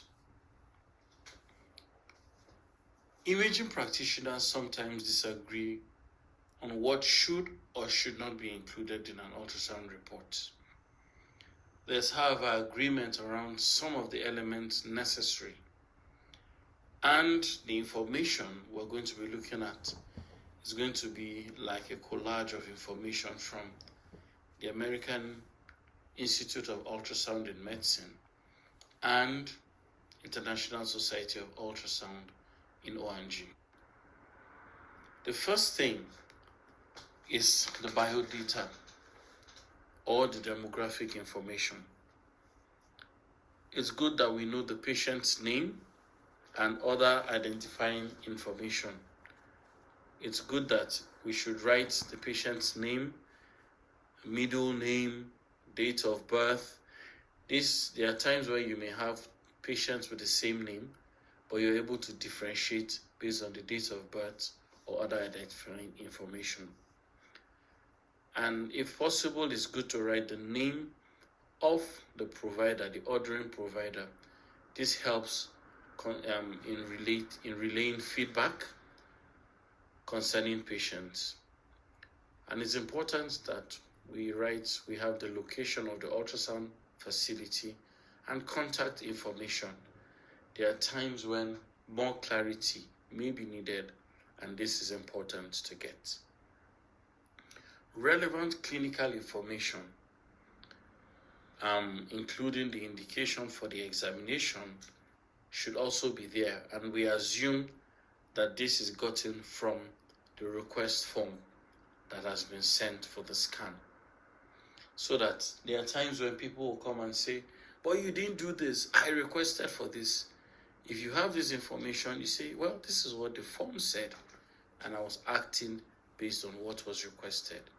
And very importantly, the date and the time of the ultrasound examination. We cannot forget this, the date and the time. And then the specific ultrasound examination performed. Importantly, in these days of litigation, if an endocavitary technique was used, maybe a transvaginal, it's important that the method should be specified, and probably a short statement on consent should actually be provided. So we've talked about the biodata, and the body of the report in this case would carry information such as anatomic measurements and descriptions as appropriate, measurement of abnormal structures or organs, and then description of examination findings using appropriate anatomic and ultrasound terminology. Again, for the sake of standardization, it's important that we minimize the use, or not just minimize, to avoid the use of acronyms and abbreviations in reports, especially that these are medical legal documents. And then concluding statements such as an impression or conclusion or summary statements, specific diagnosis or differentials if appropriate, and then there may be need to make a statement about recommendation for follow-up studies if clinically applicable. So we're just going to run through briefly the body of the report.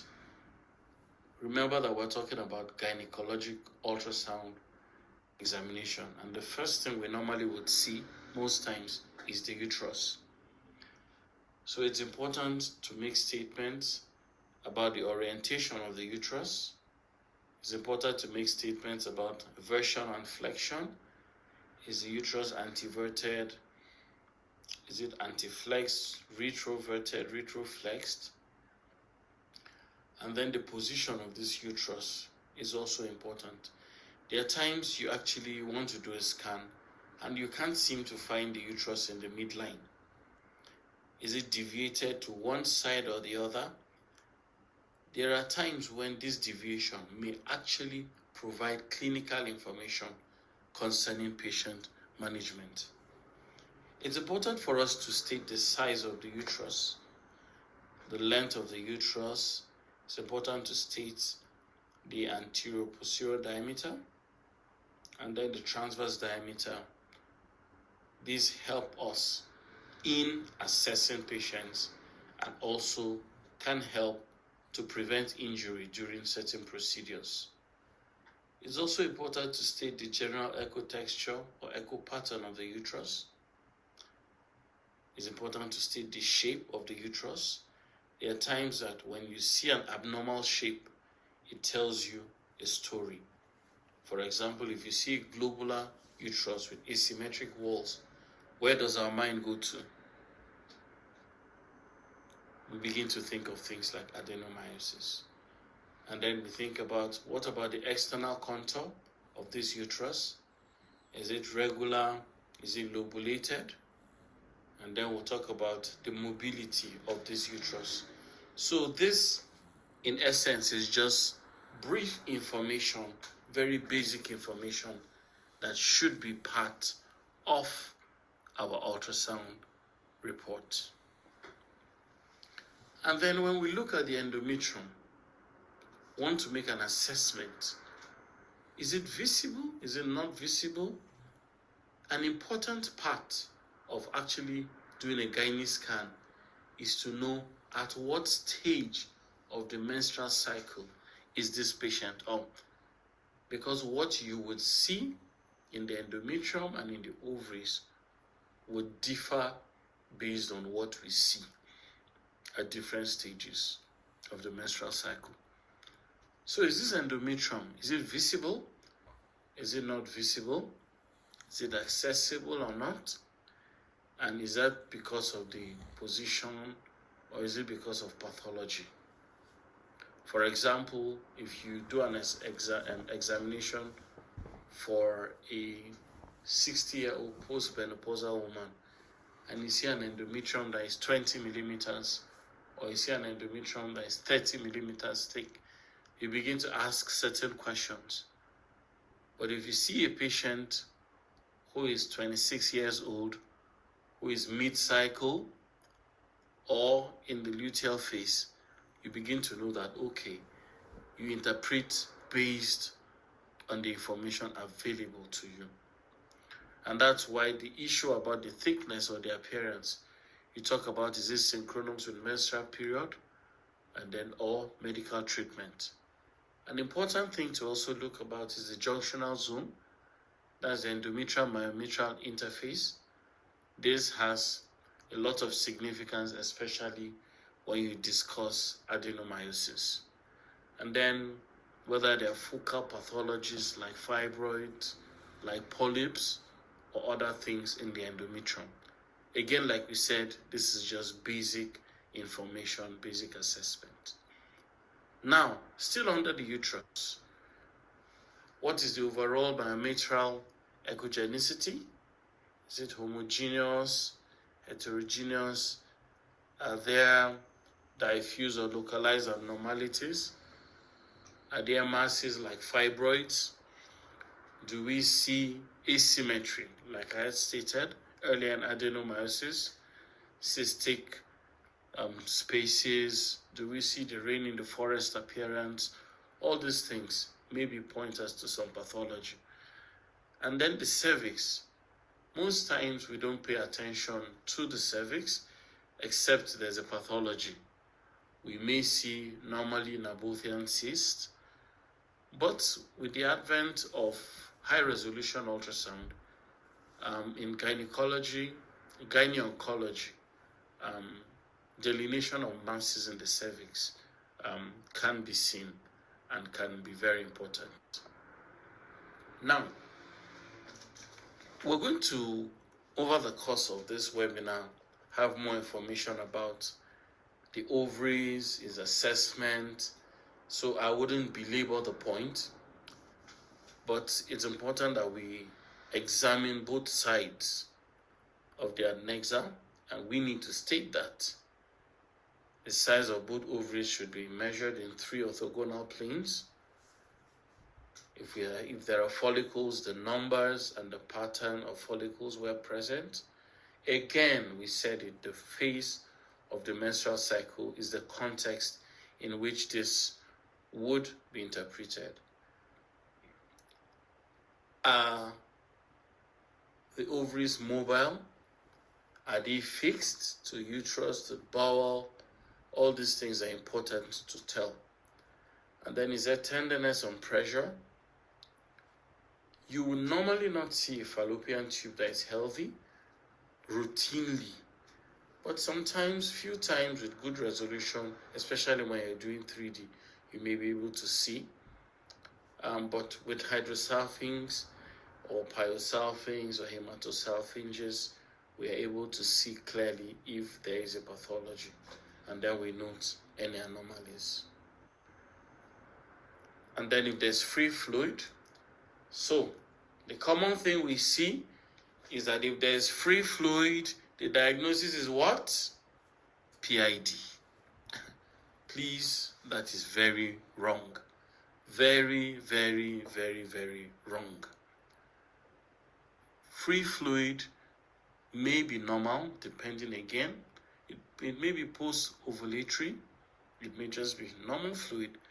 But if it becomes significant, then especially, let's say you see a lady presenting with lower abdominal pain, positive pregnancy test, a mass in the right adnexum, and you see significant fluid, then it helps you in diagnosing the possibility of maybe there's an ectopic.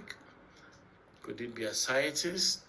and then a lot of the variation, if it's clear, no problem. But if we see low-level echoes or if we see certain strands like clots, then we know that maybe we're dealing with some pathology. Now, we've discussed so far the opinions of ISWOG and AIUM concerning reports. This so far has just been very basic. To increase diagnostic accuracy, however, reports can have additional information and based on different consensus statements. For example, there's the IOTA, International Ovarian Tumor Analysis Group, and when you look at the IOTA way of reporting an ovary, you know that terminology talking about complex mass is just going to disappear, because under the IOTA group, I wouldn't belabor this point. You're going to talk about the locularity, the content, internal wall of the cyst, presence or absence of papillary projections, vascularities, and then sometimes just by looking at a mass, we're able to have some pattern recognition based on some simple descriptors. And then if they don't apply, you could apply the simple rules. There are the B and the M features. I don't think I would want to go into the details of that, but this is just to tell us that there's so much more in reporting. And then you could report endometrial pathology with information from the IOTA group, and then other things about uterine pathology with information from the MUSA group, as a morphological uterus sonographic assessment groups, and so much to say. Remember that one of the things that we have stated is that the examination can be a dynamic examination. So talking about how organs slide, mobility, and tenderness, all this help. So this is just very, very short, just talking about some of the features that we had measured about in the report about the biodata, the name of the person, the age referred, and then you can see information about the center carrying out the scan, and then just a small template that can be tailored to the patient. Okay, so there are some few images here, and just quickly looking at these images, what do we see? How do we report them? What are we going to say about them? So I'll just run through briefly. I'll come back to these images. This is another image. This is another. This is another. And like I said, we'll come back to them to have us all make efforts in describing. Okay, so but how do we report a difficult scan? Can you see what's written there? Exam technically difficult due to, I don't know what is written there. All right. So, a difficult scan is one in which the clinical question has been unanswered due to factors specific to the patient, provider, or both, often requiring additional manipulations or a second opinion. This is my definition of what a difficult scan is. And sometimes it's important to state the specific difficulty. It's good to seek a second opinion. And then there are other solutions like emptying bowel. We may reposition the client, or we may want to reschedule the examination. So, rounding up now, it's important to note that every ultrasound examination is an opportunity to care. not just to obtain diagnostic information. Teddy Roosevelt once said, "Nobody cares how much you know until they know that you care." So, thank you very much for listening, and then we'll go back to answer those questions. Thank you. Wow, thank you very much, Dr. Shile.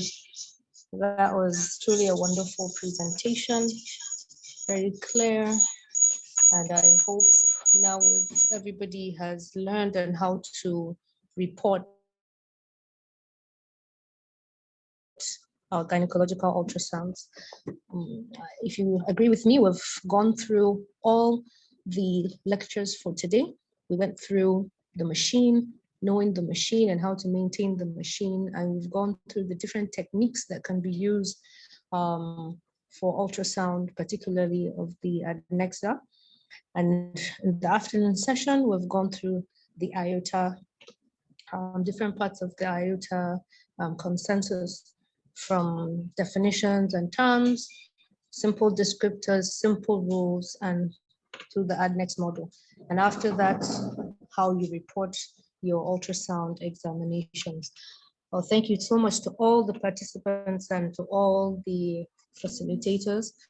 We are going to crave your indulgence. We're going to slightly change our program on the itinerary. We're going to take the panel discussions now for the next few minutes, maybe 10 minutes, and would like to request all the panelists of the afternoon session to kindly unmute themselves and also use their video so we can see them and recognize them. There are some questions that popped up during the presentation, so we'll give them an opportunity to answer these questions and then to discuss on any other things that they would like to expatiate or clarify. So, sir, Professor Labaranza, Professor Booker, and Dr. Shile.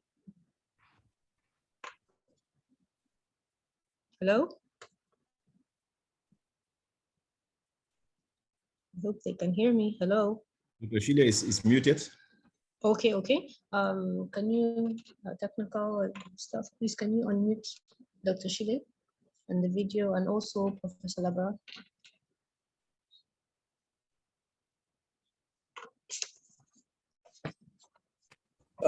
Okay, good afternoon. I'm here. All right, you're welcome. I'm just out of the OR, so I don't know whether you want to see my face. Yeah, we would like to see your face. Well, anyway, we're seeing your picture over there. Okay. All right.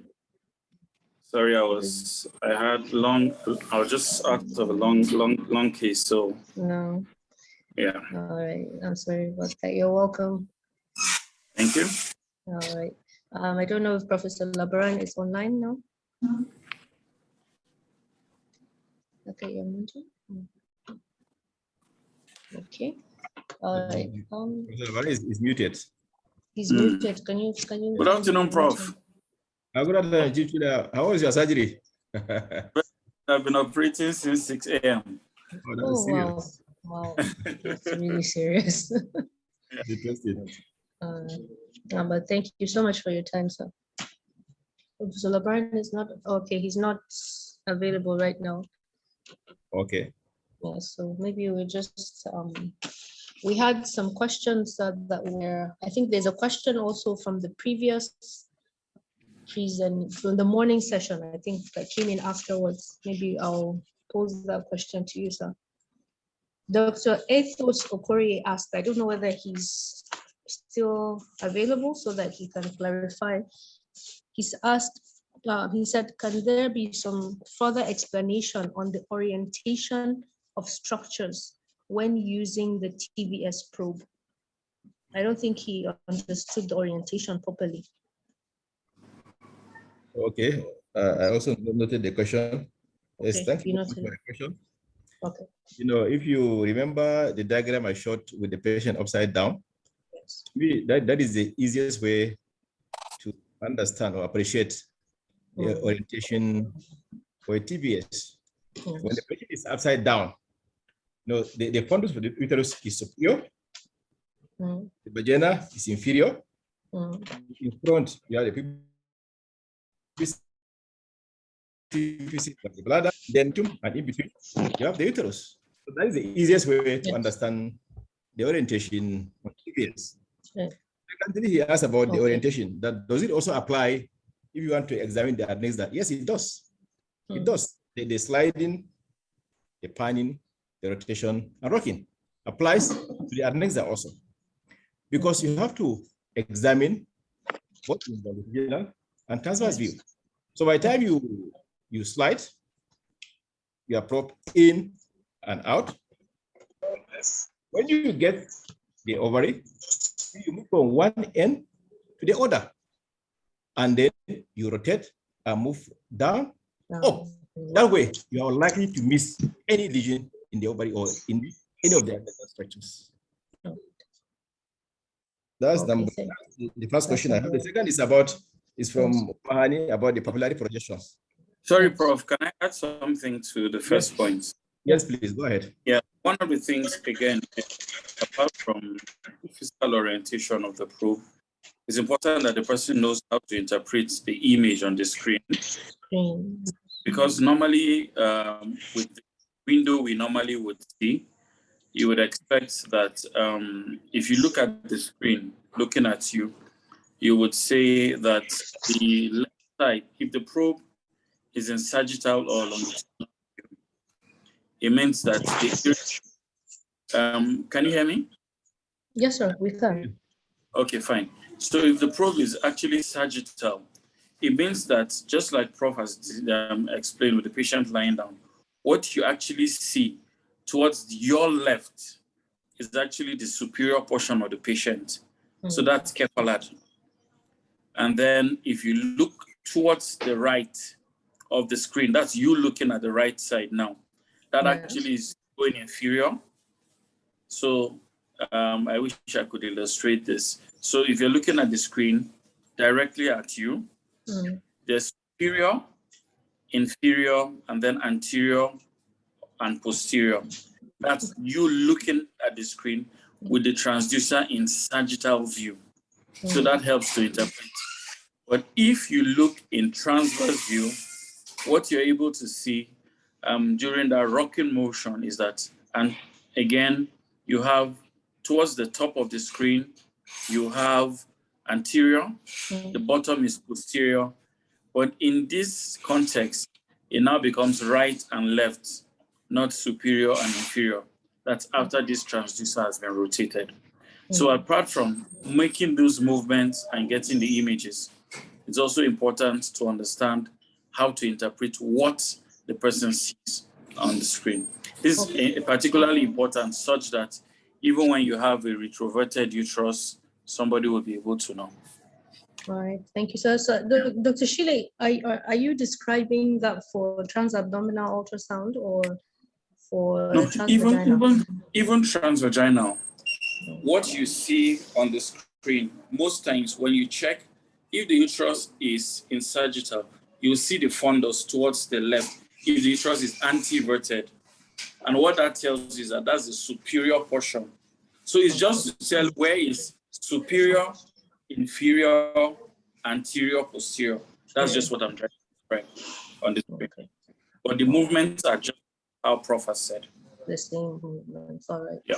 Okay, thank you very much for that explanation. So you said you have another question? Yes, but the other issue is that, there are people who use the footprint down. Oh, yes, actually. Then it's the reverse.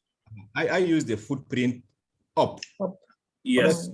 Down. Like so it depends on where the footprint is, and that will determine which one is superior, which one is inferior, and all that. Yeah, correct. So, can you explain for the benefit of the participants what you mean by the footprint? Okay, when I think when it was Lucy, when Lucy made his presentation, he talked about the small footprint of the transvaginal probe. So that that upper aspect, that the uppermost aspect that appears like seminular. So once it's in fact, when you look at the screen, you can say whether it's a curvilinear prop or an endovaginal prop based on the footprint. That uppermost, that curved seminular area, you see it's small. That is the footprint or transvaginal prop. So some now use that footprint down, not up. Okay, yes. Exactly. So based on that, the orientation may change. Okay, so. But what others advise is that, in fact, if you're a beginner, you better use the footprint down. But I find it cumbersome actually using the footprint down, probably because I've used the footprint up. Okay. All right. Now, the second question I have from Umain is about, she said that the papillary projection is slightly confusing with the solid component.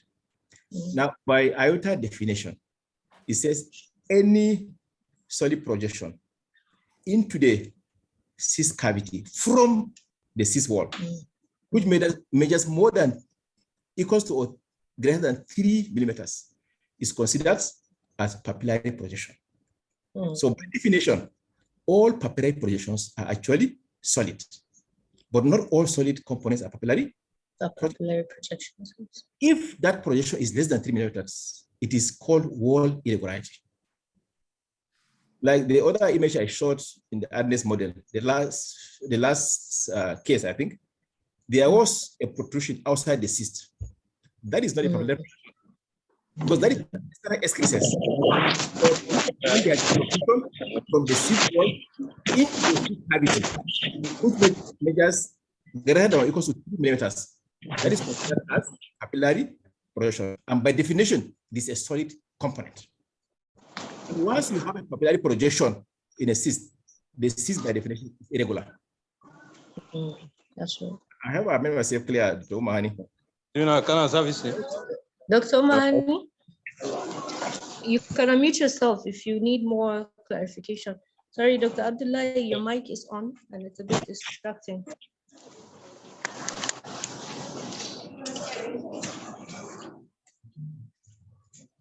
Hello, Dr. Umahani. Okay, you can. Do you understand or you need more explanation?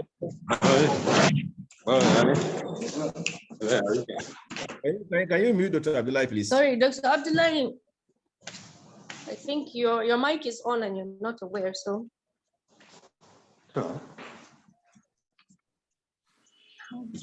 Okay, we mute him. Okay, I think he has been muted now.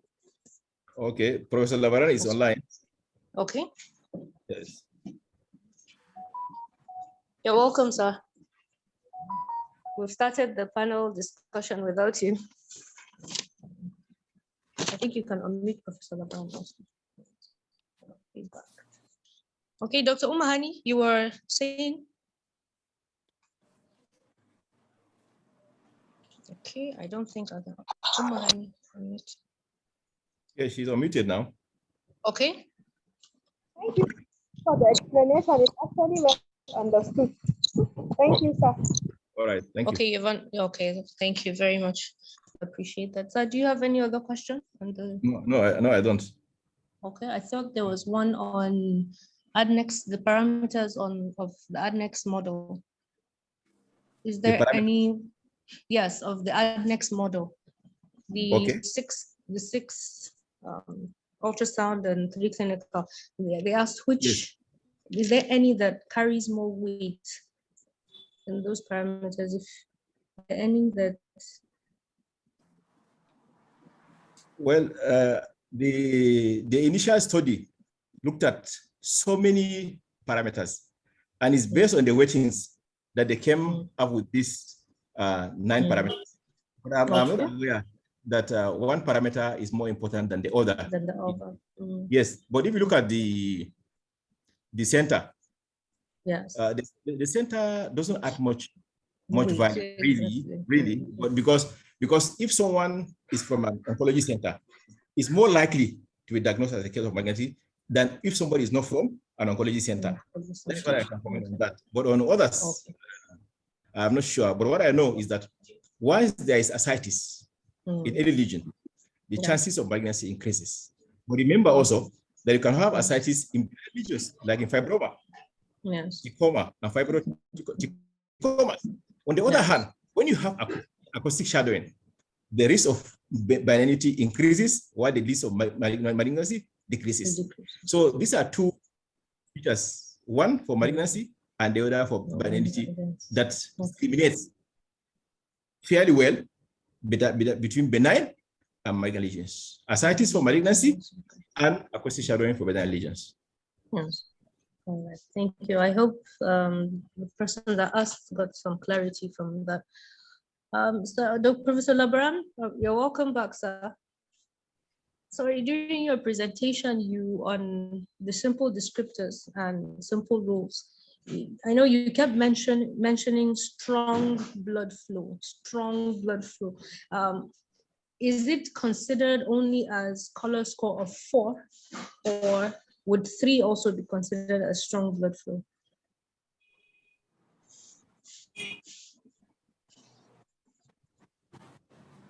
Hello? I think, is he? He's muted. Oh, can you unmute him? Okay, he's unmuted, sir. Professor Labaran, his video is not going. Okay, He's he's still muted. muted. He's muted. It's his video that's on. Can you unmute him, please? His video is on, but he's muted, isn't it? I think Yeah, he has to back do on. so himself. Okay. Well, he's still muted. Oh, he's still muted. He's still muted. Okay, sir, can you give an answer? Okay, maybe to I that can before respond to that yeah. question. Yes. Yes. You are talking about the simple descriptors, right? Yes, yes. And simple descriptors, simple rules. I know they use the simple rules. Yes, in Yes, sir. simple rules, you know, it's about marked or abundant blood flow. And when you talk Yes. about marked or abundant, you're talking about color score of 4. 4 only. Not 3. Okay. But remember So that the color scoring is subjective. yes, exactly. So someone's 3, maybe the other person's 4. But as Yes, far that's as the true. simple rules is concerned, when you say marked flow is color score of 4, not 3. Okay. So thank you for clarifying that, sir. And then, Prof, if I may add, yes, please. Yeah, color flow, like you said, is subjective in interpretation, and sometimes also when you acquire the image. That's why IOTA also talks about the details about things like you're using the right PRF and velocity score, such that many times somebody may just put in the color box and may not adjust those other variables. So it's in the context of the correct application and adjusting of the other parameters, optimizing the image, then the interpretation is done correctly. So basically, there are a lot of technicalities behind using that color Doppler. Yeah. In fact, if you remember the pre-test, that was the first question on the pre-test, Yes. I think, if I remember very well. Although we reviewed the pre-tests, the appropriate settings, yeah. Answers, yes, sir. All right, thank you, sir. I think there's one more question by, I'm not sure, asking about the Adnexa calculator. Let me check that for you, sir. It's saying where to get it. Yes, where to get it? Yes. Where can we get the calculator for the Adnexa model? Is it going to be installed on our computers? And the other question is, what is the medical legal implication of using these rules in managing patients? Those are the two questions. I didn't think. Who are you addressing the question to? Who are you addressing the question to? So, the presenter on Adnexa model. That's to you, sir. Okay, what did you say? He said, where can we get the Adnexa calculator, and can it be installed on the computers? What? The Adnexa calculator, the Adnexa model calculator. Yes. Where can we get it, and can it be installed on the computers? Oh, it's free. You can get the Adnexa model free on charge. When you Google Play, you can get the Adnexa model. That's number one. You can also purchase it. I purchased one. I have one on my Android, and in fact, recent machines the G machines have the Adnexa model inbuilt into the machines. Okay. Okay. So, Yes. Dr. Okori, I hope you've gotten your answer there. I think he has another question also on the medical legal implications of using these rules in managing patients. Medical legal implications of using these rules. Of using your simple rules, yes. Prof, maybe before you give a more holistic approach, maybe let me talk like a younger clinician. You can go ahead, usually. Yeah, I think that using the Adnexa, the problem necessarily is not about the rules, how we use them. And we have to remember that these are tools that inform are part of comprehensive assessment of a patient. Remember that you have the history, the physical examination, and then this is part of investigations. So you don't just interpret this in isolation to say, based on Adnexa, this person has this diagnosis, or based on simple rules and all that. This is applied contextually to the patients. And just the way you utilize the most important thing, like we would have learned today, is correct acquisition of images. Because this interpretation is actually based on the images that have been acquired. So we have to ensure that, fine, before we get to a point where we're even talking about these interpretations, the basics about image acquisition and optimization. Because somebody may not actually optimize an image correctly and may actually, just like we said, have a wrong color score. Somebody may not do, and what is an artifact may actually be seen as a solid component. So it's the correct use of the tools. But most importantly is that we use a more holistic approach towards patient management. You don't take these tools in isolation, but you have to be trained to get these images and interpret them correctly. So it's just like your pregnancy test. What's the medical legal implication? It depends on the interpretation. It depends on the context in which all these are used. So, Prof, that's my response as a younger clinician. I'm sure you have more wisdom on this. So now, I say now I'm an older clinician. I just want to be sure.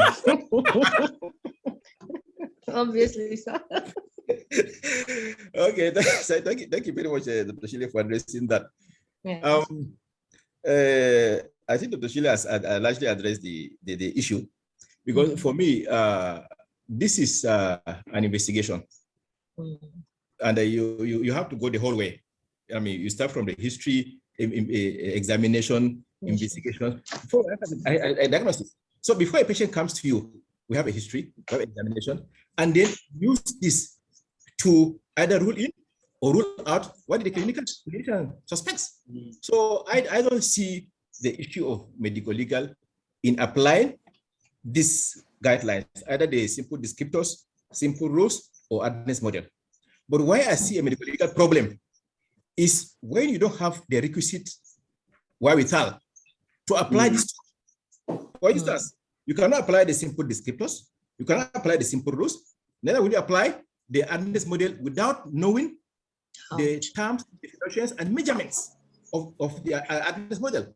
For example, the case I showed of acoustic shadowing, which I said this should never be used.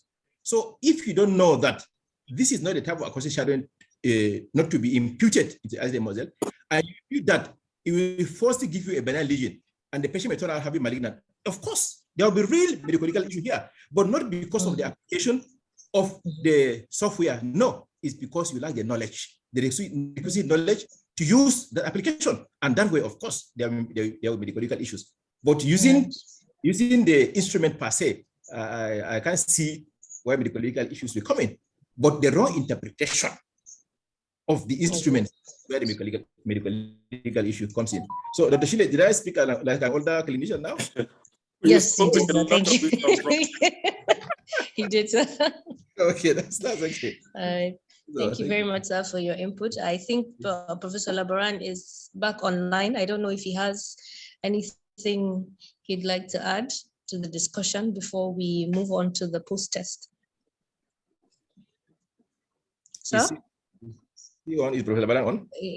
Yes, it shows that his mic is on, but the video isn't. I can't see him here. Where is he? It's there. Aliu Labaran. That's the name that's there. Yeah, the video is not. Okay, his video is not on. His video is not on, but the audio is. Yeah. Okay, so all right. If we, okay, so I don't have any other questions here with me. I think we've gone through the questions that were posted. So I think it's, if there's nothing more that the panelists would like to discuss, or if there's anybody that has a question and would like to pose the question now, please raise your hand before we go on to the post-test. Oh, there's no hand raised. Okay, so if there's nothing else, then I think so. Thank you very much, Dr. Shile, for your presence and your contributions, and thank you for your answers also. Dr. Shile, I hope you have Dr. Shile, I hope you hang on because we have to review the post-test. Maybe you okay, I'll hang on in audio, sir. Yes, sir. That's okay. It's all right. All right, thank you. Okay. All right, thank you so much, Professor Labaran. We appreciate also, though we haven't gotten to speak with you, but we're sure you're listening to us. So now we'll move on to the post-test. So you have about 10 to 15 minutes to answer the post-test. Maybe let's give 10 minutes so that 10 we can. minutes, right? Okay, Yeah, so that we can review the questions in 5 minutes after that. Okay, so the post-test has now been, the link has been sent. So if you check the WhatsApp group, you'll find the link there and you can move on to the post-test. If you're having any challenges, kindly note them on the WhatsApp group or even on the chat box on Zoom so that we'll address them immediately.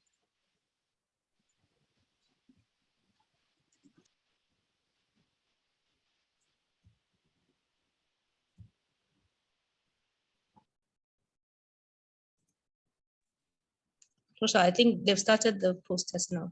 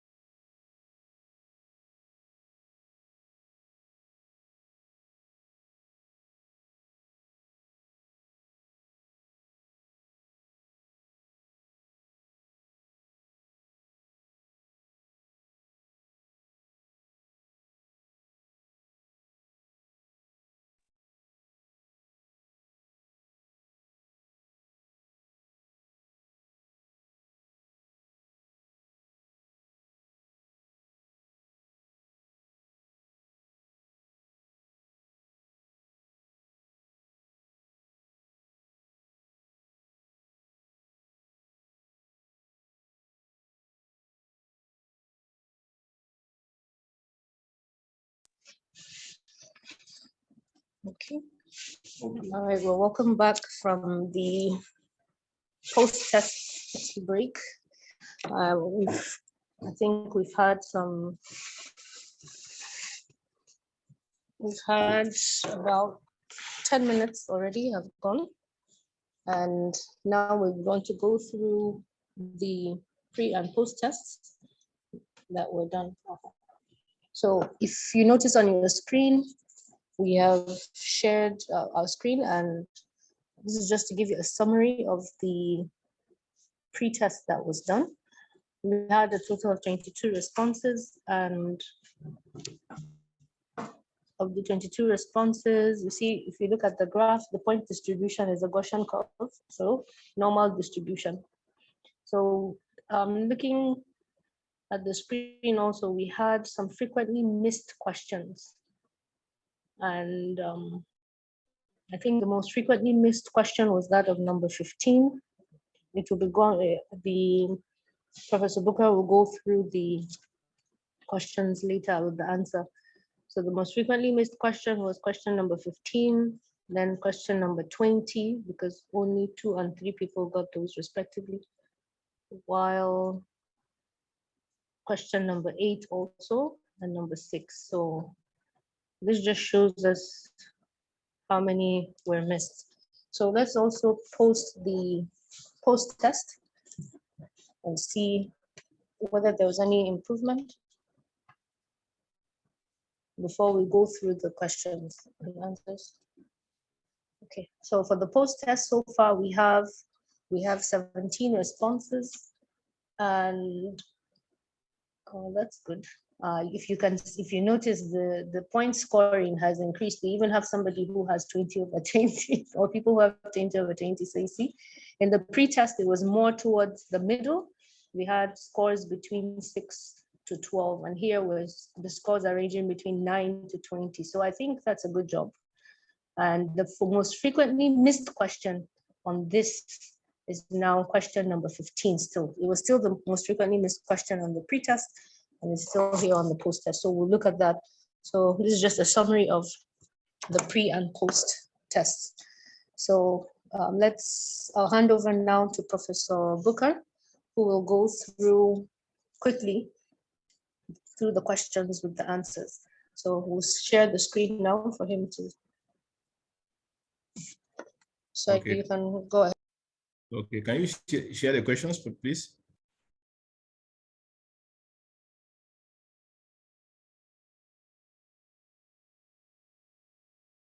We're going to share the screen now, sir. Okay. Okay, so can you scroll down? Okay, so which knobs control how bright or how dark the ultrasound image appears? No, hold on, please. Appears, I can't see the question clearly here. So which knobs control bright or how dark the ultrasound image appears on the screen? Because this is C, the gain knob. Oh, the gain knob. Next. Yes. Next question. Next. Okay. Next question. Yes, it's on, sir. Number 2. Okay. When do ultrasound transducers lose their polarization? It's C, isn't it? When they are heated above the Curie temperature, right? Mm-hmm. Next. Okay. Next.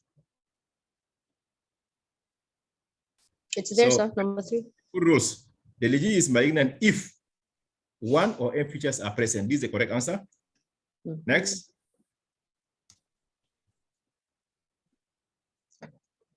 Next, question 4. Go to the question. Okay, this is the image of question 4.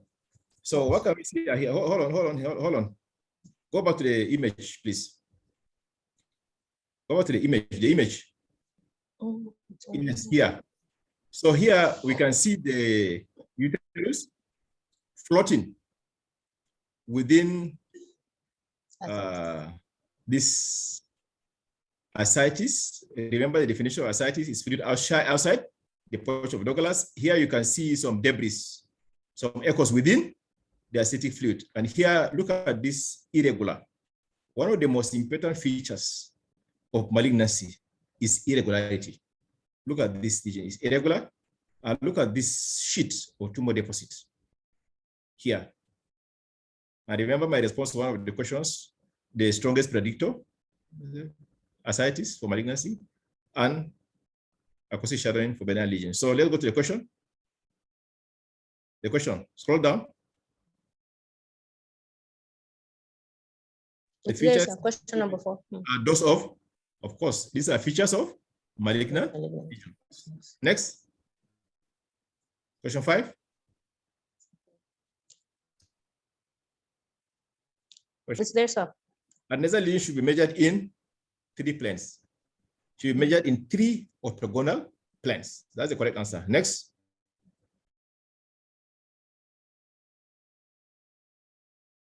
So here is about the Doppler setting. The recommended pulse repetitive frequency for Doppler examination of the Adnexa is 0.3 to 0.6. That is the recommended pulse repetitive frequency.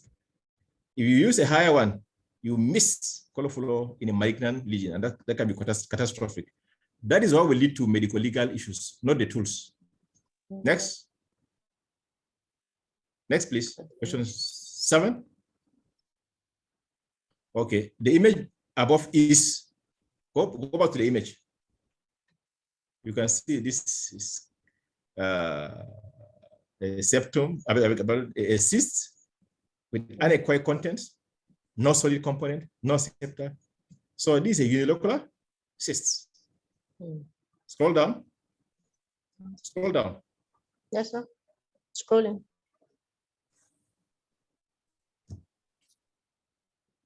So A, unilocular. So this is a unilocular cyst. It is not unilocular solid because there are no solid component. It's not multilocular, it's not solid. This is a unilocular cyst. It's very important to classify this cyst correctly, because when you have a unilocular cyst, the risk of malignancy is less than 1%. Less than 1%. But once you start seeing solid lesion in any cyst, it's important to refer this patient for expert ultrasound examination. Yes. Next image. Next image. Question. Yes, this image. So here you can see that there's a septum here. So you don't have multiple septum or septa to classify the lesion as multilocular. A single septum can classify the lesion as multilocular. So this is a multilocular cyst. Let's go down. Scroll down. So this is a multilocular cyst.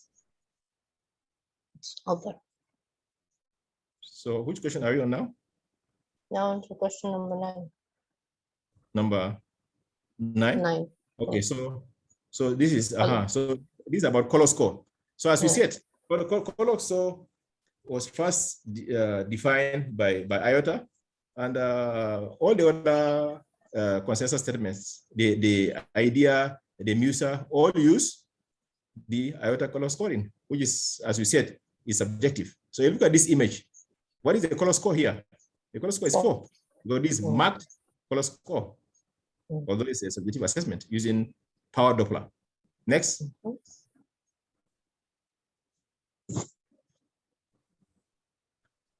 So here you can see this image. And what is the question? Let's go down. The question. The question is, okay, the most likely diagnosis of the cyst above is, so go up. So you see this okay, hold on there. You see, these are the cysts that can be classified in over 90% of cases using simple descriptors. This is classic of hemorrhagic cyst, the typical cobweb appearance of hemorrhagic cyst. Now, note the color flow here. IOTA describes color flow into the lesion, into the septa, and also into the cyst wall. So if you look at IOTA classification here, this is not color score of 1, because there is color flow, but the color flow is not within the substance of the lesion. It is in the cyst wall. And that is why some of us do not believe that the color score to the cyst wall should be counted as color flow. It should be the color flow to the substance of the lesion rather than the cyst wall. But that's what IOTA defines it as, into the septa or into the cyst wall. So this is classic hemorrhagic cyst.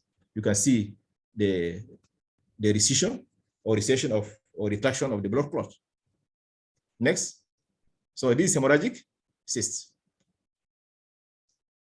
So what is the question about this? Let's go down. Scroll down. So the above lesion is best described as, this is clearly a solid lesion. Purely. In fact, IOTA describes solid lesion as any lesion that has solid component more than 80% when measured in two-dimensional planes. But ORATS talks about completely solid lesions. Either way, this is a solid lesion. And remember, once you say solid, risk of malignancy is increased. Next.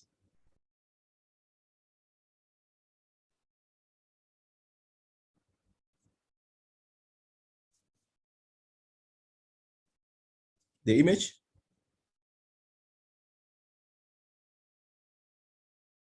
Is it frozen?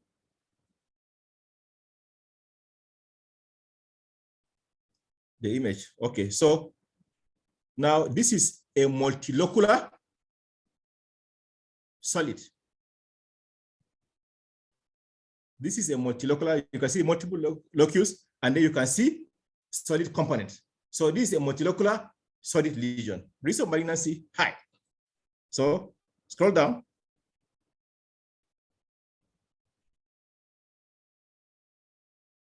Scroll down. So this is multilocular solid. Next. This is typical of dermoid. Tip of the iceberg sign. This is dermoid. So look at demonstrative feature in this image. Tip of the iceberg sign. That what it is. No, there is no Rokitansky nodule there, no dermoid ball, no some other, of course, some other body is histologic diagnosis anyway, but you can suspect on ultrasound scan when you see these echogenic areas within a lesion. That can be suspected. But this is tip of the iceberg sign, which is a feature of mature cystic teratoma. Next.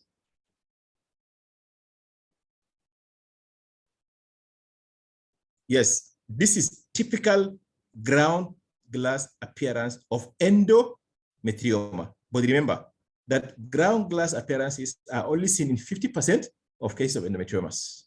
But this is classic. So this is dermoid. I beg your pardon. This is endometrioma. Next question. So what is the question about this? What is the question about this? The Adnexa lesion above is best described as, so here it can be a little bit confusing. Let's go back to the image. Let's go back to the image. So now, if you look at this lesion, you realize that there are multiple cysts within this solid component. So is this a multilocular solid lesion or a solid lesion? If you look at it on two-dimensional imaging, you realize that at least more than 80% of this is solid component. So this can be classified as solid lesion. And in fact, at surgery, it was a solid lesion, and this was confirmed at adult serous cell tumor. Next, and also know the typical Swiss cheese appearance. So again, here, what is it? This is multilocular solid, not solid, because less than 80% is solid component here. So this is multilocular solid lesion. Next.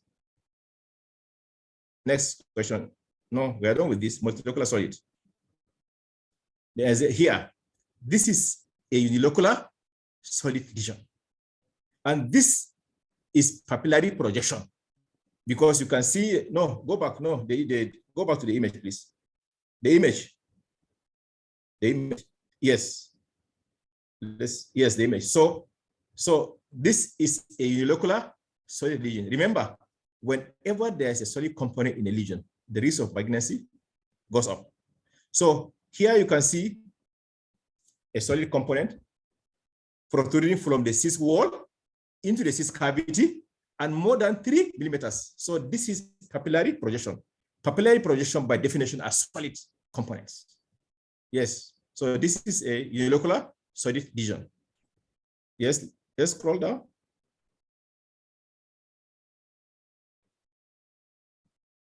Okay, so now go to the question. Let's see. The shadowing in the image above should be included in Adnexa model. True or false? Go back. Go back to the image. So it's false, because this is an artifact. This is a shadowing because of the cyst. So this should not be included into the Adnexa model. If we include this into the Adnexa model as being acoustic shadowing, the risk of malignancy will go down and the risk of benign will go up. And then this is where litigation will come in. And that is why it's extremely important to understand the terms, definitions, and measurements of IOTA to be able to use all these IOTA tools, from the symbol descriptors to the simple rules, and now the Adnexa model. Yes, please. Let's continue. Later we go back this question 15 that posted. Okay, fine. So what is the question here? Let's see the question first. The question. Okay, the features most likely solution of magnetic in this are 3 papillary projections: color flow, irregularity, cis content. Remember, the most important feature that determines malignancy is irregularity. So here, look at this papillary projection. Is it regular? It's not. Look at the septum or the septum. The septum itself is irregular. Look at the blood flow.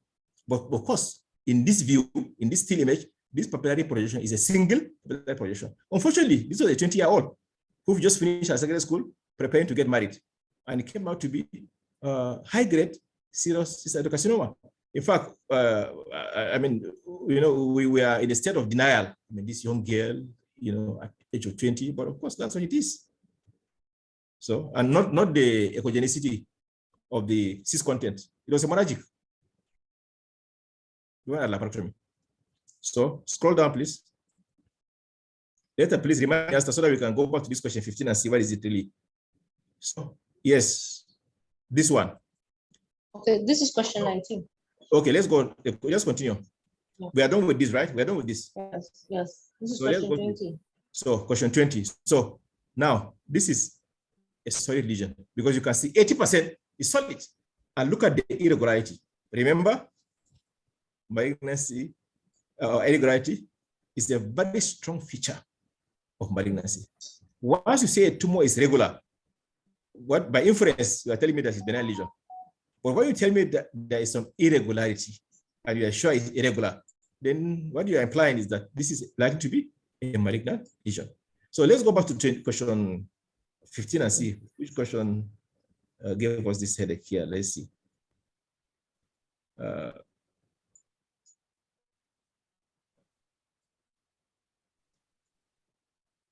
Oh, okay, wait, okay, above. Oh, this one. Oh, I see. Okay. No, they can be confused actually. I understand. Okay, this is it. So I believe that some would have picked it as molecular solid. Solid, yes. Actually, I think that's the confusion. Or there's no confusion. So I think I'm done with that, moderator. If any of the facilitators have some things to add, please. Okay, thank you very much, sir, for going through the questions with us. I think when I wrote the test, I failed this one also.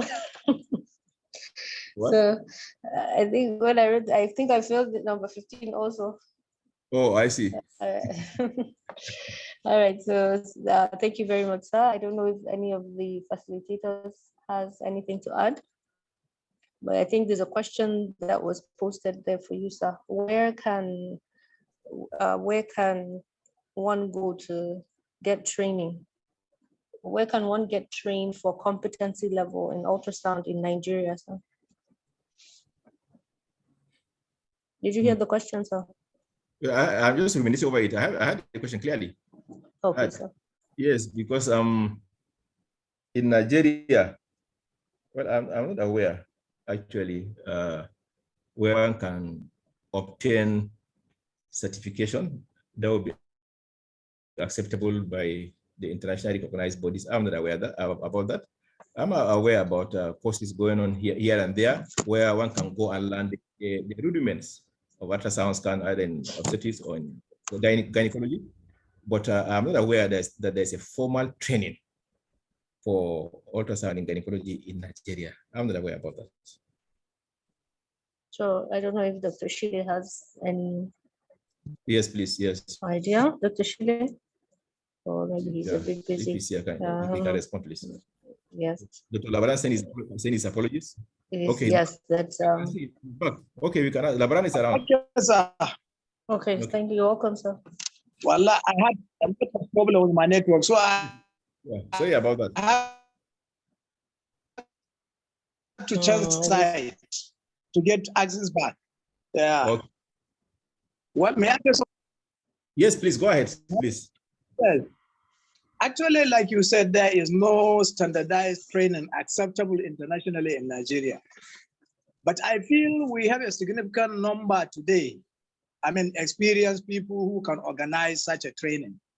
I know centers in India who are giving trainings. In fact, many of them that I know, Nigerians are going there. So if on our own we can initiate a process whereby we can organize a group and then get registered and start organizing such training, that will be good for our people. And I think we have enough experienced people acceptable everywhere. I think the network Yes, bro. is... Yes, thank you very much, bro.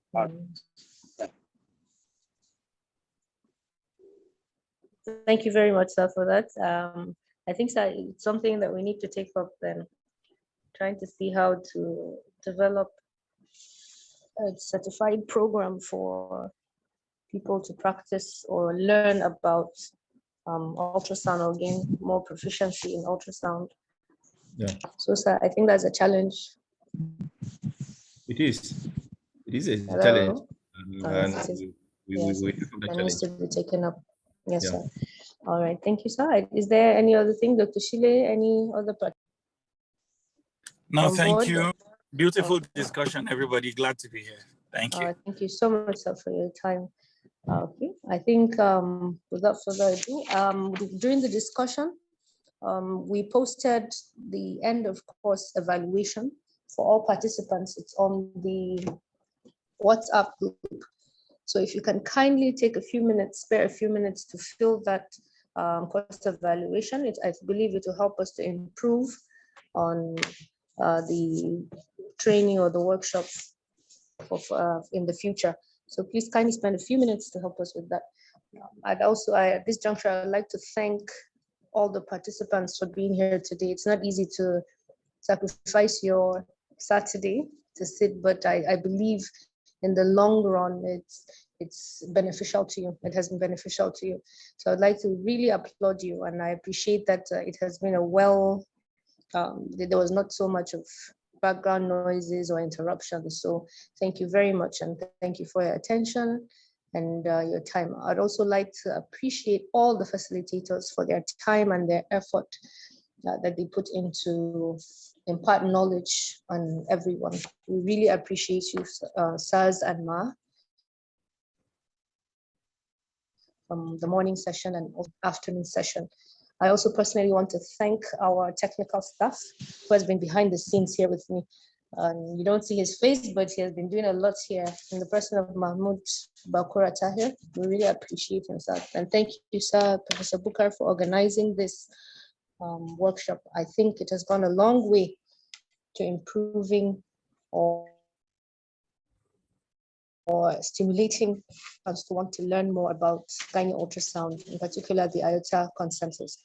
So I would like to wish you a pleasant night, and we hope to see you again at another episode of our Mobiles Intersolution Concepts virtual program. So, sir, is there anything else you want to add, Professor Bukar, sir? Okay, the program we have a response by participants. Okay, the participant actually is in transit, and I couldn't get through to the other one. So unless there's anybody who wants to speak on behalf of the participants. Hello? Anybody? Hello? Yes, hello. Good afternoon. Good afternoon. Thank you so much. I just want to thank you for your presentation. We really enjoyed it. Okay. But you see, where some of us had challenges at the initial stage. All right. Trying to log in. And so a few lectures had passed on. I don't know whether it's possible, especially the lectures on the use of the machines. Okay, okay. So I don't know whether is it possible that we can get the recordings. I posted the equation. I don't know whether it's possible, so that we can make up for the ones you missed. They missed, honestly. It's going to be very important for you to get those lectures. So Professor Booker, I think, would send some of the lectures to them. We can make yes, the recording. Yes, we'll send the recordings available. Yes, we will, inshallah. Thank you so much. All right, thank you, Dr. Ethos. All right, if please kindly don't forget to spare a few minutes to go through the course evaluation form for us. I'd like to thank you all for being here, and we really look forward to seeing you at another session of ultrasound training. Thank you very much. Thank you, sirs. Thank you, facilitators. Thank you, everybody. The certificates, Asta, issue of the certificates. Oh, yes, I forgot. It comes with the certificates. Inshallah, it will be posted to all the participants. Please kindly ensure that the name that you use to register, if that's okay with you, that's how we'll write on the certificate. If you have any contrary or you want it adjusted, please let us know on the WhatsApp group so that we'll use the particular names that you want. All right. Thank you very much, sir. Any other thing? Did I forget any other thing? Of course. Sir? No. Did I forget any other thing? Okay. All No, right. Thank you so much. We appreciate you, sir. We appreciate you all. So we'll see you next time. Thank you. Have a nice, pleasant night. Thank you. Bye-bye. Thank you, and bye-bye, everybody. Bye-bye. Thank you. See Thank you. you. Thank you. Professor Labaran, bye-bye.